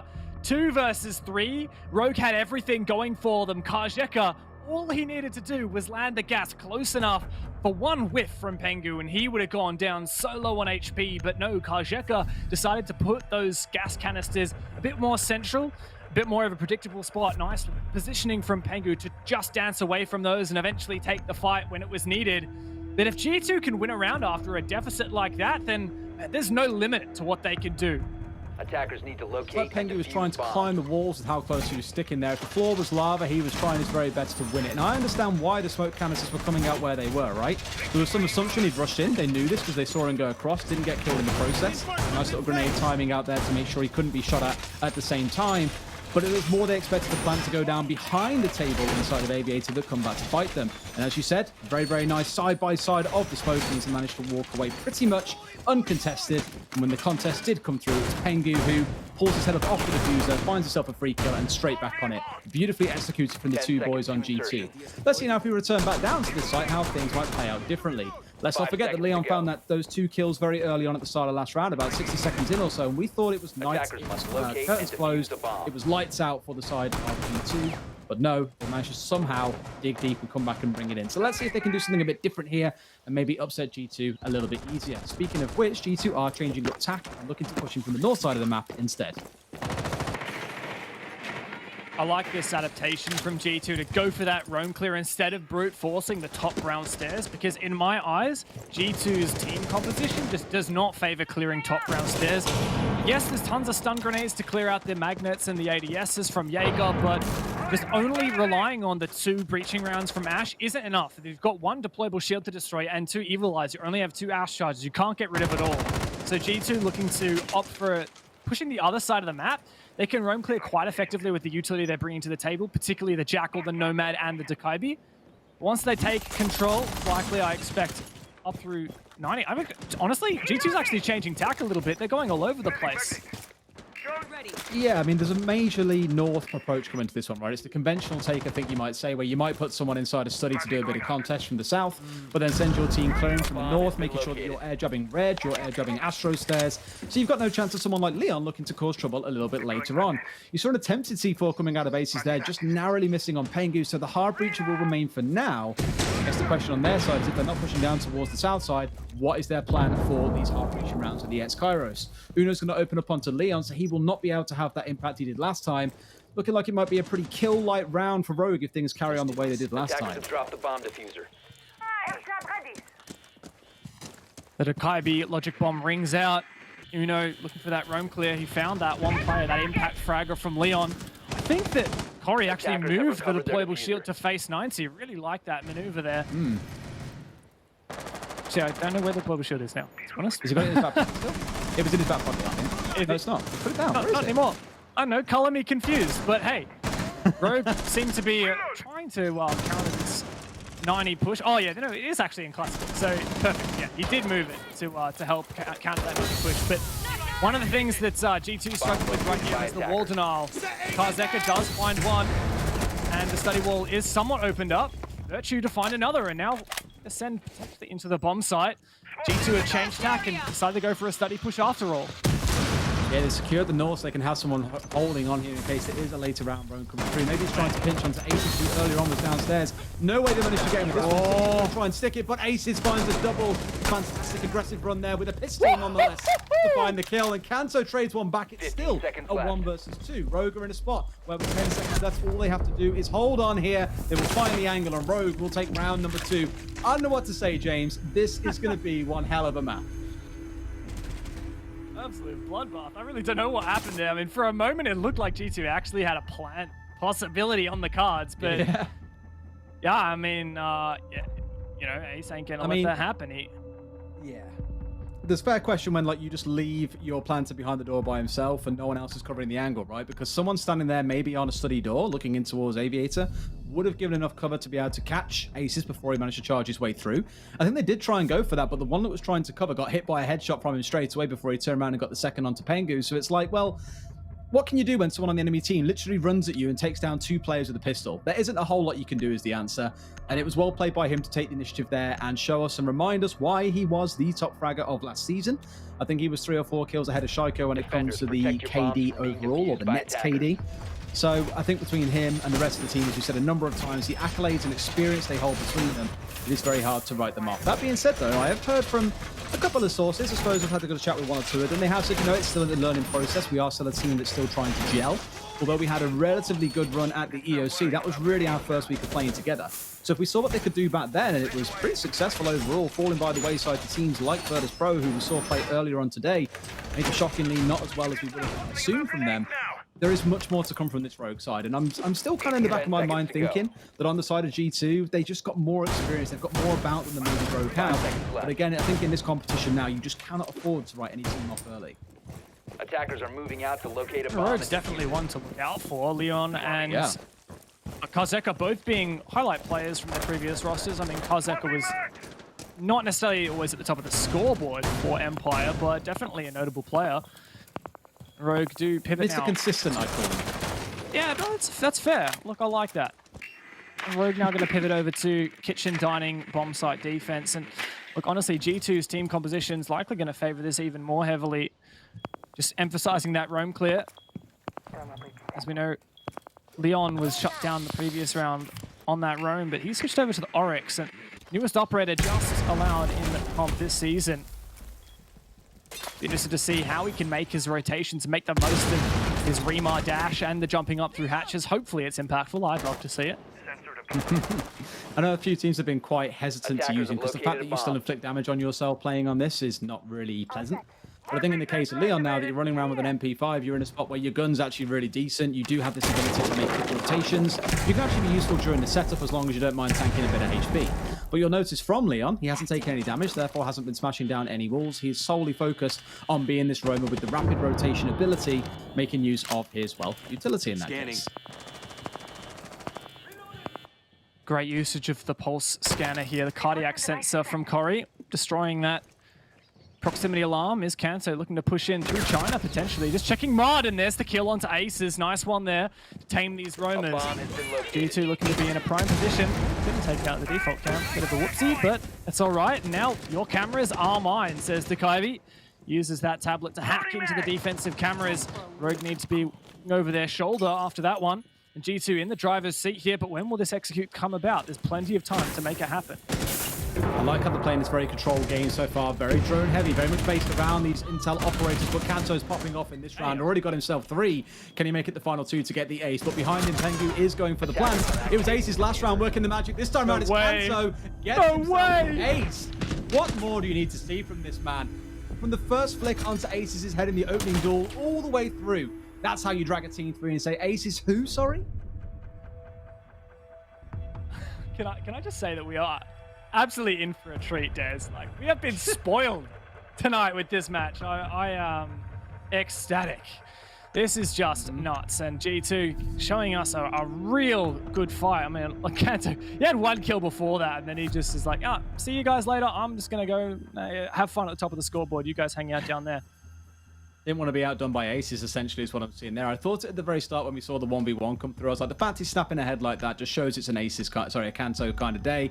And although Aces did pretty well in the last round, well, he didn't want to be, he needed to be exceeded in the next round. To just back on an earlier point I made in that round, though, the operator lineup coming out of the side of G2 just screams to me that it is all about this control coming in against Rogue. It doesn't matter where they're sitting, they are going to be ringing them, they're going to be tracking them down with the Jackal, they'll have Kanto doing his own kind of hunting that doesn't require any kind of gadgets, and Citizen making sure that the journey behind them is nice and safe with those air jabs.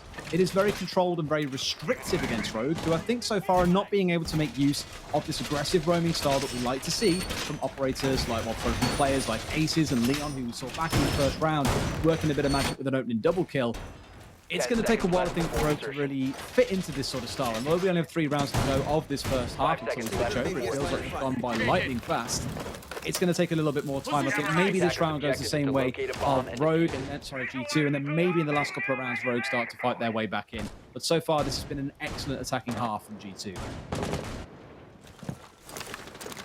I'm glad that Rogue has decided to rotate bomb sites, though, and head up to Stat and Trophy, because, to be honest, the way I'm looking at this right now is G2 is just doing so good at countering the roamers. So Rogue clearly want to play in that style. That's the kind of thing that we expect to see from players like Leon and Aces. They're just so exemplary at roaming. But when the entire of G2 is structuring not only their team comp, but their play style around countering that, you can't rely on that. And the round that Rogue won was actually when they decided to sit tight on site. They used the Bandit to really deny a lot of walls. Good plant denial, and I mean, hey, that's kind of most of the work done for you. You force the attackers to funnel into the choke points. But if Rogue keep playing into G2's hands, you can see here, Leon's actually been spotted out on a well-placed drone from Uno. He's just flicking that one. He's likely to be punished here. I just don't see Rogue going to have much success here on this roam. I like how they got the intent right. The C4 attempt is never bad, especially with an extra kill onto Pengu. Nice and free for them. Despite that intel being there, he can still manage to find a kill and get away unscathed. The big issue now for him, I think, is getting back to join his team. They have someone watching the flank here. They'll be able to catch him, but a second C4 comes in. Just as I spent a good 30 seconds speaking about control of these roamers, both of them come up big with massive C4 kills without even firing a single bullet. Kanto, the player, makes such an impact last round. Shut down here. Virtue and Citizen looking to push on through Master Bedroom, flashing out the position of Leon, the player who was not punished, in fact. Uno in a tough spot. Yeah, jab. Bring out! What's that? Hello, a little bit of a trade there from Citizen. Uno finds one as well. Suddenly this might be possible.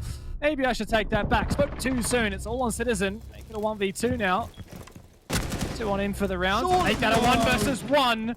No way. This is Citizen's moment. Des, I'm going to let you take this one. He's the Brit. You're the Brit. What's he going to do? It's him up against Aces here as well. We've seen Citizen go for such big clutches so many times over, stepping up close, not quite managing to land shots from either side, but now they've at least got the idea on where the other is. And Citizen, a little bit of smartness there as well, I thought. 45 seconds left on the drones, not really a bad shout for him. But Aces is just waiting for him to step into a site. You can almost see how they're like circling around the block at the same time together, never really quite crossing paths. It's like two ships passing each other in the night. But at some point, someone has got to land this crucial shot. With 30 seconds left, that time is starting to run low for the side of G2. It's going to be Citizen who's got to try and find this aggressive angle, but so far a little tentative in his steps. Doesn't want to get himself over-aggressive. Going to even try and go for a plant. It is the Cardinal Sin in a 1 versus 1. Tries to go for the bait out. He sees Aces slip past, but not quite managing to land a shot just yet. How long can Aces bait that out for? Because now Citizen has got to stick this, or he's got to find a kill. The bait comes through. He's got to contest it. It's coming down to 1 versus 1. And Ben does it again. This man from the UK, hashtag UK massive, I'll take it. Let that sit with you for a moment for G2. Des, you can't contain yourself, mate. G2. Mate, what can I say? I love UK boys going big. What can I say? Absolute masterclass here from G2. When a player needs to step up, they do just that. And that Citizen, for the second time, stepping up hugely. It was the 2 versus 3. Didn't need Pengu this time, though, to make it happen. And, man, I mean, I feel like every which round, there's another amazing performance from an individual on G2. You know, Kanto's had his ace, Pengu and Citizen have had their 2v3, and then Citizen just goes and does that.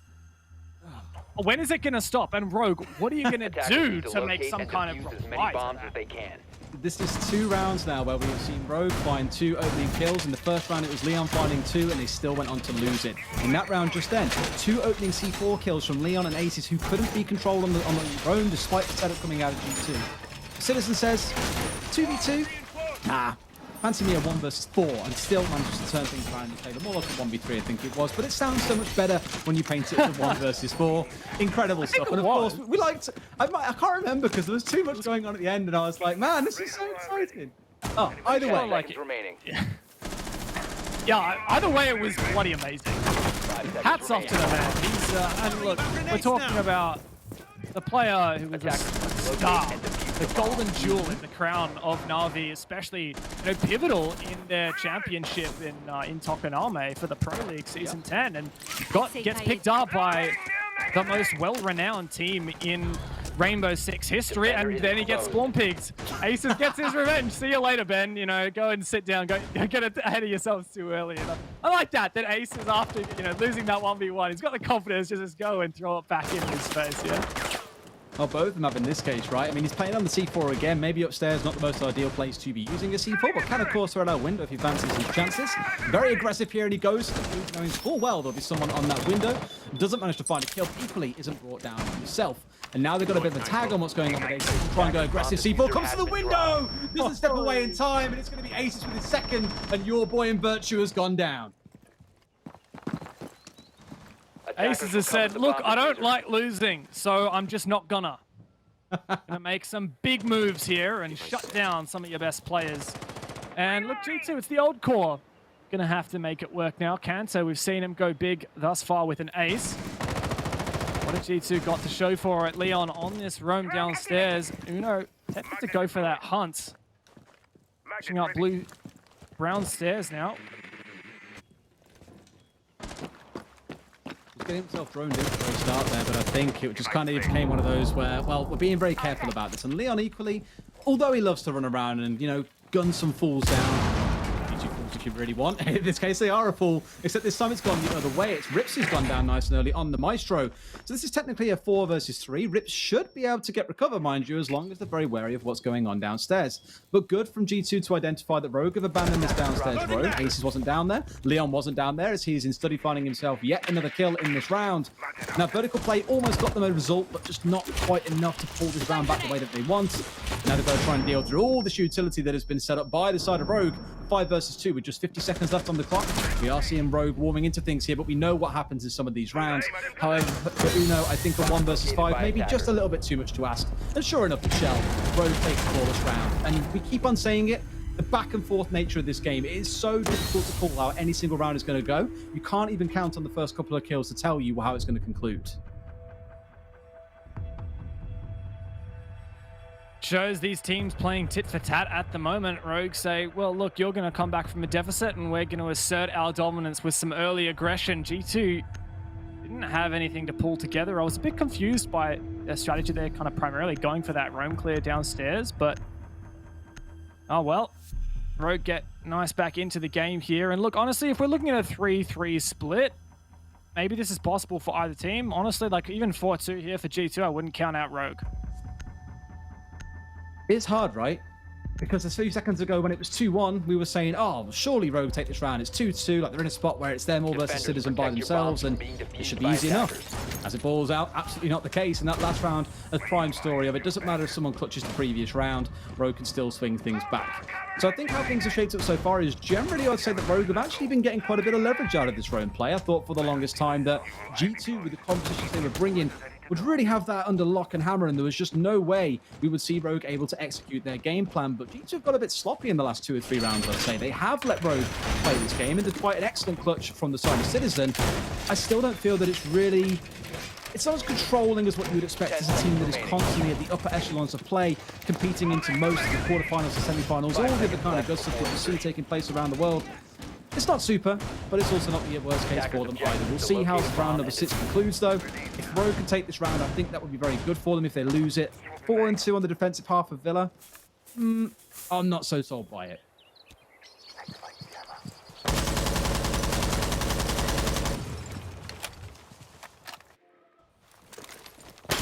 Stat bomb site here for Rogue here, and G2 looking to form up around. Haven't really made a lot of change in their operator lineup. Uno's dance between a couple, the Maverick, the Durkibby, but sitting on the Capitao at the moment. What he does, not gonna lie, can't really see anything in the game right now. My feed is no,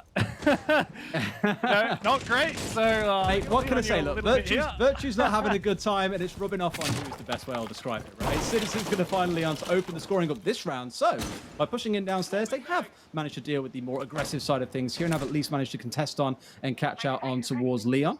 So I like that they're starting to mobilize here and look to shut down what's coming in on the other side.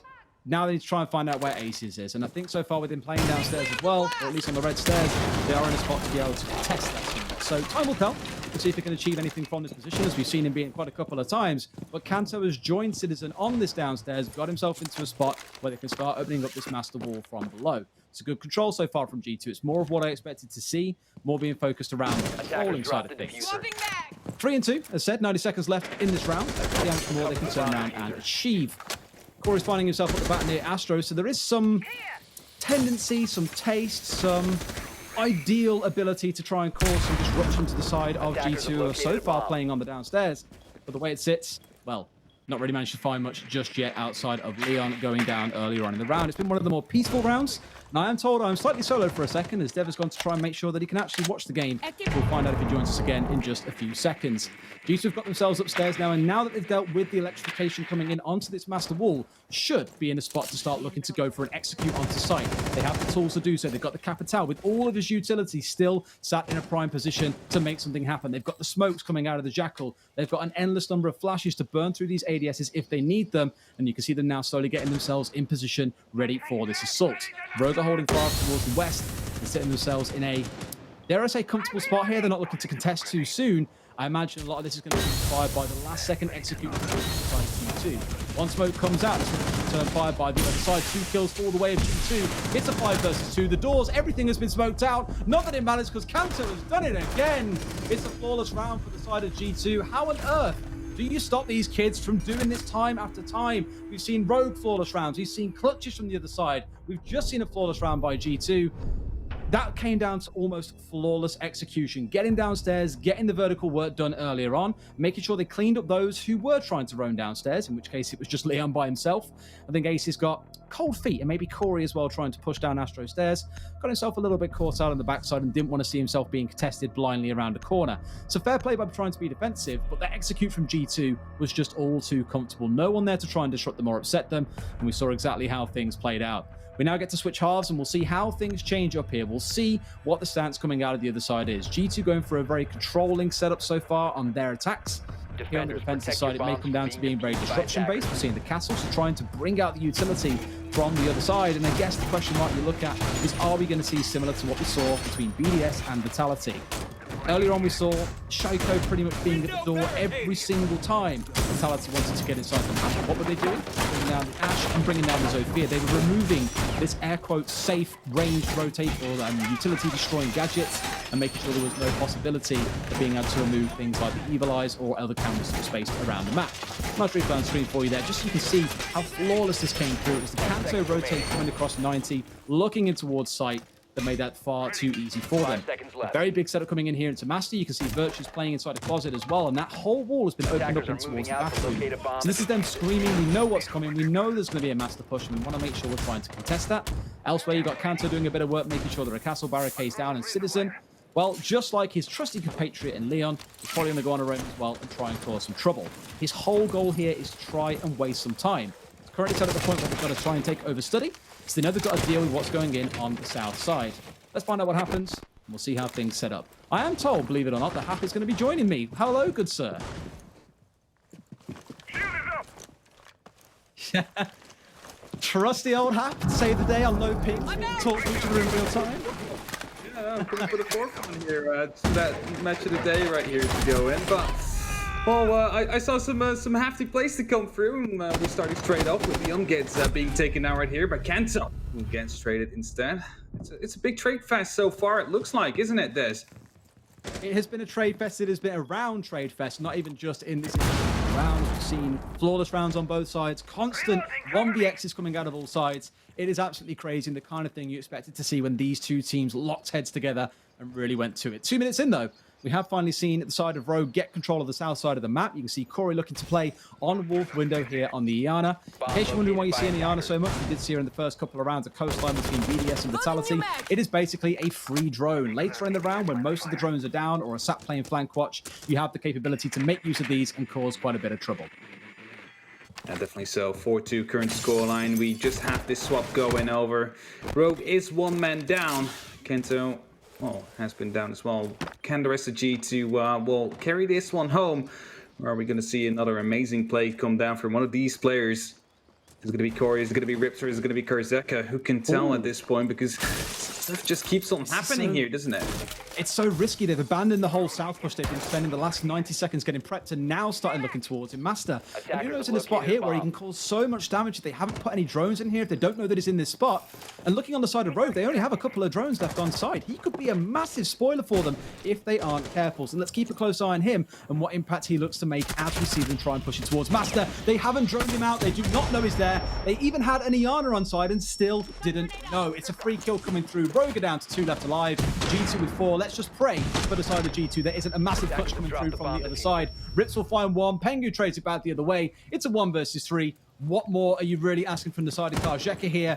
1 kill to his name so far in this game. 5 deaths. I think it's pretty fair to say how we don't expect miracles to be worked here. No, definitely don't expect miracles to be worked right here. It's Kurzeka, the last man standing, to go up against the 3 of G2 with 10 seconds on the clock. The diffuser is down. Smoke Ennis is now being popped. The only choice he has is to actually go for the frags in these last couple of seconds, but I doubt that's going to be happening. It's looking like G2 is going to be pulling in the 5th round, as indeed they do. The timer runs out, and they will be winning it. I believe we're now doing the magical trade, I believe it's called. This is where the Down Unders return. Thank you very much, Hap, for your help. You have been a great assistance. And this is why having such a wonderfully flexible team enables us to do all these incredible things. Dev, has your internet stopped having a paddy about Virtue not doing so well? Look, I'm sure that the Australian internet will get over it eventually. Cheers, Hap, for jumping in there, and cheers, Desertu. You're an absolute soldier, just smashing on through that one. And man, I wish I could have seen the last few rounds, but looking at it from here, I mean, G2 5-2 up. It looks like Rogue do have an opportunity here, but G2 seem to be quite a look in ahead. Like, if you're looking over the past few rounds, what is the thing that G2 have that Rogue just don't seem to be able to deal with? Well, I think the most difficult thing was the one round it came down to when G2 had a flawless round on an execute. They took over Master Bedroom. Rogue sat quite far back. They tried to have Leon on the roam, but he was collected very easily by the side of G2, who changed their tack and said, you know, rather than ignoring what's going on downstairs, let's send 2 members downstairs. Let's them go and get Leon and remove him from the field, and they did just that. And that flawless round has really kind of inspired them onwards. It looks like that last round on the defensive piece, Rogue spending 90 seconds trying to take study, abandoning it entirely, and then moving over to attack Master probably isn't the best, almost optimal use of time, should we say. Just like we said back in round 2 or 3. This team hasn't had a whole lot of time together. EOC was their first competition. They're looking at the side of G2 has had a little bit longer to gel, so let's not sing the absolute death knell here for the side of Rogue, but it is looking very, very uncomfortable, and G2 absolutely in a commanding position. Attackers must locate and defuse a bomb. Just having a look at the kill distribution as well. I know we don't like to weigh too much on it, but Kojeko has really been struggling. He's been playing those support positions, so you don't expect him to necessarily be fragging out, but still just sitting on that one so far. Got to be feeling tough, especially, and I mean, as far as I'm aware, Kajeka obviously used to speak and play in Russian, and being on Team Empire, of course, and then transitioning onto an English-speaking team. I mean, that's quite a significant difference, and no doubt that affects everything you do, your confidence, your reaction time, instead of just immediately seeing something and your brain just saying it in your native language, having to transition here. I mean, that's got to surely affect how Kajeka has been feeling here on Rogue. But so you should try and hear me trying to remember call-outs in rank sometimes. It is painful. It's very, very different to cast in the game, I'll tell you that much. 60 seconds in, though, or 50 seconds in. Clearly, I can't count either. That's another problem that I seem to endure. With 50 seconds in, we found ourselves in a spot where no one has died just yet. So Leon has not managed to find anyone roaming on the downstairs. Kanto's the guy you're looking at here as the big fragger on the team in this game. Made himself more than known multiple times over. Holding around towards the top floor here, just trying to extend up towards the north and catch out these members of Rogue as they try and go aggressive, or more than happily going to take over some drones as well. The biggest issue he faces now is if someone is pushed on the downstairs, he risks being pincered. So Rogue can afford to take their time. They still have utility with things like the Capital. But looking at their drones, they've only got 4 left alive 90 seconds into the round. G2 have done a brilliant job of cleaning these up, and they'll find yet another, not just a drone, but also a player. Down goes the Capital. Unbelievable that Kanto was able to punish Leon and from that position when Rogue were no doubt aware of it, and the Capital was the perfect operator to counter that position. The firebolts. Now, well, Rogue are really running from behind. A C4 for Uno. Kanto finds his umpteenth kill. 12 to his name. Styling on Rogue right now. Rips and Corey, what he's got to show for us. Clearly not that much. Uno's on for the roam, and G2 cannot be contained. Rogue just barely scraping through for mere seconds, a whole minute to go, but it looks like G2 don't need that. A flawless round to spearhead them onto match point. And a bit DJ Khaled there. Another flawless round coming through. Another one, dare we say. It's just looking absolutely terrifying from the side of G2, where even on the roam, they're able to shut down the side of Rogue and not give them even an ounce of breathing space towards the site. They're not even letting them get on the site. It's just looking prolific on the defense. And we look back in that first half and did see some flashes of brilliance coming out the side of the Rogue. We could have argued it could have ended 3-3 if not for an incredible Citizen clutch. But you might argue the same thing on one of the earlier rounds when Aces managed to find that 2K with a pistol. So with how things have shaped up so far, G2 definitely looking like the stronger team on the day. And now they find themselves one round away from closing this out at 7-2. We've had some ridiculously quick games today, right? We've had 7-1, 6-6, 7-1. It's looking like 7-2, and now the players are just saying, look, we want to put on a show. Let's get it done so we can relax and breathe a little bit afterwards. I mean, you want to talk about Rogue for a minute and that clutch from Citizen, how that would have affected Rogue's mental state. Historically, Rogue have been a team that have been in my eyes, significantly affected by the sway of the matches. They're a team that can get emotional when they're at a deficit. And I feel like there's no better example of that than at the Six Invitational itself. Yet another LAN performance that was a disappointment. Derry, we were there. And you remember everyone talking about how Rogue left after group stages, absolutely tilted off their planet. Rogue was this team that the losses always get to them, and it seems to be the same here. Every time G2 have just an ounce or even the tiniest teaspoon of success, Rogue just, it seems to get to them. And this is meant to be a superstar team full of superstar players, but this definitely hasn't been a superstar performance so far. It absolutely hasn't. And I think that should be the summary that the Rainbow Six EU account takes on Twitter and just tweets it. Superstar players, superstar team, but not a superstar performance. It's probably the best way I can describe it so far. But let's not forget they are coming up against superstars in their own right on the other side in G2. Right now, they're looking to play around this intel they've got coming out of Virtue with the cardiac sensor. We've already seen this being used by BDS to such great effect on Coastline earlier on. Had all the intel they needed for players like Shaiko, for Playday to run off and have an absolute field day, charging around and picking up these lone stragglers or those that maybe weren't drawing in the corners in quite the right way. May yet turn out to be the same case here. I'm looking at the 3 C4s on the side of G2, and after how much C4 play we've seen already today, I'm quite excited about the prospects of us finding a couple more in this round to really close things out with an explosive end. You know what's hyping me, Derry, is the amount of variety we're seeing in operator selection. Yes, we have some of the staples. Oh, Rips is going to be counting as lucky stars after that one. But we see a couple of cheeky picks thrown in there. You got the Nook, you've got things like the Oryx from Kanso, and C4 game has been just crazy so far. So many C4s flying back and forth, some hit their targets, some don't. But the amount of diversity that we're seeing in play styles. Oh, wait, how many C4s do this team have? 3 C4s, they have 3. All 3 thrown They've now out. used all 3, and they haven't found a single kill. Unlucky, I guess. That said, he's taking a low HP, and Leon's taken off the board thanks to Pengu with the SMG-11, and prolific with the gun. But what do Rogue have to show? That Nook taken out, that surprise element is no more, but this vertical play established nice and good, but G2, once again, Pengu peak and styling on Rogue right now. A minute left, and in a 3 versus 5, staring down match point. I just don't see this happening for Rogue. Now, on the day itself, it does look like Rogue aren't quite the team that maybe we saw back at the EOC. It's week number 1, let's not forget, but as we said, for so many teams already today, there are only 5 weeks of play. There are 2 play days per week. You can't afford to have a bad week, because a bad week may well see you careering out of the top 4 and not qualifying for the major. Obviously, in this case, there is no major. It's more of a mini major, as we're starting to call it. But you still want to be in one of those top 4 spots to maximize those points you're getting towards SI 2021. Uno's going to find a kill again onto Corey, and this time it's a 5 versus 2. So, on the side of Rogue, there is an awful lot to do. You do have Rips left alive alongside Aces here. There is the possibility, but Kanto goes, ha ha, what possibility, my friend, as he's gone down as well. It's Rips all by himself, 2 frag grenades on side, and despite the vertical play coming through, despite feeling in control, things are looking incredibly lost for them right now. It's a 4 versus 1. They're contesting the vertical angle. Rips is going to find his second, but can he turn around and find another? There's one way to round the corner. No, they shall not. G2 are going to start off the season in dominant fashion, and Rogue have got a bit of work to do before Wednesday. G2 did not let up through that entire series, and that's not something you see every day. And Oryx at the MVP.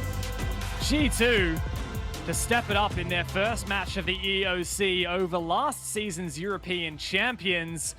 G2 have got to be happy about that one through and through. A well-deserved victory. It is, and again, the number of rounds we can hark back to in that and just say, you know, Rogue didn't come into this not be wanting to put up a fight. It wasn't like they've been dumpstered over 7 rounds in a row, for example. They did have some rounds which you might argue they deserve to win, and others arguably that maybe they shouldn't have won and G2 should have taken instead. So I think all things balance out in the end. But what we saw from G2, the one round that you missed, I'm so sorry that your internet had a little paddy fit. The one round you missed was an absolute masterclass coming out of G2. We didn't see the same kind of dilly-dallying we saw coming out of the side of Rogue, where they were torn between, do we push Study? Do we push Master? We're not quite sure. Let's go and take Master with the 60 seconds left and no drones. You know what I mean? It was just coordination to the absolute nth degree from G2, and that's the kind of performance you want to see from a team like this. But I want to talk about Rogue for a minute. There's so much hype going into these super teams, if you will. G2, I guess, was the OG super team, picking up 2-star players from 2 world-class teams onto their already star-studded roster.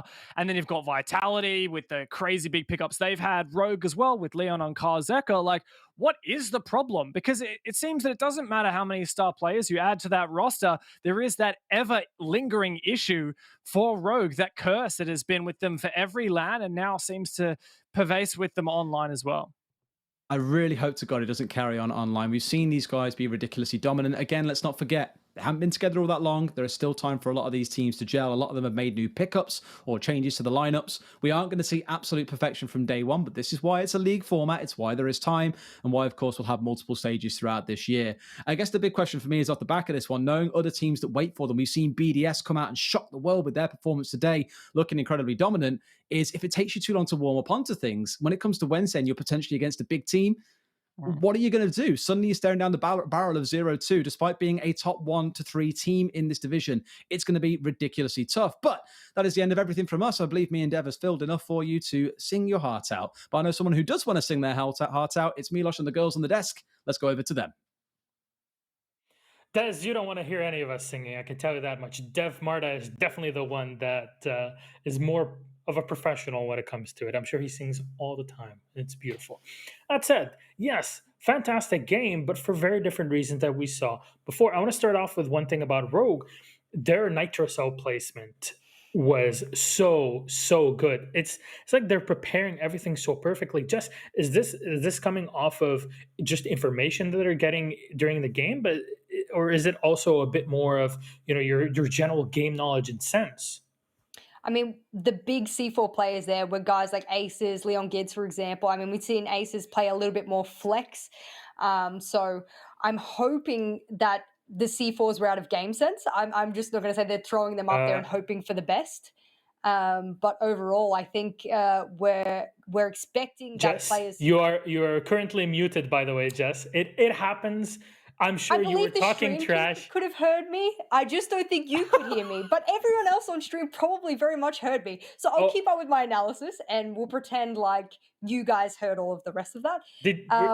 Okay, fair enough. I mean, you were completely right. I'm not even going to question it. So Yeah, just if it was Des, point. if it was Des talking, I would question every single word. Look, to finish off that point, of which I'm sure the stream heard, but none of you guys heard, we expect guys like Aces and Leon Gids to have a strong gunning ability. Their fragging ability has been tested time and time again and come out on top, but their game sense had to have been paired along with those really perfect C4s. Villa's a big map. C4s can go wary, left, right, and center, but they will almost smack on every time with them. So I think that's really goes to show that they had teammates who were giving them a lot of intel and they were using that effectively. And G2 were on fire this entire game, specifically Kanto. Even he will come out and say, I'm washed up. Nah, man, you're not. This was amazing play. No, he's definitely not. The fact that there were 4 flawless rounds in a row, one of which was from Rogue, but one of them was also that fantastic ace from Kantaraketi, and being able to see something like that consistently come out of the team. Obviously, there was only one round with the ace, but so many of the rounds that they won came from him getting these clutch gunfights, him just lighting up the kill feed all on his own. I think that was incredibly impressive, and it just says a lot about the fact that G2 still do have this firepower behind them that maybe some people wondered wasn't there any longer or was going to be contested by these other teams such as Rogue. I want to preface this last question here with one thing. This is still Playday number 1. There's 8 more matches that each one of these 2 teams will be playing. So keep that in mind. It's the first day. But at the end of this match, Dev Marta was talking about it, super team roundup. Anything we need to look at after this game and the dust is settled? I think a really important part to take away from this game is that back when G2 first reformed their roster and we called them the new EU super team back then, and they came out of the gates a little bit sloppy, that's how I feel Rogue is now. They're almost repeating the G2 back then now, just because they haven't had enough time to synergize, coordinate, and all of those things. So I think giving them the benefit of the doubt here to say, we saw some good flawless rounds. They had a flawless round of their own. Okay, most of them went to G2's side, but they showed that they were dominant in the rounds that they had won. So I think giving them the benefit of the doubt here, more time, and I think they might flourish. Yeah, I would say I agree with that. I don't think that they look particularly weak in any way. It's just the fact that G2 looked so strong today. And as we said at the beginning, they're still synergizing, they're still meshing together. They've got time. Yeah, much like us as well. I know. Let's take a look at our rankings for our league so far. We've gone through 4 out of the 5 matches. We're on time pretty much. G2, BDS, and Empire at 3 points pop. Chaos and Tempera at 1 point apiece as well, which leaves us with our last 2 teams playing today. Natos Vincere versus Team Secret. And that matchup, though, is right after the break. So we hope to see you then very, very soon.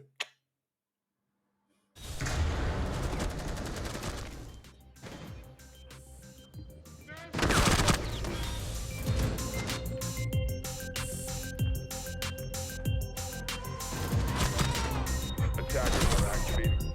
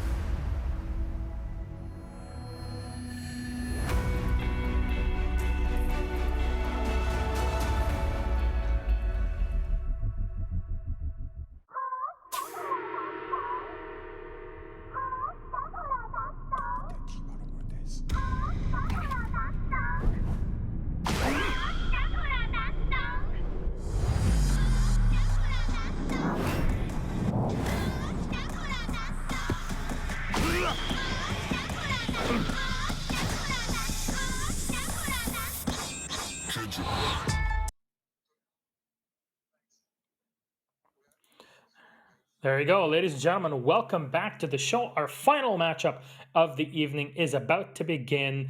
Dev Marta and Stein Hoppers. We've stolen you away from Toldersma, and you're here with us. James, I can't wait to have you guys over here. I know right now we will remind everybody that we are not in the Ubisoft studio in Paris. That will be coming up later in the summer, hopefully, as things subside in the European Union. We hope you're all staying safe in the meantime. But let's start off with our match. Navi versus Team Secret, our last one of the evening. We'll put up those rosters in just a second. Maybe want to recap those rankings and just tell everybody how things have been so far. On our schedule, 7-1 for Team Empire versus Virtus Pro, 6-6 tie between Tempera and Chaos.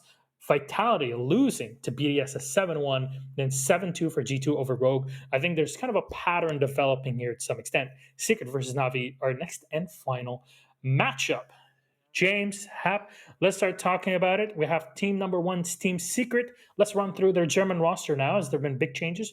We'll dig deeper into them in a moment. KS, Drevin, Prano, Expo, and Haifa. Haifa? Ich weiß es nicht. I was hearing that, yes.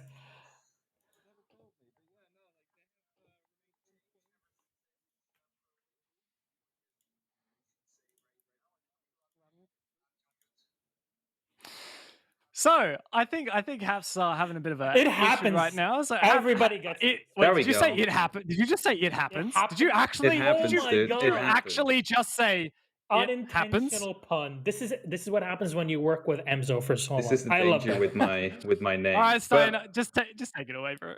yeah, I'll just say they I've been saying hype like wrong the entire time. You never told me, Milos. So I'm gonna blame you for that one. But yeah, they stayed unchanged ever since they came out of Challenger League.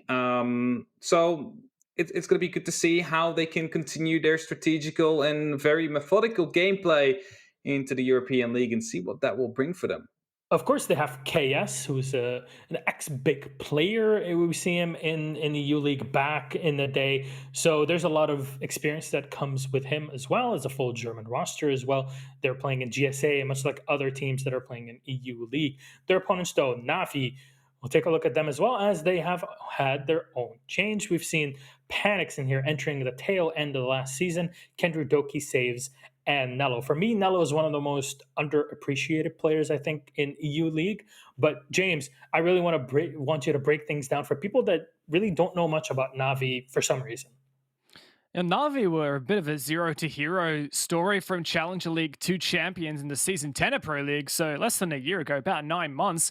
Pretty nuts that they went through storming through Challenger League, getting picked up. They were previously M&M Gaming, got picked up by one of the most prolific esports organizations out there in Navi. Now, eventually they did lose their star player of Citizen over to G2, but picking up Panix, I mean, Panix is a player as old as time and a staple of the Pro League. He brings so much experience to this otherwise fairly young roster.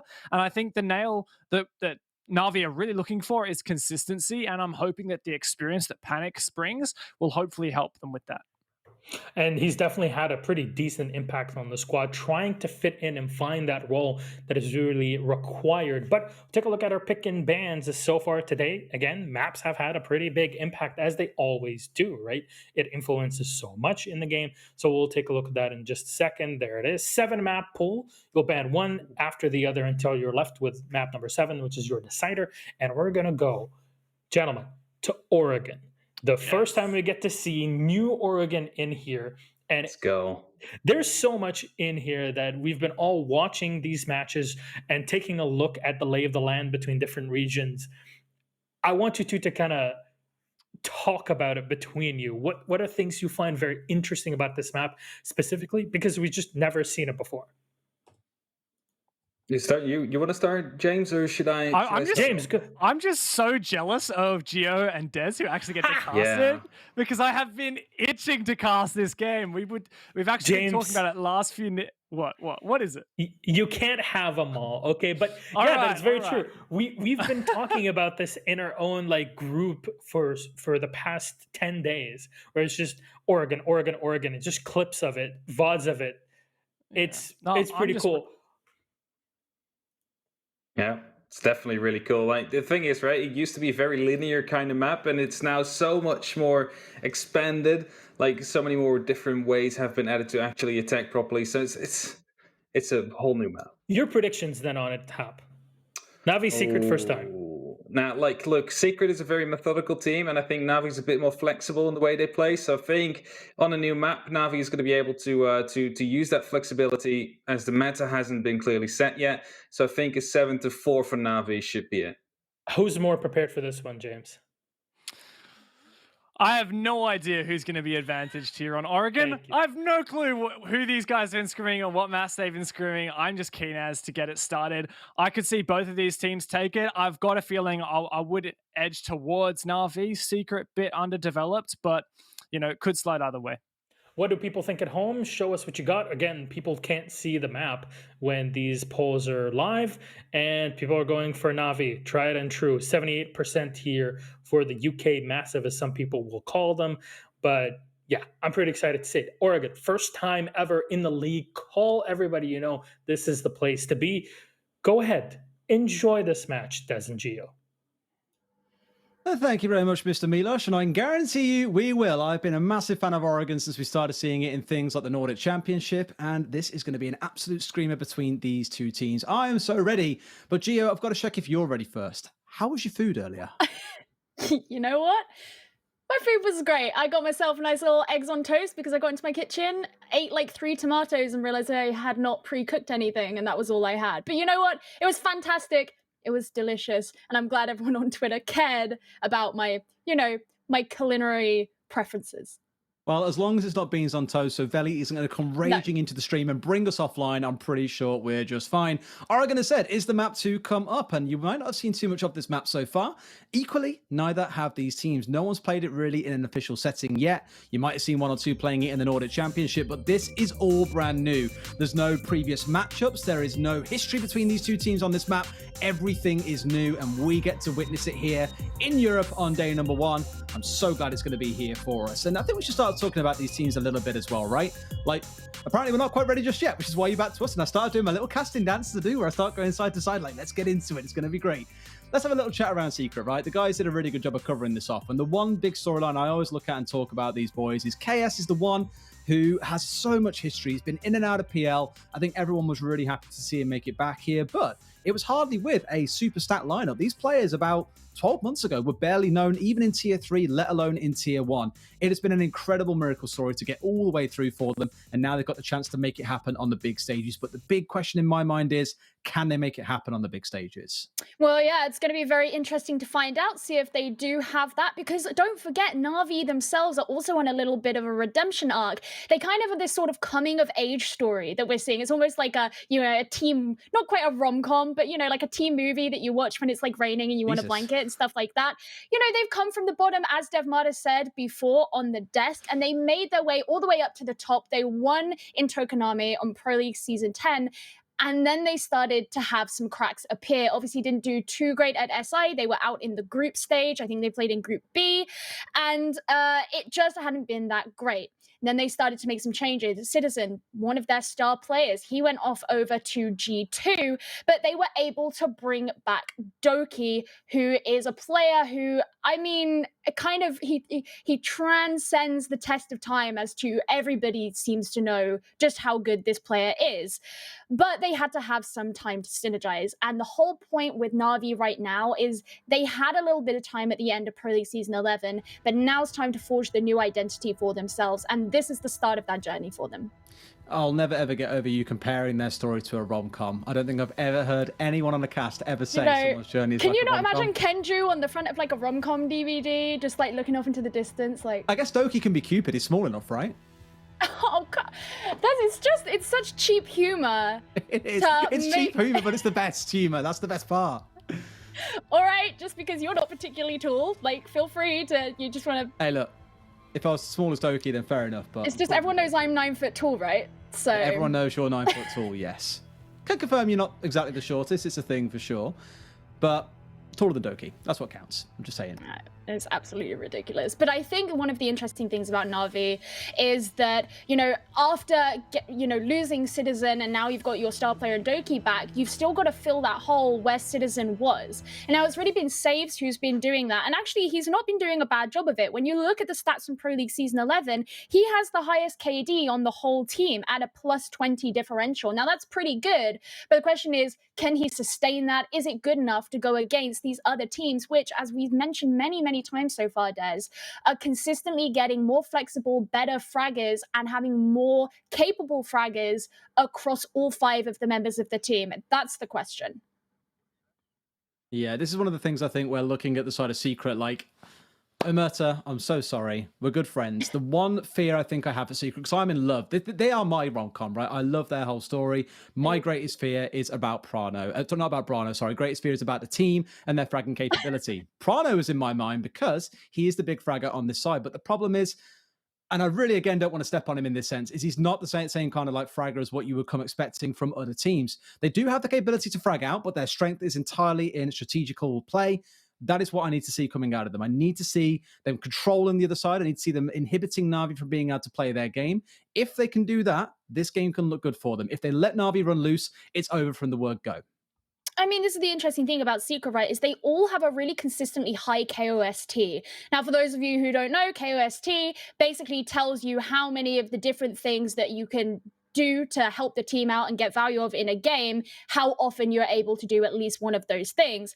Now, all of them have a KOST of above 63%. So that means at the very least 63% of the time, all these players are doing one of those things. And that shows consistency. It shows that they're, focusing on this strategy. It shows that they're able to do these things. And that's what we need to be looking out for against Na'Vi. And it kind of goes back to what you were just saying, and that they like their strategy. They like to go along with the method and do everything very systematically, which is almost the opposite of what Na'Vi like to do. They like to adapt on the fly and be a little bit crazy sometimes. It absolutely can. Well, I'm sure you've had enough of seeing our wonderful faces on screen. We're going to give you 3 faces to look at now. We'll go back to the analyst desk for just a few minutes while the last player gets ready in this game. Thank you so much. So I guess we're all going to be talking to one another, I guess, all 5 of us, if this is possible. Hello from beyond the camera. Hello from the other side. Okay. Let's have a bit of a round table about Oregon for a moment. By the way, for everybody watching, we're still waiting for one more player to connect. So let's just make something cool out of it since we're all here, right? So Oregon, Des, I know you've been talking about it all the time. any site that really jumps at you in comparison to everything else? Where is he? There. Look, Hey, let's just pretend that you said Dev, not Did he Des. go? Yeah, Dev. Fair Honestly, enough. I'm not going to lie to you. I did Okay, think there you he is said here. misspoken it. I am here, but I assumed Yes. that you said it wrong and you were saying Dev, and I was like, has he just got confused because Dev's on the screen? That's incredible. We have to figure something out. Okay, it's our first show. Man doesn't even know his own name.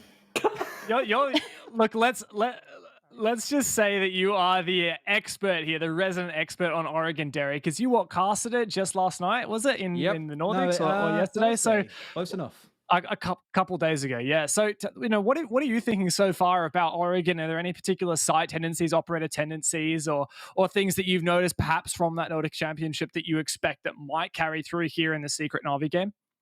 There's a lot of things I think to be really excited about between these teams on this map. And this map in particular, to me, one of my favorites because there's quite a lot of flexibility in the way that it's played. And by flexibility, I mean the top floor and the bottom floor probably could not be more different.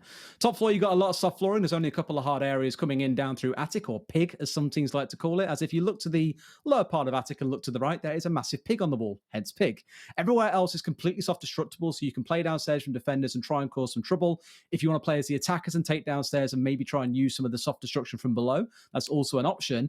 Downstairs, the whole floor is solid. There are, of course, a couple of hatches you can use, but it lends to playing it in a very similar way to how we used to see before, where you're looking for a big tower take to the north and looking to come in from construction out to the east. There is Freezer. There is the south side in Laundry. Laundry is a much harder take now. You are never going to see players going for the same sort of thing where it's a run downstairs in Laundry, go behind the washing machine and try and go for a plant. Can't do that anymore. So I think you're more likely to see Freezer and the northeast take being most viable on the downstairs.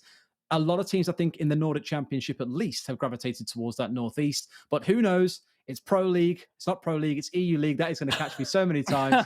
Forgive me, Satan, please. Dude.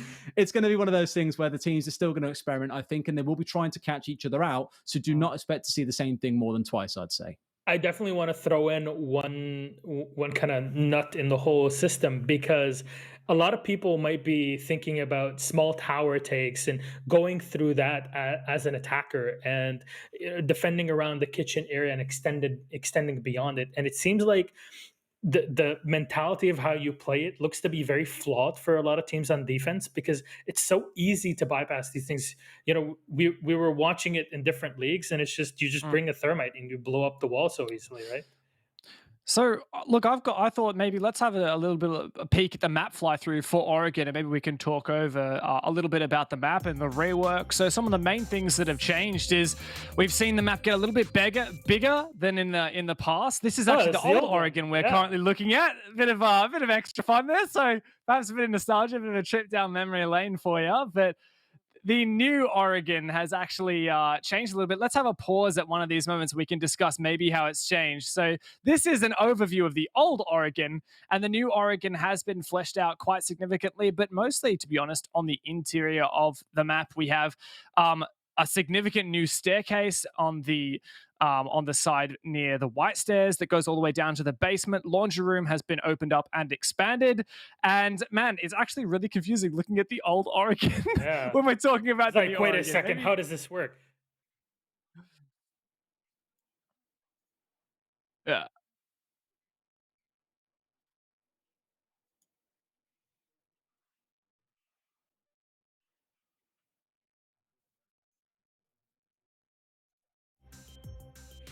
I wonder what sort of operators we'll be expecting on defense. Seems like, operators like Qaid would have a really good time on here.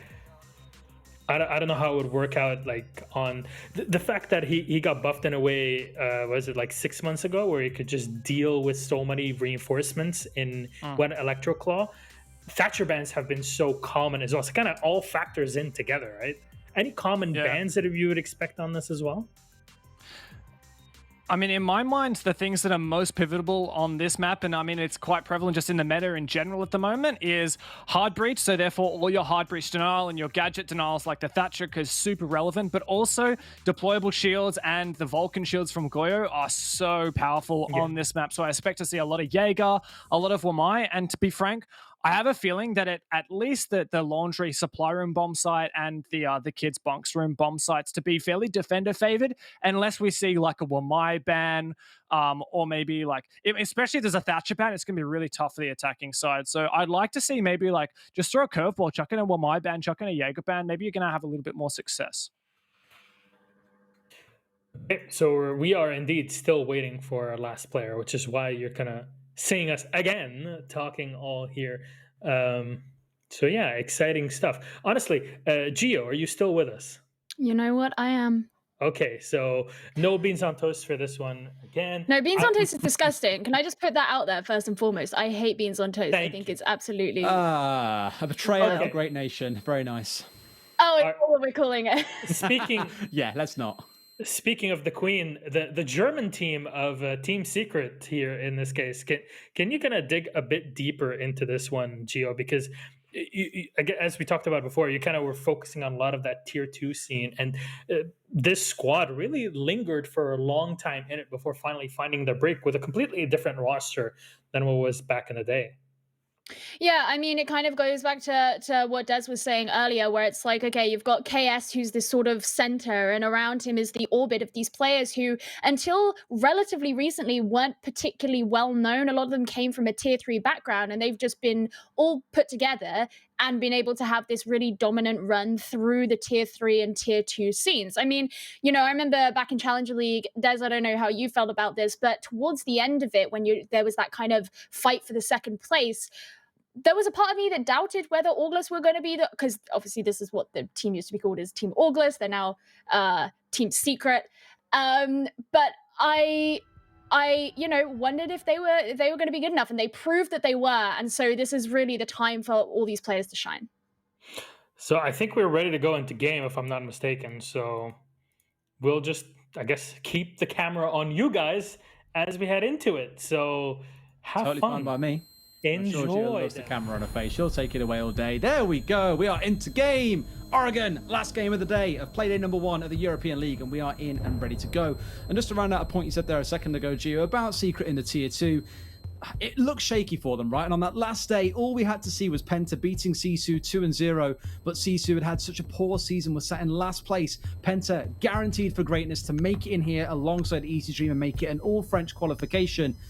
Sisu managed to snag a game away from them, and that's it. Secret find their avenue, and they win that final game against Diffuse Kids. It was a fairy tale in the making, and they've reached their happy ending after all. But now we're into the second Shrek film, and they're in a spot now where things start going wrong again. They are in the big leagues now. They've got to start beating big teams if they're going to keep on going their way through. I've got confidence they can do it, but we'll see what Na'Vi have to say around that. Bans coming out of the sort of thing that you would see on something like Clubhouse. Maverick and Thatcher being taken away. Maverick, of course, it makes it very, very easy to get open electrified walls or hatches. Thatcher making it easy for, in this case, other hard breaches to open these things up. So you make things a little bit tougher here, I think, on the attackers. It's not going to be so easy to get through these electrified reinforced walls or hatches. Valkyrie, or Geo, I mean, is banned away here as the third ban out. All about the intel there and the cameras as you would come to expect them. Very, very good if you're trying to keep tabs on where the attackers are pushing from and maybe looking to play a more aggressive flank. With Na'Vi being the one starting on defense there, maybe that's kind of why the lean there is for Secret to say, you know what, we don't want to be dealing with these cameras. Let's pin off something like an IQ, because we know that Echo is banned by default. Valkyrie's banned away here, and you don't have to worry about those anymore. Kai going to round things out. The go-to expected ban when you see a Maverick and a Thatcher ban in tow. You know, given that you said that it is, the second Shrek film, I'm expecting there to be some, fairy godmother, song at the end of this, and you have to sing it if, no one else shows up to do it. But I think it's kind of interesting seeing those bans. I was going to make a comment about how the Maverick and Thatcher bans will be really poignant going down to the basement, but we aren't going down to the basement for the first site. We're going to Meeting Hall and Kitchen, and we're going to be seeing some interesting operators coming out at the moment, including a Kali. We're going to be seeing a Yana. Now, Kali, I have heard, is getting a little bit more popular these days after the changes that happened with her. And obviously, with a Thatcher banned out, her gadget is very similar. So maybe they feel like they can, get some value from her from that respect. But nonetheless, it's not been very common for us to see her appear in pro play yet.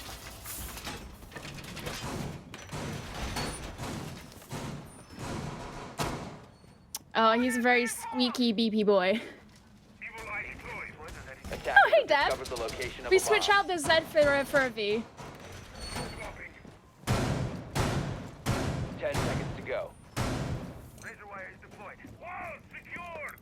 5 seconds left. Attackers are moving to the bomb.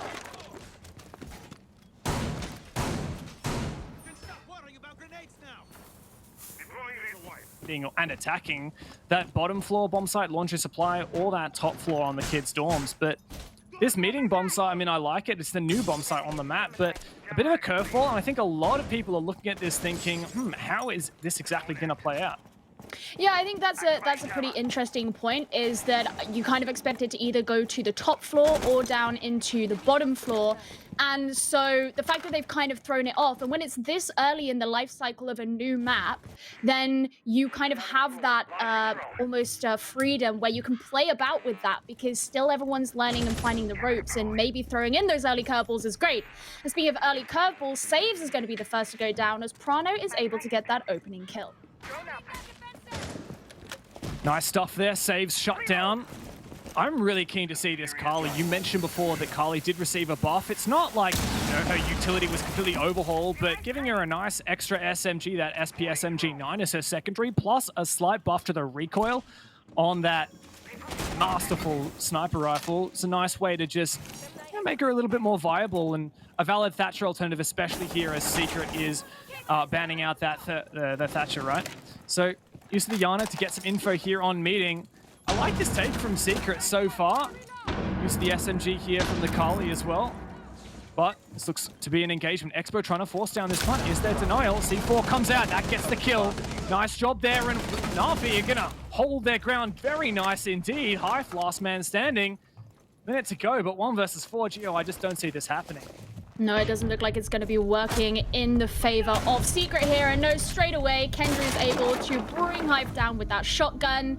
And really, it was kind of interesting there because that was almost entirely characteristic of how we were describing these teams at the start, right? Is you have Team Secret, they like to be a little bit more methodical. We saw them hanging back. They were droning in. They were using the Yana Geminis. They were trying to get as much intel as possible.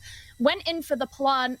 Na'Vi were hanging back a bit more. The second that started going down, that's when Na'Vi kind of pounced. They went in with the aggression, and that's what's worked really, really well for them. So that's quite interesting. But now, looks like we're actually going to be going down to Laundry and Supply, which is the bomb site that we maybe suspected was going to come up in the first place.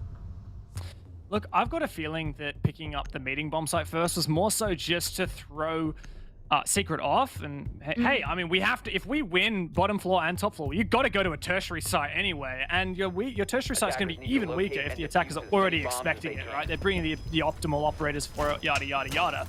So, nice little curveball, and for Na'Vi to win that, I mean, that's just perfect. Mind you, Secret actually got into a really good spot to almost get that plant out, as you can see the replay on the right side of the screen.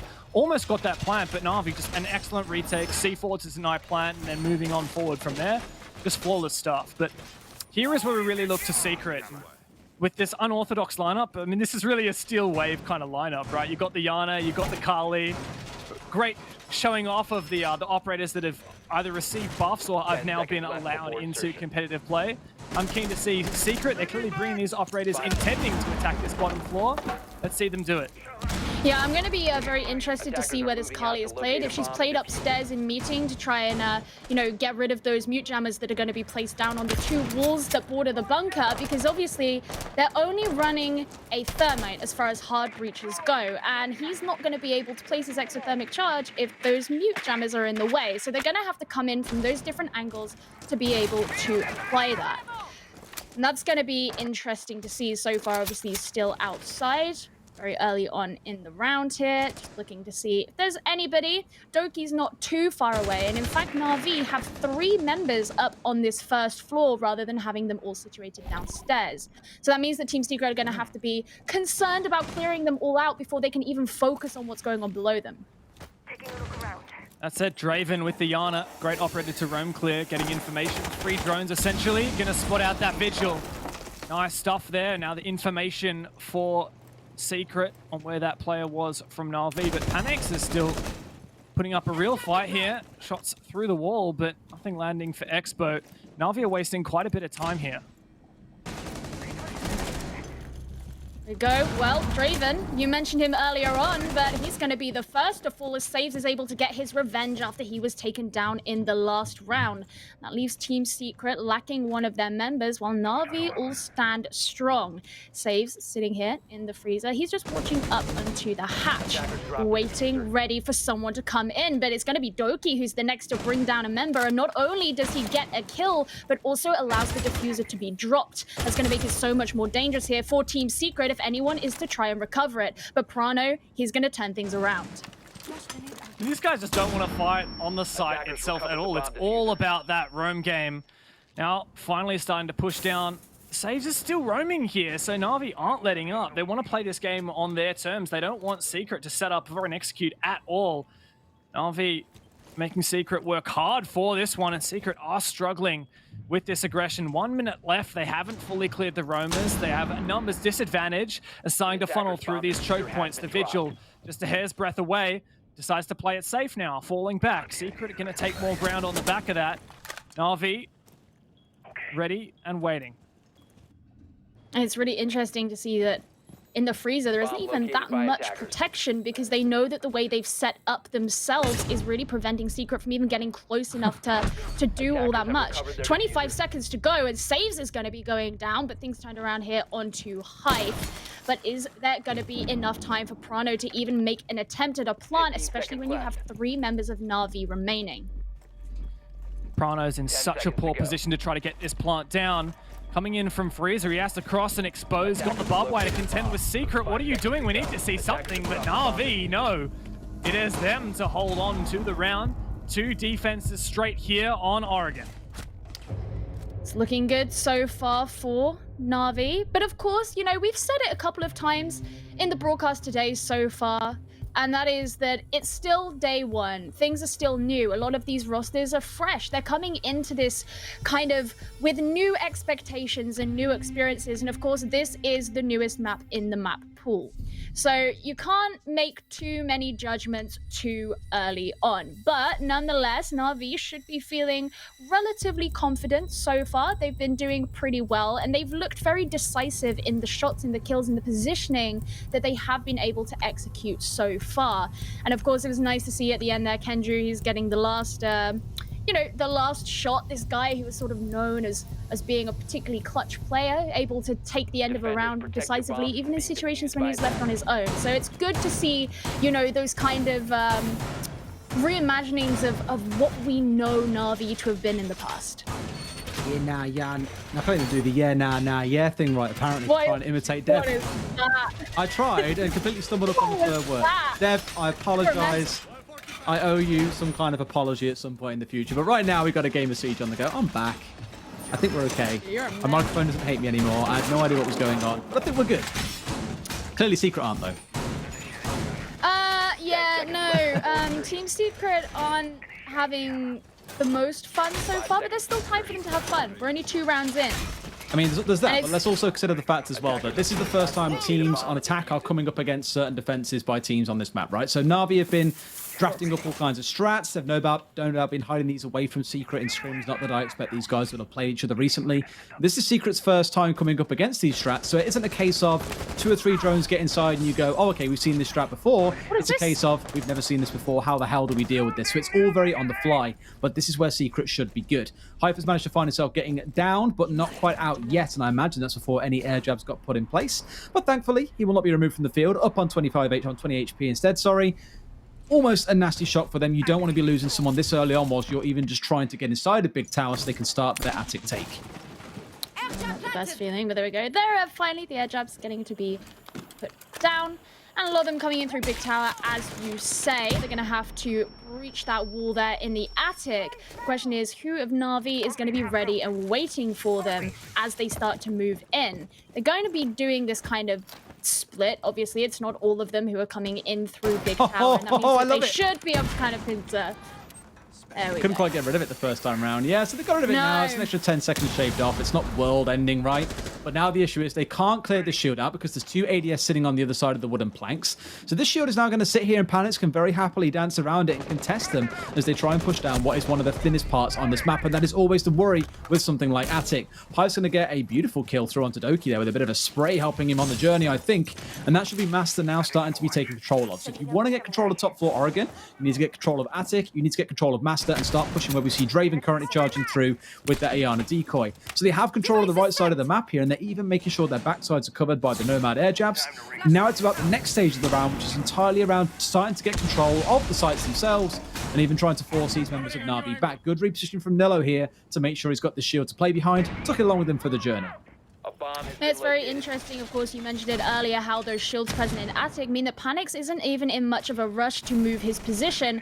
And in fact, that's actually starting to influence what Secret are doing now. They're sending in this drone because they want to have as much intel as possible, but it does mean that we are now less than a minute left on the clock, and they still haven't made much more progress moving into the site. That's why they're sending down that Drop the bomb Sophia. diffuser. This is a big potential flank coming out of Prano, mind you. If he can get at the back of White Stairs and cause some trouble from behind, he could literally destroy this whole round for Na'Vi and could end up winning it for Secret. But there's still not a lot of time left, only 30 seconds to go, and they have hit a stalemate, a bit of an impasse here when trying to take control of Attic, and that is going to be a massive dent in their plans because Na'Vi can now play around there. They can pull back and play quite defensive and make use of the north side.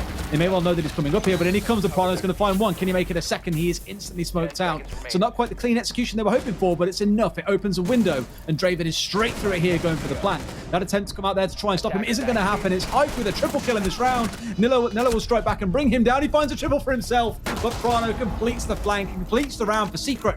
They will at least put a point on the board here. 2-1 to the side of Na'Vi.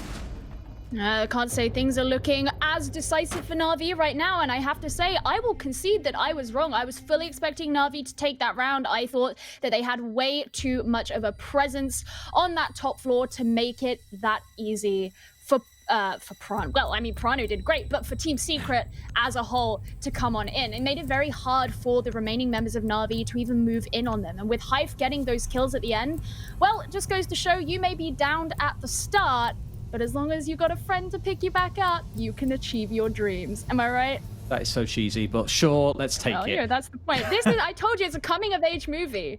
All right, fine. Let's get past that point because I might cringe if I stay here any longer. Just cringe myself into a ball on the floor. That's But right, that's our friendship.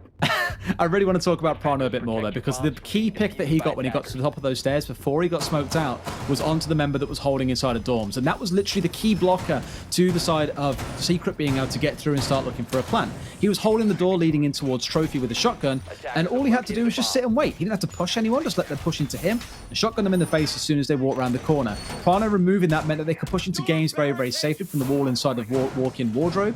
Managed to get the plant down in the back corner, and no one could unseat the planter from in the very corner of game. So really, really nice setup there and great execution coming through. These are the kind of instances why you want to ban away things like the Valkyrie, because with some cams down there and some intel, no doubt they would have spotted that coming from miles away and been able to adapt a little bit sooner. Yeah, it worked out very well for them, but now we're finding Na'Vi deciding to go back down onto meeting. This is the first site that they went to, and they had a pretty good victory on it, I would say. Retaining, a presence in certain parts of the map allowed them to, provide too much kind of pressure, it really felt like, for Secret to be able to push through it.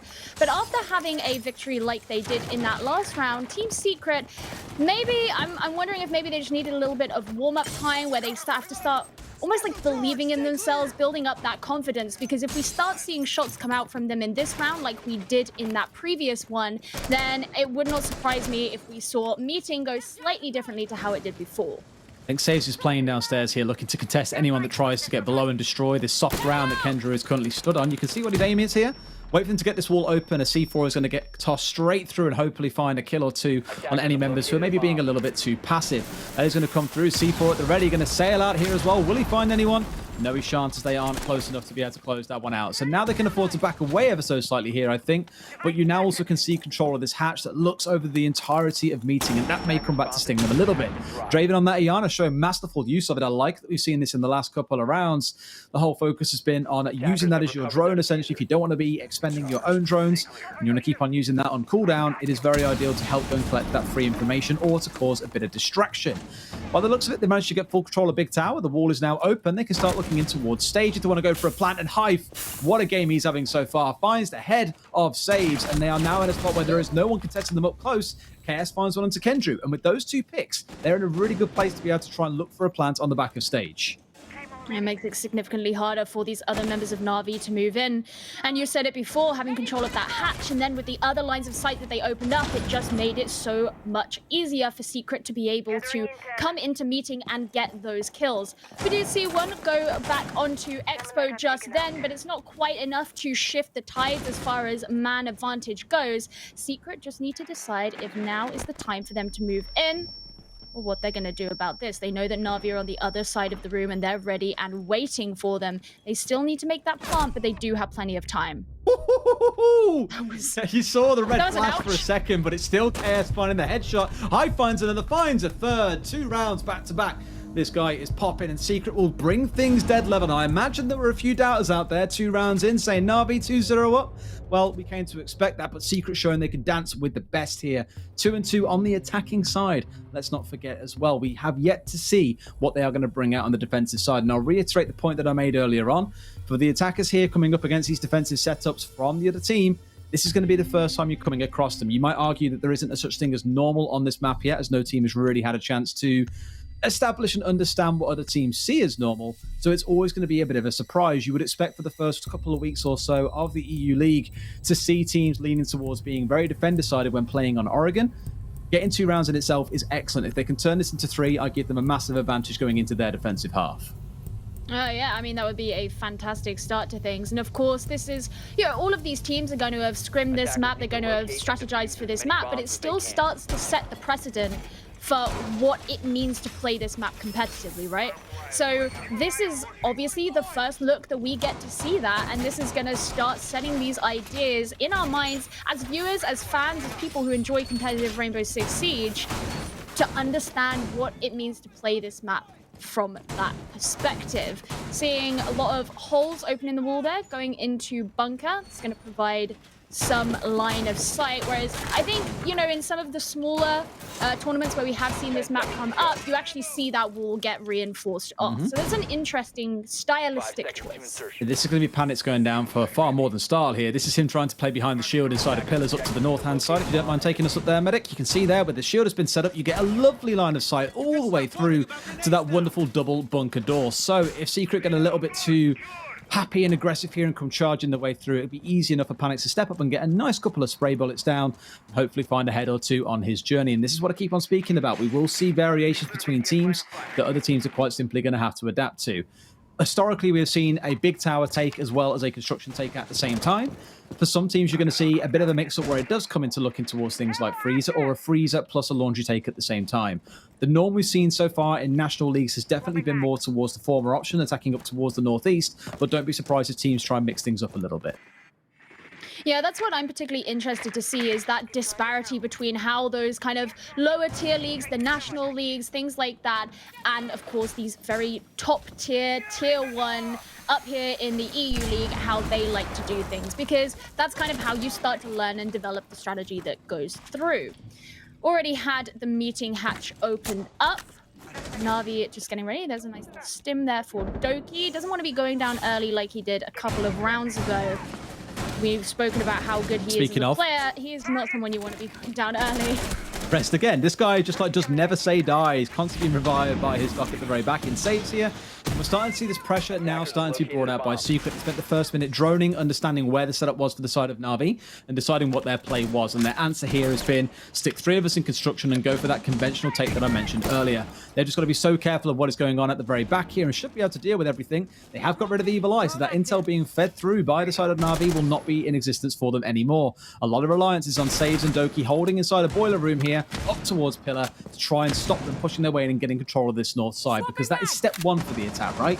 You need control of the north before you can start looking down. We already have these horizontal lines drawn up across the map, which is looking pretty interesting for them, looking pretty tasty for Doki as he finds one onto Expo, and then it's the hard breach down and out, although I believe a lot of his work has already been done. Yeah, he's already been able to open up that hatch, but Doki's going to be falling as well. It makes things a lot harder. Saves 2.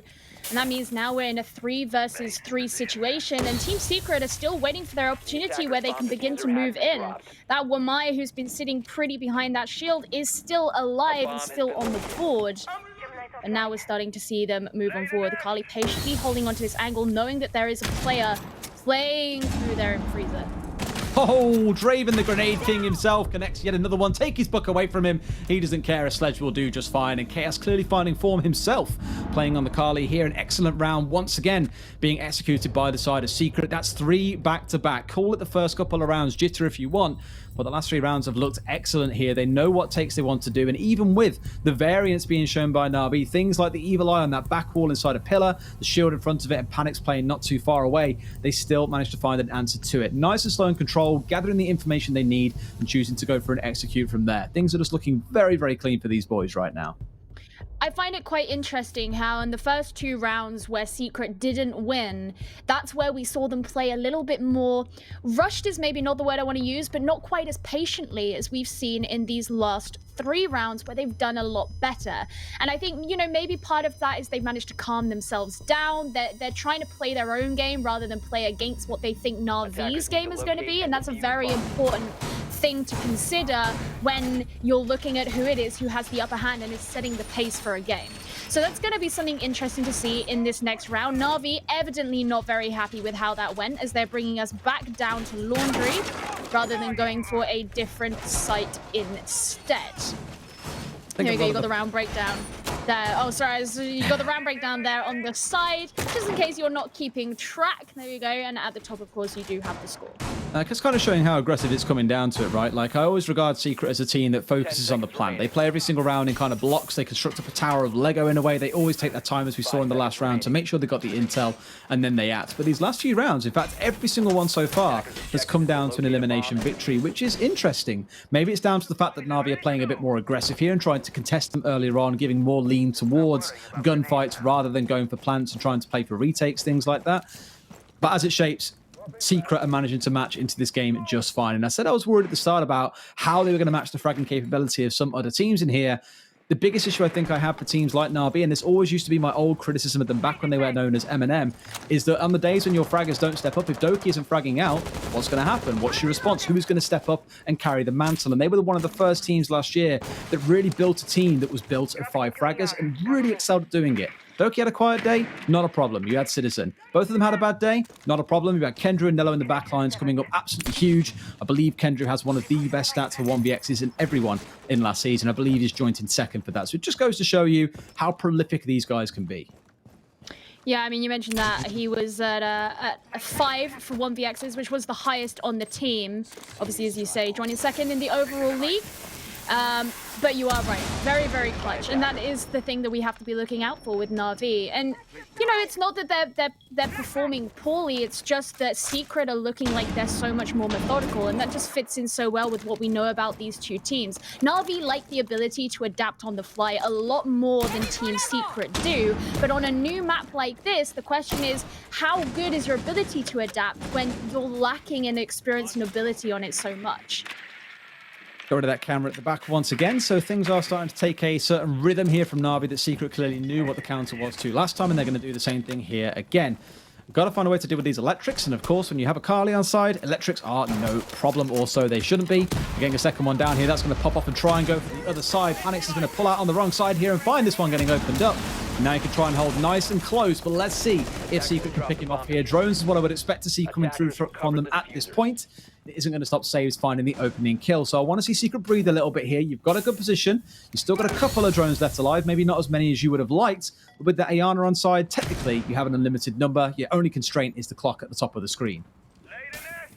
Yeah, as you say, they just need to be a little bit more patient. They know that there are defenders situated here in supply. Kendrew sat there. He's bringing out the smokes, but Saves is actually going to be going down. He was holding Freezer there because we see Team Secret, they decided they were going to go back round through pillars rather than pushing anywhere near through that door there in supply. That's where the cross angle was being held, and that's why Na'Vi now are starting to struggle. 20 seconds left on the board, and it looks like it's all over for them, and it is Team Secret 4-2 at the half. Des, I'm impressed. I am very, very impressed and equally shocked in, well, equal measure, I suppose is the best way of putting it. Hype was the guy, I was speaking to Omerta funny enough about this actually, saying, what is it about Hype? Because he's the player when you look at the team, always at the bottom in terms of stats. He doesn't shine any particular way. What is it that he does in this team? And he does what he calls the impossible jobs. He's the guy who steps in and does what needs to be done. Doesn't matter if it doesn't care in seeing frags. Doesn't matter if it means that you survive every single round. It means you step up and do what your team needs you to do. The beautiful thing, I think, about the way Oregon has played out so far is things are quite, I don't want to say one-dimensional, but they're very unified. The chance of you getting flanked when you have control of Big Tower, very, very low. You can stick a Claymore at the top. You can have air jabs up there if you so bring along a Nomad, that sort of thing. And of course, you can't be flanked when you're inside a bunker on the downstairs, which means everything is very plain and simple. Run at them, kill them, go for the plant. And Na'Vi are more than happy to try and provide the fight to them. Just so happens Secret are the ones that are coming out on top in this case. They now switch over to playing on the defensive side, and they're going to start things on the upstairs. We'll see if Kids and Dorms manages to work out well for them. This is the one that I've probably seen the most played, I think, out of all the sites that we've seen so far on this map. Dining in Kitchen I've seen a few times. Meeting I haven't seen at all. We did, of course, see it back in round number 1 and not too long ago, I believe, in round number 4. But let's see how their hold of Attic goes compared to what we saw coming out of the other side. Earlier on, it was mute jammers, it was ADSs, it was everything they could do to protect the player playing behind the shield. And in this case, it looks like that is going to be Drake. Yeah, and of course you're going to have those ghosts available to you as well. And we actually saw when this was played earlier by Na'Vi, they were very quick to move those shields when required. And it just ended up being when it was in the late round, they couldn't really move past them because by that point Team Secret had forced their way into the site to such an extent that Hype was able to get all those kills that we saw and enjoyed very, very much. So as you say, it's going to be intriguing to see how that turns out, how the... Hello? Yeah. Surely not. Surely not. Surely not. Brano just knows he can anticipate these things. The man has got a sixth sense. He may as well rename himself to Spider-Man. But either way, it saves taken off the board. And the Ash as well, nonetheless. Such a painful loss because that is your ranged removal of gadgets like Maestro cameras, which KS, of course, has got in this round. It is going to sting not having that on side, knowing that he has been, again, as we coined at the very start, one of the fraggers on this lineup. They now can't deal with things set up by the other side all that easily. And you can see all those magnets stacked up north. They're just trying, stacked up north, sorry. They're trying to make sure that all this utility has to be expended before they can even start contesting into Attic. To be fair to Na'Vi, inside 60 seconds, they have managed to do that. The shield is now gone, and they can start spacing themselves out for an attack if they so choose. Yeah, things so far. I was going to say I've gone to plan, but obviously weren't planning for saves to be shot down in Freezer. Maybe not part of the original plan, but regardless, things are playing out otherwise, mostly how they would have expected. We've seen the X-Carriers get shot straight off the wall there, gotten rid of. That's going to make it a lot harder, but KS as well will be going into his grave. There's that Maestro that's disappeared now, and of course Expo as well being out. He is going to be helped up there by Hive, which is pretty good because that means that Team Secret aren't losing out too much, or actually they're just waiting. They're just waiting to get, he's got to have a big enough hole that he can actually crawl through and get it sorted. Meanwhile, it's all aggression coming out here, straight into the face from Doki as he runs just straight into the room. Not quite sure how I feel about that one. It has been a bit of a scrappy kind of reorganization effort by the side of Secret, who find themselves torn asunder by the side of Na'Vi. Got control of Attic very quickly, took control of the window to the north, and that opens up so many angles for you. You can divide the map in so many different ways just by holding that window, all the way through to Trophy, off towards the east, straight down south towards White Stairs, and it makes it very, very difficult for the defenders to safely reposition. That's why you saw so many of them forced off towards the west side of the top floor, and why the plank coming in off towards the east was a little bit easier for the side of Na'Vi. Look, sometimes you just get to that point where you're sick of the fact that your opponent has just won 4 rounds in a row, and you just want to run in and shoot them. And that's what happens. You know, Na'Vi, they know they have the abilities that they can do that. I'd imagine they're probably feeling kind of frustrated. They came in feeling really confident. You know, people are talking about them as if they're going to be one of the top 5 teams in amongst these super teams that people have been discussing. They're just saying, but, you know, Na'Vi look really strong as well. Well, when you come in and you have your inaugural EU League game and suddenly you find yourself losing out to a team that's just come up through Challenger League, I would be frustrated as well. And so when you know that you know how to use a gun, sometimes you just got to take out your frustrations. Can't use it all. You can't do that all the time though. But sure. it worked for Na'Vi in that last round. 10 seconds to go. Did indeed, and then a bit of pace coming out Secret where they weren't necessarily readily prepared after that mid-round kind of collapse, dare I say. I think they lost control of Attic a little bit quicker than maybe they were anticipating. But we are on towards the downstairs now. We'll see what the approach is from Na'Vi, whether they go for a freezer take or if they are more of the conventional trend, it seems, of taking up towards the northeast side, down through Big Tower and in towards construction. You can see the side of Secret doing quite a lot of work here inside of security as well. That is a very big central point around this part of the maps. If you were defending upstairs, for example, and looking to play vertically, it's very, very key that you hold it. This just tells me someone wants to be playing here at the top of Freezer Stairs. They want to be able to contest the side of Na'Vi if they do try and push into this area, because getting people out of security is almost impossible. You have to commit a lot of hard breach if you want to get the north side open, or you have to worry about trying to push in through a single doorway and essentially bottlenecking yourself in against these defenders. And Hive has even committed mute jammers to the cause. So I'm not sure what Na'Vi's plan is here. They're going to require a lot of grenades to start forcing him out, I fear. Yeah, I mean, they call bunker that room down in the basement, but they're really bunkering down here in security. And you see Doki, he knows he's in there. He's holding on to that angle, but as you say, you're going to have to commit so much if you want to drive him out of there. That's why we're starting to see the ceiling being open here. Ceiling, floor, whatever you want to call it.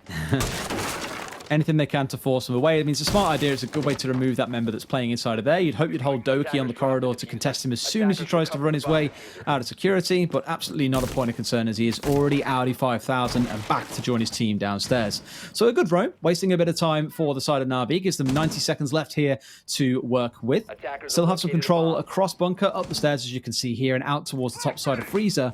So I like how we've seen so far a almost extended hold. I don't want to say it's an extended hold, it's not quite an extended hold, but they are looking to waste quite a lot of time from the side of Na'Vi here, and now they're starting to look towards Freezer. They've got to get past another bottleneck going on the downstairs. Yeah, I mean, this is really kind of the name of the game in this round so far. It's just how much of Na'Vi's time can we waste? Well, so far, it's been 2/3 of the round, and still they haven't been able to see anyone get any of those kills, which we have been seeing happening early on in the rounds, in the ones that have preceded this. Now, Team Secret, they know that this is around the time that they should start expecting them to come down, and so they're just holding on. They're ready. Where else are they coming from, mind you? Because you're walking into a death trap here as well. Prano's still holding the top side of this. Is going to make things even harder. Hive's going to find one, Expo another, and suddenly things are falling apart for the side of Na'Vi because they've been left a little bit lost here. Not quite sure where to push. And going for Freeze when you've got ADS's stat down there, you've already wasted 90 seconds. It's going to be a tough game. He's entirely by himself up on the staircase. It's a flawless round for Secret as they dispatch Na'Vi and say, this round is not yours. We want that victory today. We will chase it until the bitter end. And they're just making it look so much more solid. I can't really think of a better word to describe it. You know, when Na'Vi were down there on Laundry, it just looked a little bit more flimsy, how Team Secret are able to get through the cracks and be able to force them open, force Na'Vi back, get the kills where Na'Vi evidently didn't want them to have found them. Whereas in this case, it was a very definitive way of defending it. You know, we put so much of our, all the reinforcements, a lot of our time setting up security so that we have that, as you kind of described it, sort of extended hold up there. That wastes the time of Na'Vi because they have to commit a lot to ensure that that player has been dislodged. Then they start to move down, and suddenly it's a really difficult route even into the site because you're kind of bottlenecked in a way, and it's just incredibly frustrating, but it just shows that Team Secret looks significantly better prepared for defending this site, or this map, I should say.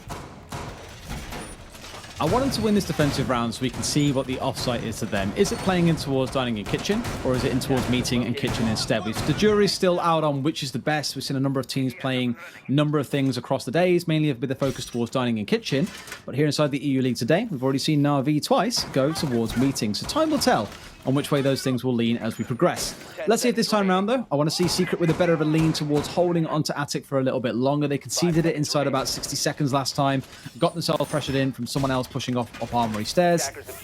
Almost kind of conceded too much ground a little too quickly. So I'd like to see them maybe stick someone inside of Armory, or at least try and be very aggressive in their hold of Master. It isn't a great room to hold, but slowing Na'Vi down, as we saw in the last round, and kind of leaving them around the ringer a little bit. It's like, oh, there's someone playing inside of security. I guess you got to come and clear us out. Oh, now we're inside a freezer, and this time around we've got a shield and an ADS. It's like going through different stages of boss fights that just get progressively harder every single time. When you feel you've finally broken it apart, nope, there's another boss waiting right around the corner, and it's horrific.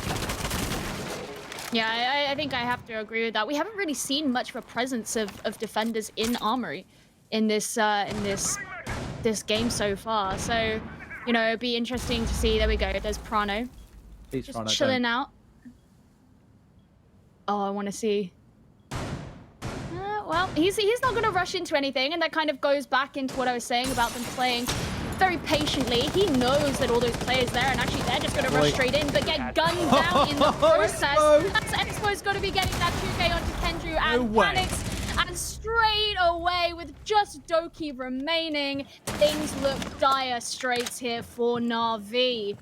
What is he going to do about it? Is he going to be able to get this 2K? He certainly has the ability to do it, but no, he's not. Team Secret, they win that next round, and Na'Vi probably feel like they're just running headfirst into a wall. Mentioned that's going to be Chaos reaching out to Expo there and saying, I'm proud of you, brother. Small little fact in case you didn't know, they are indeed brothers. Expo has been playing in the second division. Sorry, in the third division, I should say, or at least in the primary division inside of Germany for the longest time. They've kind of danced around each other, a lot of these players on teams like Go Skiller. And now for them to be together on the same team, it just makes, again, for that extra nice fairy tale story. And it's wonderful to see a support player getting some recognition as well. Expo normally being the player that is left to things like the Habana duties and going for plants. Here even gets to go across onto the Jaeger. Isn't he getting a treat today? 6-3 to the side of Secret. And I think if you looked at this before the day started and said, Na'Vi will lose to Secret, potentially 7-3, most would have called you crazy. They'd have called you even crazier if you knew that Secret were the ones starting on attack on Oregon, a new map that is no doubt going to be defender-leaning for the next couple of weeks at the very least. It is definitely shaping up to be a very, very impressive performance by the side of Secret.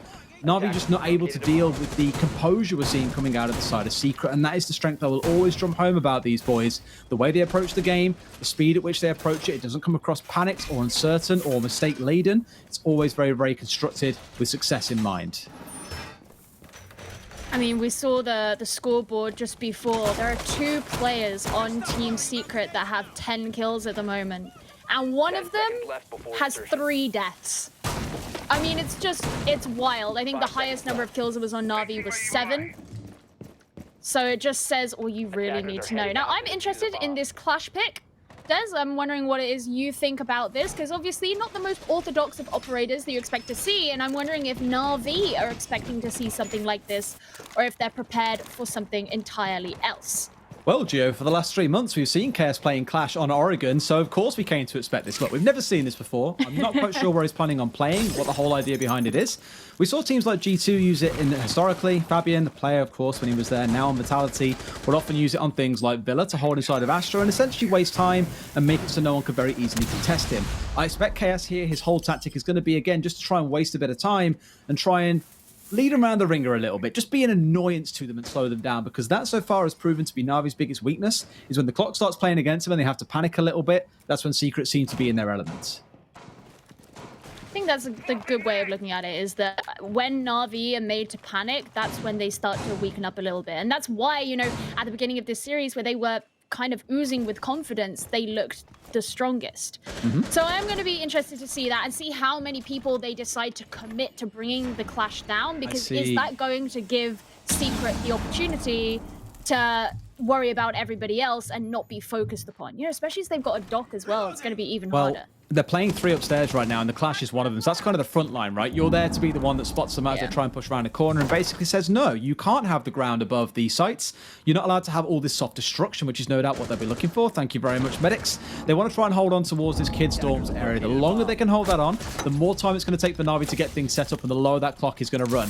Expo's already been picked out, mind you, and that grenade could be lethal if he doesn't get himself any closer forwards. Trying trying to force him back into it, but will not connect and do any damage. Chaos walks away relatively healthy, and now we see this dance between a clash in a 1 versus 1, as we see so many times. You can spin yourself about 90 degrees to the right and still have the shield, even though it's been knocked away from your body, facing off against the defenders, or against the attackers, sorry, and you can waste so much time in that instance. It's so enjoyable to see when a player does it well. Having that smoke upstairs is interesting as well, because it means that he can still throw down those canisters when he needs to, which means if any of those members of Na'Vi do make their way downstairs, they too can be held back. Well, Draven is going to be down, which is the first bit of, well, I was going to say the first bit of good news, but Nello will be falling straight after that, which isn't a particularly great place for Na'Vi to be. Kendrew with the 2K, it's looking a little bit more encouraging. That leaves just Prano and KS, both of whom were playing upstairs, as you mentioned, so they now have to make their way down. And this is where you potentially have one of those situations where the defenders become the attackers. Will Kendrew be able to plant the diffuser? Yes, he will. Well, he was most of the way there, but either way, those kills were able to be made. So Na'Vi live to see another round.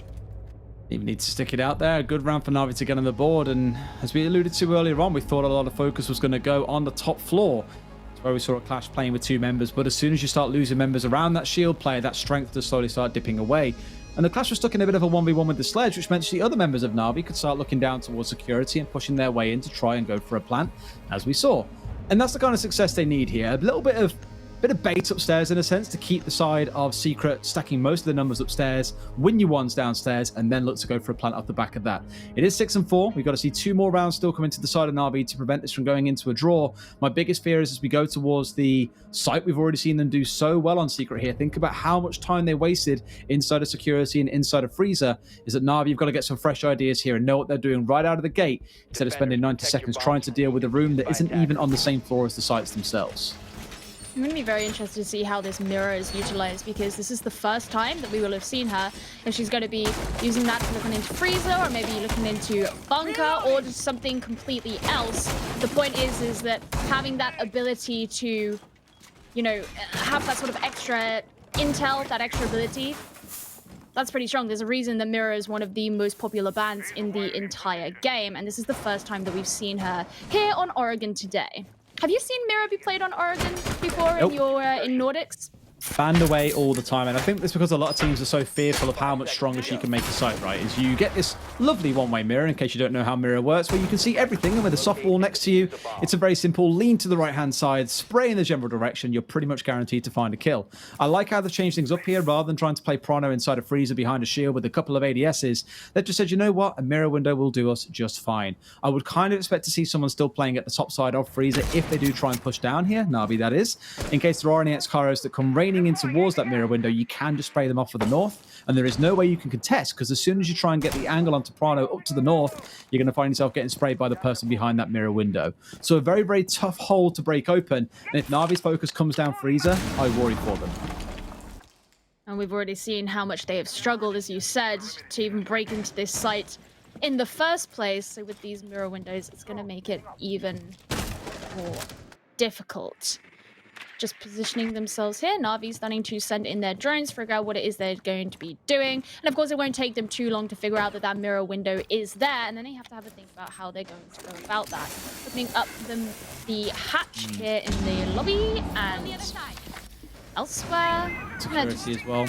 Yeah, so this just screams to me they want a south side take, and I feel they're buying into this. And exactly as I thought, you're seeing Prano playing at the top of Freezer here to contest in case a Hibana does come trying to push down those stairs. The thing is, you have got Doki still playing upstairs inside a meeting, so the focus has been on let's get every hatch open and then decide what we're doing. About 90 seconds in is when you want to start committing to the setup you want to go for. You want to start committing your drones in certain places, destroying the utility that's around, like Maestro cams or whatever else there might be. So this is the time for Na'Vi to make a choice. And I think the north side push might be the right one here, because that Freezer looks so difficult with those mirror windows facing down. Yeah, kind of frustrating for them, given that, you know, they wanted to change things up with their attack, and they're pretty much being stopped from doing it. That was incredibly close, and it does mean that Expo is now brought down to such a low HP. Really could put him in a disadvantageous spot, and that's exactly what's going to happen. Nello will secure that kill. That means that mirror isn't really worth worrying about now, but the windows do still remain. It's about all these fights going on in different places around here, but it does look like Na'Vi have made the choice to go for a more north side push as Doki charges his way through. Prano is removed from Freezer. Doki finds another one. 3 kills in 1 round for him. Can Hive do enough to hold on here and close it out? I don't think he can. He gets one down. No, he doesn't. He lay down. I thought he'd down him, but Doki finds a 4K. And that is a massive way to bring this all the way up to the final round here on Oregon. We have been treated to seeing what this new map is all about. And Na'Vi, despite being down, it looked like they were out at 6-3, are 1 round away from tying things up here and taking a point against Team Secret. They're proving that their Cinderella story is absolutely going to play out, and they're not going to let any new team change that. Well, of course, they have the opportunity to draw here. They have the opportunity to lose. Question is, what is going to happen? We're going to be going back upstairs, and it doesn't look like anything too wacky is going to be brought out here by Team Secret. Evidently, the mirror didn't work out all that well for them, but instead they're just going to be going for something, well, I don't know, not too dissimilar from what we've seen before. I'm not sure that we saw the pulse here before. You know, maybe that will provide some use for them, but in previous rounds where we saw this happen, this was really when Na'Vi tried to go all out aggressive, and in a situation like that, being able to have a heartbeat sensor isn't going to do all that much for you. But those situations didn't actually work out for Na'Vi, so I think if they're smart, they're not going to do that. They're going to try and play it a little bit more, you know, patient, a little bit more methodical. It's just about whether they can actually pull that off, because they have been struggling. Medics, can we sit downstairs again, please, for a second? I want to see where the reinforcements have gone. I saw they had kitchen done up, but they've left security soft this time round, so there's no focus in trying to hold that out. Yes, it's a different site, but they clearly have no interest in doing so for now. Instead, it looks like they're going to try and play for the C4 style of play that we're now seeing from teams like Godsent in the Nordic Championship. In fact, they are the team that pioneer this vertical defense. They play with 2 downstairs, as you're seeing here, with a pulse and a mute. And the whole aim is, as soon as a plant tries to come inside a kid's dorms upstairs, you go for the C4 toss and try and find the kills off the back of that one. It does mean you have to put quite a lot of stocking and being able to hold on to the other side, mind you. But a lot of teams, I think, will try and take the path of less resistance when they've got control of Attic, which is to storm your way in towards kids' storms and try and go for a plant inside of there. We'll see just how impactful they can be. And without a castle, whether or not we see a member of Na'Vi running on the downstairs and trying to catch these 2 C4 wielders out. Well, they're starting to open up the attic now. We're actually seeing Nello still remaining outside. There you go.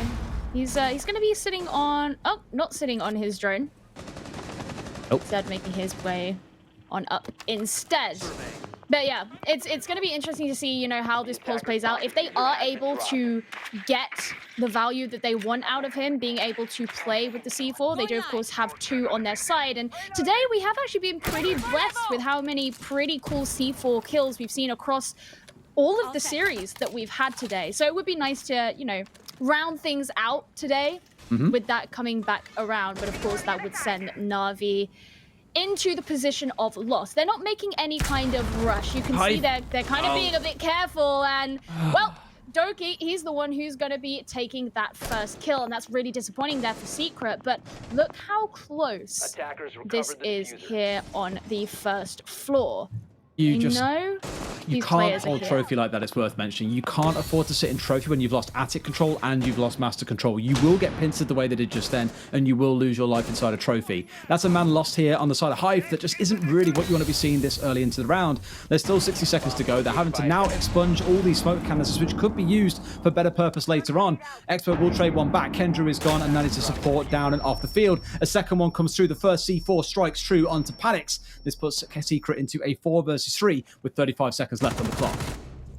Oh, well, there we go. Draven's going to be going down as well as Doki gets his second and third kills.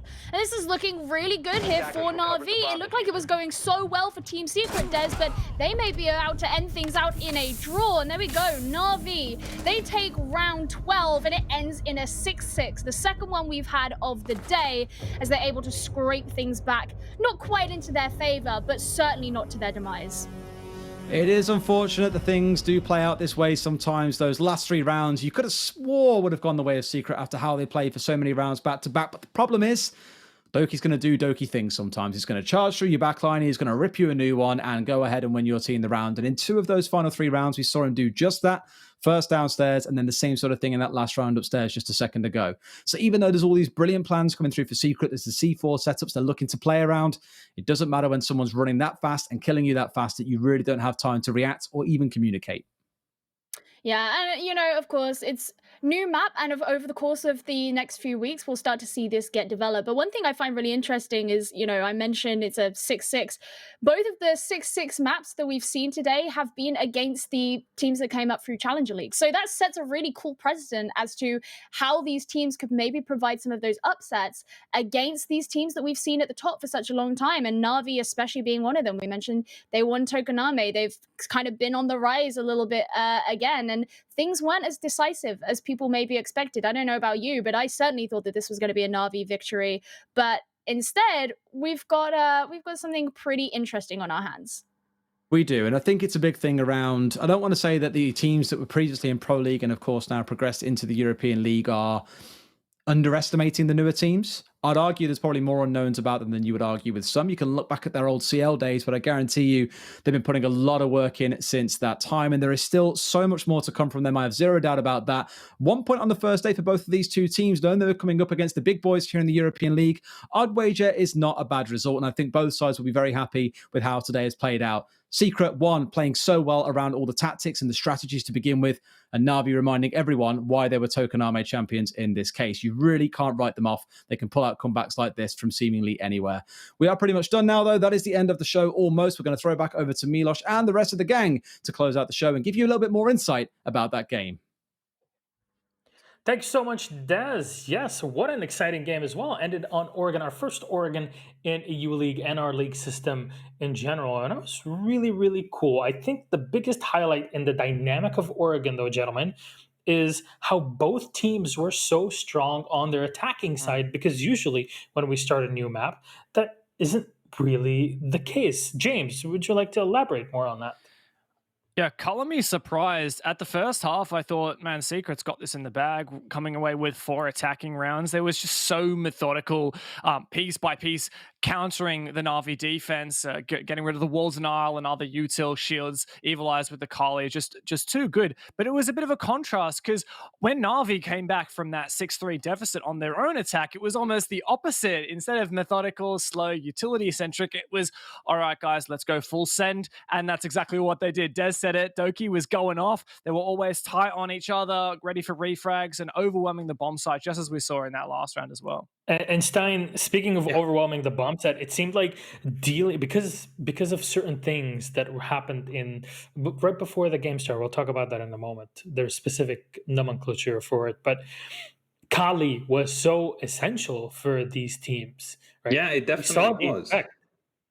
Yeah, okay, so the average opinion of people about Kali is like she's not as useful, right? It's not an assault rifle, and in a game where headshots matter, you want as high of a rate of fire as you possibly can. But Kali's not really meant as that fragger, where it's still a one-shot rifle, but she brings a lot of utility as well. As James was saying before, a lot of utility was being dispatched by that Kali, and that is due to the fact that she brings 3 explosives technically. And you think, she doesn't have any impacts or grenades or what then? No, but the lances count as explosives, and they go to reinforced walls as well. So you don't really have to shoot them directly at it. If you know it's on the other side, you can also get it. So it's like a safe way of dealing with utility. And Kali really showed, especially on this Oregon, to be an effective counterpart to Thatcher in these kind of circumstances. It was great that Kali was not only... Sorry, pardon me? Or was that Gassan? Thatcher? Where was Thatcher? He was banned. Nice little segue there, mate. Yeah, nice one. No, I really liked that, and I think it was a bit of a cheeky strategy there from Secret in particular, who started on their attack, because Na'Vi come out of the gate and they ban Maverick, right? In Maverick, Thatcher, Kali, the thing they all have in common is that they bypass wall denial, so operators like Bandit, Mute, etc. So Maverick's taken off the board. Secret look at that and say, we're going to one-up you. We're going to ban Thatcher. So Thatcher's banned, Maverick's banned. How are you going to counter Mute Jammers, Kaid, Electroclaws, etc. on wall? walls, you need to play that Kali. And Na'Vi, just to play it safe, they got rid of the Kaid because Kaid can be an effective counter to Kali. It's not always possible to have the Lance to destroy those electric claws. So I like the play from Na'Vi there. But what we end up with is no Thatcher, no Maverick. If teams want to get walls open, they have to run the Kali. And KS was just popping off, using that util to the full extent, whether that was destroying deployable shields, Evil Eyes from the Maestro, or actually destroying the mute jammers that were being placed on the walls by Na'Vi as well. So really hats off to Secret, pioneering some really new styles of gameplay, and that's something I love to see, especially like Gio and Dez was saying, out of the team that's just joined the Pro League. Really massive props to him. James, I mean, you seem to know a lot about this, so I don't know why you were casting. We should just keep you on the analyst desk, right? Oh, look at that smirk. You don't want me to leave, do you? No, not at all. Let's take a look at our rankings, though, at the end of the day. For people that haven't watched it, who have some time later on today, but not too much of it. There's more shows coming. G2, BDS, and Team Empire are at 3 points each. Chaos, Na'Vi, Secret, and Tempra go away with 1 point each. And the last three teams are Rogue, Vitality, and Virtus Pro. 0 at the end of it. So that's where we are in our rankings. More will continue on Wednesday. So very excited to continue through to that. However, I think it's time to kind of wrap things up here. So, gentlemen, I got to say that it's been a great day number 1 here. I can't wait to see more on Wednesday, but all of us will be back early in the morning. What is it, 12 hours from now, right? Less, I think. Don't remind me. No, it's 11:30 hour, like 11 hours 30 minutes, something like that. Okay, fair enough. It's like 8 a.m. at the moment in Kangaroo Land, so it's everything is just a bit of a blur right now. So we will be back then, but in a couple hours, North America is starting. So very exciting, I have to say. Unfortunately, we have to go to sleep and prepare. So, gentlemen and all the ladies with us today, thank you so much for fantastic casting and analysis. I hope to see you in the morning all fresh and ready. Thank you to all the productions. Thank you so much for the viewers watching. We hope that very soon we'll all be safe and working at the Ubisoft studio in Paris. We're all ready for it. This is why, for now, due to health and safety, we're still working from home. So, with that said, we love you so much. Thank you so much for watching. Good night.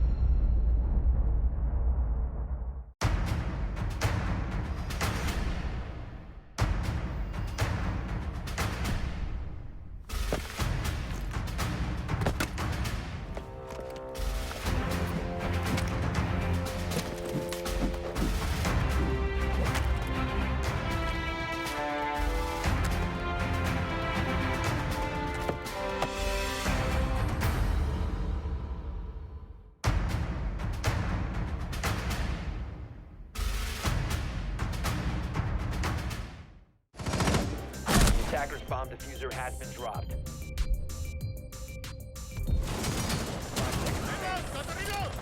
Attackers activated.